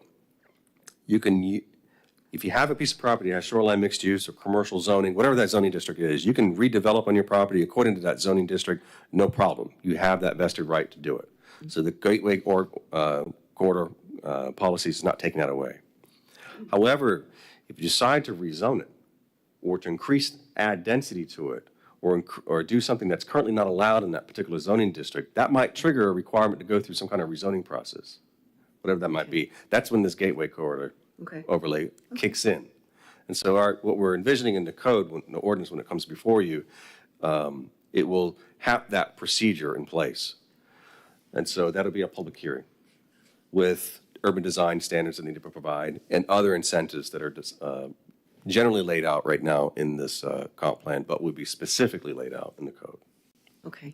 It seems like we have what we have, but I personally just discourage any further high-rises on the shoreline just because we like to see our rockets and we don't want to build a wall against the river, which is our asset. So thanks for that explanation. The next, I have three questions. The one is I would agree with Member Rogers about the 5 stories. It seems like that, as a neighbor, that really puts up a concrete wall, and then you don't get your sunrise, sunset, you don't get your breeze. It really becomes a block against you. 5 stories seems pretty much for our little community here. But the third thing is access on the gateway corridors, and that's on page 754. But I just wanted to make sure that for me to understand, that this was only impacting the gateway roads that you specified? 1 minute? Lori, go ahead and give her extra time because Brad and. He spent took some my time, that's right. Thank you. You're correct, yes. Thank you. So I just wanted to be sure that that's the only roads.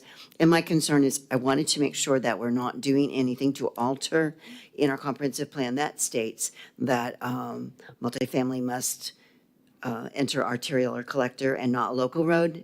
And I wanted to just have a comfort level of knowing that's not changing any of that. There are current policies in the comp plan that talk about certain land use categories that allow that type of development, even on local roads, as long as it works correctly.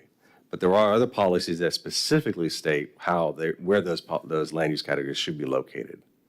So we did not change what this gateway overlay will do is primarily be located along those major corridors. Okay. So those developments will they have the frontage, they have the access there. You will see something, so primarily they could use that arterial where that's located. But a mixed-use development could have, as part of that development, a shared driveway going out to that arterial, and then each of those types of uses will use that shared driveway to get out. But that's typically something you see as part of a planned development. So that's the intent here. Okay. Okay, thank you very much. Next card. Tony Schifolo.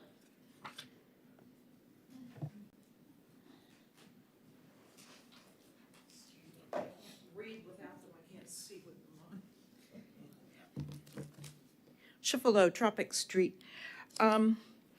This is a done deal already. So I'm only beating a dead horse. I wanted to point out on page 730, policy 1.14, the city shall not introduce, approve, or allow other land uses in an area where single-family land uses are the predominant land use unless a proposed land study is ordered by council. So they can change it at any time. So much for standards and things. On page 732, strategies call for arts, but there aren't any downtown. I'm speaking specifically to strategy 1.10.1.4 and 1.5 on 732, and it just says that, we're going to have art facilities, and the district is going to use, let me see, where is it? Establish an active pedestrian-oriented environment that includes existing art activities, maintain a robust presence of civic facilities, government offices, arts and performance venues. We have one theater that's atrocious blue. How does utilizing, on page 734, Brad, I have talked to you about incentives until I am blue in the face and you don't want to talk to me anymore about incentives. Write the incentives that you want. How does utilizing tax increment recapture programs, cost-sharing reimbursement grants, tax abatement programs, city and county impact fee assistance as a developer, that's going to get me extra density in the density pool, because that's what strategy 1.10.2.5 says. In order to increase the quality and volume of activity downtown, these incentives are established to, and then they can get more It doesn't make sense. That's a bad, I'm going to come in, I'm going to use impact fee assistance from the city to get more density in my buildings. Crazy, crazy. I'm worried about this because West Titusville is coming up, and you notice it's not here. It's being delayed, and it's going to be a section all to itself that Kimley Horn designed and wrote. Kimley Horn again. And then I just want to speak about the gateways. I didn't have time to go into that. I was pretty tired after about 700 pages of your... Anyway, before my time is up, I just want to say the gateway, we're talking about the gateways and beautifying them, and the city council is using the tree mitigation fund to pay over $500,000 to beautify the exit and entrance ramp at I-95 Garden and I-95 Highway 50 $500,000. What about the rest of Highway 50? What about the rest of Garden Street? That money could be used for something other than planting some trees that are going to die and not be taken care of. Thank you for letting me speak. Any other cards? Case and Childs? Wait, 1 second. I had a question for Ms. Shipolo. Yes, sir. Yeah, you left so fast. So you were speaking of the arts, and you seem to be, I heard you say earlier before that you like the arts. One of the things the city doesn't have are street art vendors. And there's plenty of space for it between the two corridors that are right there on US 1. Have you thought about participating in street art? I have a very long career as a performing artist. I have busked the streets of Paris. I have been as far with my busking as Greece, all around Europe, Canada, Jamaica, Bahamas, all across the United States. I've participated in the Cultural Olympics in 1984 in LA, all the way through the 92 Olympics in Atlanta. I just recently was up in North Carolina doing music and juggling. No, I've never considered working on. What a storied, what a storied history. I did juggle once in a city meeting, though, so. And yet not here in this beautiful town of Titusville. And yet, now I must say now, I don't want to be arrested. I don't want to be cited for trespassing, which I'm afraid would happen because, you know, most towns have real strict ordinances against street busking. But I mentioned that because you mentioned about the lack of arts, and yet here you are, a storied artisan, and yet you've not done it here in Titusville. I don't know what the problem is. I play in a band. I'm going to Orlando Saturday for a big gig. I can't get my band booked here. There's no real venues here. People want to listen to elevator music or they want loud rock and roll while they drink. So my band doesn't fit there. Juggling, street arts, I really agree with you. There should be a program for street arts. We should encourage it on weekends. It would give people something to do downtown. The Titusville Playhouse only presents what I call, the Titusville Playhouse has a very particular brand of theater that they bring. And I think that we should have other kinds of theater in this town. And street arts, oh my, I could organize a program for you and run it and have artists.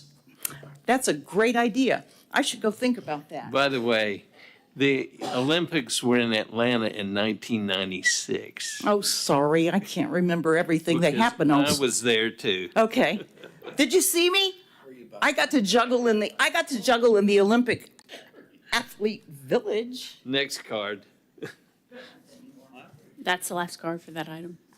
Oh, I'm sorry. Case and Childs. Hello, Case and Childs, 476 Fern. I'm just gonna keep it short and sweet. No parking garages. Keep the buildings the same height as what they are in downtown right now. The high rises are already too much. Like Vicky said, we don't need a wall blocking off our river in the view of the rockets. I mean, when we have a major rocket go up, 50 in Garden gets slammed, and then so does South Street too. I hate the idea of parking fees as well. So no parking fees, no garages, keep the height the same. Art district would be pretty cool. Developing that area where I think you said the corridor leads through right by the bistro. I went through there for the first time in forever, and I was like, that'd be really cool if we had some street vendors here. So if we could have something like that, I don't know if this is the right place to bring it up, but that's my main thing, short and sweet. Thank you. Quickly, I'm sorry. So, Mr. Childs, so thank you for going downtown. As you said, you haven't been there in quite a while. The reason for parking is that a lot of folks want to visit downtown and see the same things that you haven't seen. A friend of mine owns a business down there, and so many people have come by and said, "How long have you been here?" It's like, "I've been here for 3 years." Yeah. "I didn't know you were here." I know. Because many of us who are from here, who have lived here for a long time, don't go downtown because we don't think, one, there's anything downtown to go see, and two, we know there's lack of parking. So in order to utilize downtown, we got to be able to park our cars. Yeah, no, I get that. If we can find another space, because I know on the other side of that tunnel area, there's a bunch of parking right there, but it gets filled up pretty quick. And then right there by the Veterans Memorial Parkway parking area, there's a lot of space there too. We can make it more densely packed. Maybe widen it up and make more parking in the middle instead of just on the two sides. Because yeah, it's pretty wide there. I mean, it's wide enough for some news trucks to park on the side and me still go through the middle of it, because that's just what happened with the Polaris launch the other day. But what I meant by haven't been down there in a while was I had been to downtown a bunch of times, but I hadn't gone through that specific area and didn't realize there was so much more on the other side. So, but yeah, some more art stuff would be cool. I don't like parking fees, and I don't like parking garages. Those are the parking garages is where a lot of crime ends up happening, unfortunately, because it's secluded and no one thinks that anyone's watching. And then it would just be more fees for the city to put security cameras in, security guards, and then you have to charge parking there too. If you pay security guards and security cameras, it's too much. So. Thank you. All right, thanks. Well, I guess that's all we have cards for. Well, that's a point. Do you have anything to say, officer? Okay, we'll close the public hearing. I don't think what I've seen and with this comp plan is nothing but utopian in some ways, because Palm Avenue, you got the courthouse and the theater on one side, First Methodist Church, and everything else. I don't see any way it can be widened. So I think some of this is utopian, just a dream. And I've opposed this since 3 years when it started, when they decided their plan was to take all the parking around Indian River Avenue and make it into total street vendors. Well, that's reducing the parking. But anyway, I don't think this should come up now. I think we've got a new council coming on in December, and it have at least 2 new members. I think some of this stuff is like I told the staff at the last meeting, don't go too fast with these comp plans. It's for the new council to decide. Well, I had my 2 cents. Anyone else? Mr. Rogers. I just wanted to clarify something. Brad, you said that downtown that there were 5-story buildings, or can we go to 6? Isn't that's the standard? The code allows it. Right now, the downtown mixed-use zoning district allows up to 5 stories, and then with a special approval up to 6. Okay, but when with those, I keep wanting to say extra credits, but the density pool, could that go up by 50%? No, the comp plan that we're proposing is not proposing to increase the number of stories. Okay, but what I was saying was about, like, picture Garden Street. Right now, there's not a single 5-story building on Garden Street, but if that zoning overlay goes in, then much of Garden Street, whatever the section was, or maybe all, I don't know, technically could be 5-story buildings, right? Are you referring to the gateway corridors? Yeah, the gateway corridors, yeah. Okay. So let me see. I'm looking at page 746 to 748. Okay.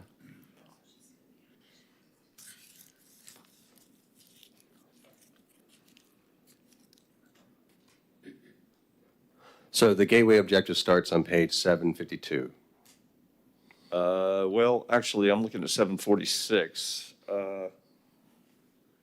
Yeah, that's the cover page, that's a summary, beginning of that particular ordinance that's Oh, okay. related to gateway. But I think you're referring to the new objective related to the gateway corridor only, and that's on page 752. So it's a brand-new objective with subsequent policies that currently don't exist. But if this is adopted, this will be part of the comp plan. And this is where we're talking about these redevelopment incentives along our commercial corridors, especially properties that are derelict and could be ripe for redevelopment.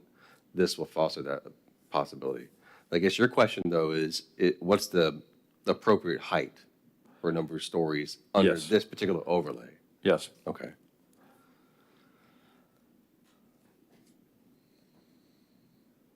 Okay, it's strategy 1.2432. That's on page 7, at the bottom of 752. It begins there of your packet and runs on to the next page. So it says here that's if this is adopted, this is calling us to come up with a zoning overlay with incentive bonuses, permitting higher density multifamily residential uses and non-residential or mixed-use development with a proposed new floor area ratio of 2 and up to 40 units per acre, with building heights not to exceed 5 stories. So if that's a concern, that's something we can either, if the commission has heartburn about this, there's one of two ways that can be done. If you want to go forward with this, is either leave it as is or qualify it with up to, it says not to exceed 5 stories. The way I would say that is that you know what that means. That means 5 stories, and it probably means, 70 feet of let me 5 answer, because this policy is enabling language. The specifics of how this is be implemented will be in the land development regulations. Through that process, we will identify where do we want to allow someone to utilize that full potential. And some areas along these commercial corridors will probably say, we don't think they should use that full potential. This is the limit they should be allowed to use.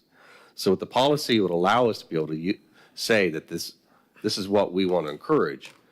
However, when we go through the process of the land development regulations and identifying where we want to see this fully implemented, there may be some areas along these commercial corridors where it might be appropriate, the downtown especially, or even other areas along these commercial corridors. But there may be other commercial corridors where it just probably is not appropriate, and staff would make that recommendation as part of that code requirement and then bring that to you for input. I think that's a really big change to suddenly go into this last minute amendment list or something like that. It's new, and I don't know. I just like to say, hey, here's this, I think this is a lot to chew on, and I don't like that, and I think that the potential for really, really screwing up the city is big. And I also think, and you know this more than I do, of course, and always will, but I would say if you say you can go to 5 floors and somebody comes to you and says, I want to go to 5 floors, and you say, no, you can't because, the guy down the street could, but we don't, like what you want to do or something, then maybe you get sued and then you have to go to 5 floors. I don't know. I'm nervous about this. You can't violate the comprehensive plan. Can't what? You can't violate the comprehensive plan. So we can't approve a development that would be in violation of the comprehensive plan. So if the code says, to answer the question that was brought up with the shoreline mixed use, we come up with the code and we say, well, in this particular area, shoreline mixed use zoning, in this particular area east of US 1, this is the max we're going to allow you to utilize as far as this incentive. 2, 3 stories, whatever that might be, or that 50 feet, whatever that zoning says. And that's it. So that's a code requirement. But if they want to change the code, or the city wants to change the code or get variances, they can't exceed what the comprehensive plan says, because then that requires an amendment, which then is another process. What I see is that this is an amendment to the comprehensive plan, right?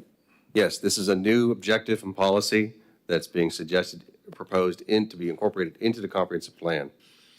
I'm just still seeing what looks to me to be somewhat carte blanche to go to 5 floors if you're on one of these 3 named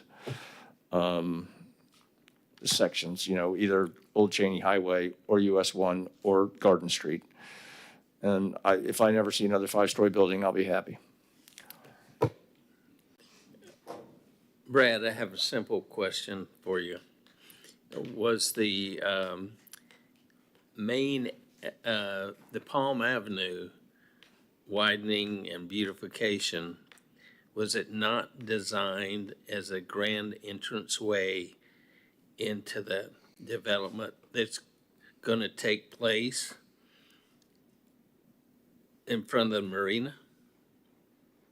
Those towers? Talking about Palm or Marina? No, Palm Avenue, the widening and beautification of Palm Avenue, if it continues over Garden Street, it'll enter that planned big development. Sandpoint Plaza? Yes. Oh, a Horizon Point, I'm sorry. Yeah, Horizon. what are they calling it now?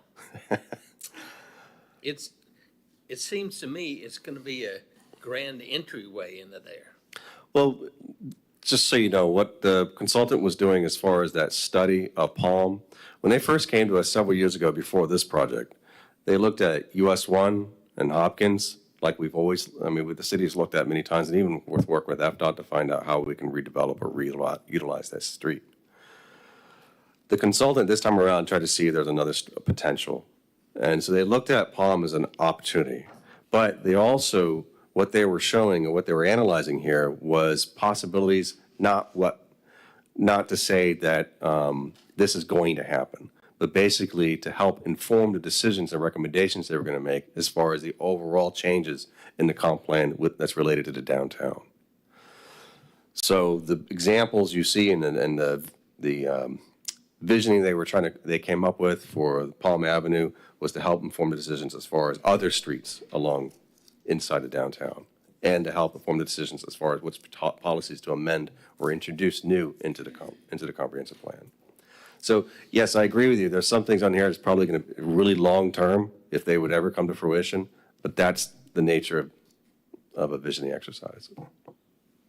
Member Faison. Just a quick question. So during the analysis, was there a lot of traffic going from Garden Street to South Street and vice versa, that US 1 needed an alternative there by Palm? No, the consultant was, I think that the last few studies, and even the consultant noticed that with FDOT, I think the most recent one was a few years ago, where they tried to look at what could be done along US 1. I don't know if you recall the Peanut that was proposed at one point, Okay. the roundabout, and there was another roundabout on Gray Street and some other changes. I think that was brought to city council at one point, and they weren't supportive of it. There was never funding. It was just a corridor study, basically.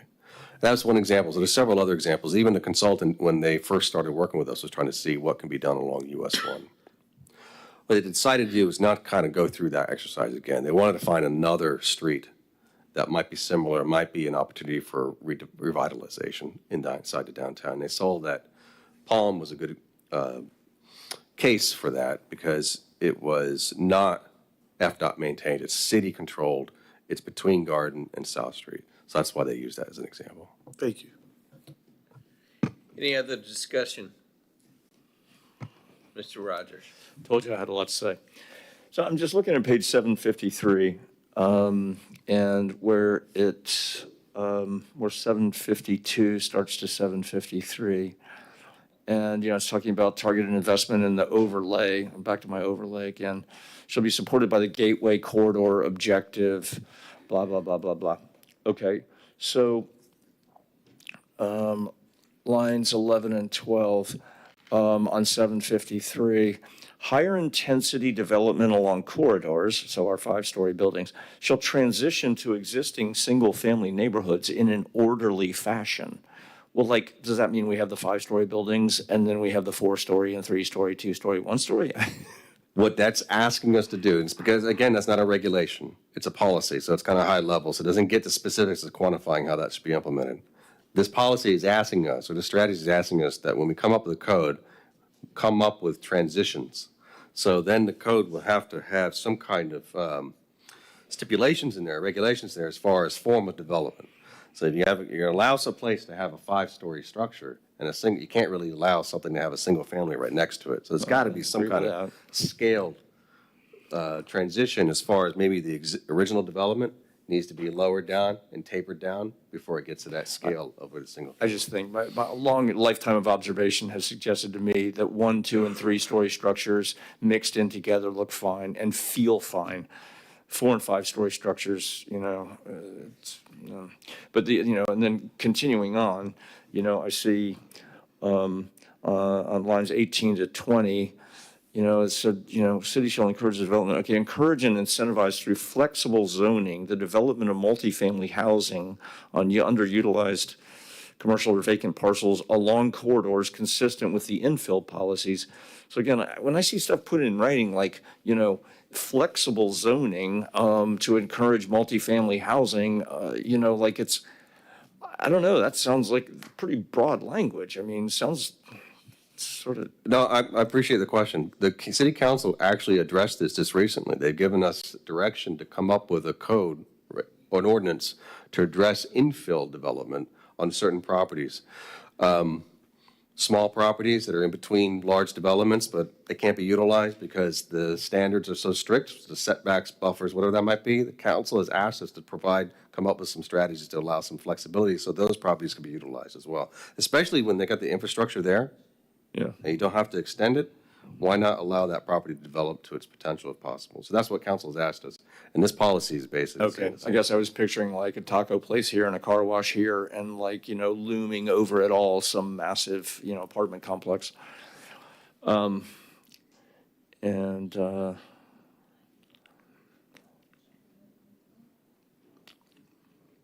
guess that was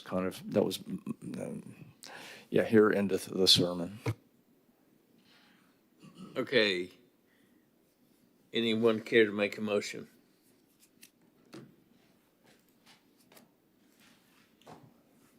Hearing none, I'll make a motion that we approve the comprehensive plan amendment language as presented. Is there a second? Second. Any discussion? Roll call, please, Lori. Member Faison? Yes. Member Childs? Yes. Vice Chairman Aton? Yes. Member Garad? Yes. Member Findler? Yes. Member Moscoso? Yes. Chairman Richardson? Yes, I guess. I still feel the same about it. Next item is item 9D, what I talked about, the plain language initiative, and we'll hold that off to the next meeting. I was just gonna say, would this apply to Member Garan?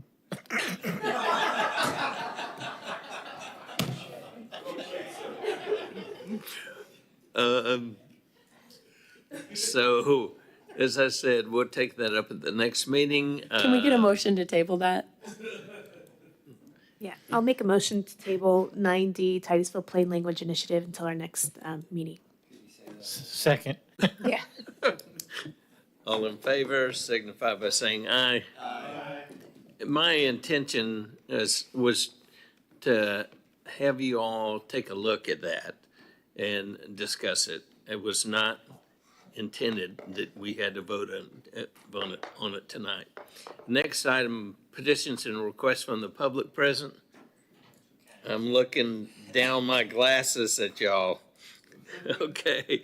Encouraging or Discouraging. City staff reports. Your next meeting, we have several ordinances, so just be prepared.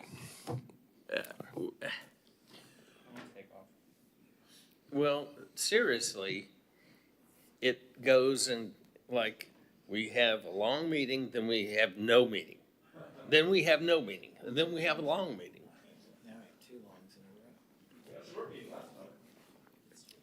That's true. I understand. We try to spread these out. In fact, we actually eliminated several items that ended up falling on this agenda, but we're still left with 4 or 5. Someone from the staff should call me and discuss how long the meeting will be before it's published. We don't know. On a scale of 1 to 10. Yes, you do. Controversial. We get it Friday, and y'all know about it Thursday afternoon. How long it'll be. How much is on the agenda.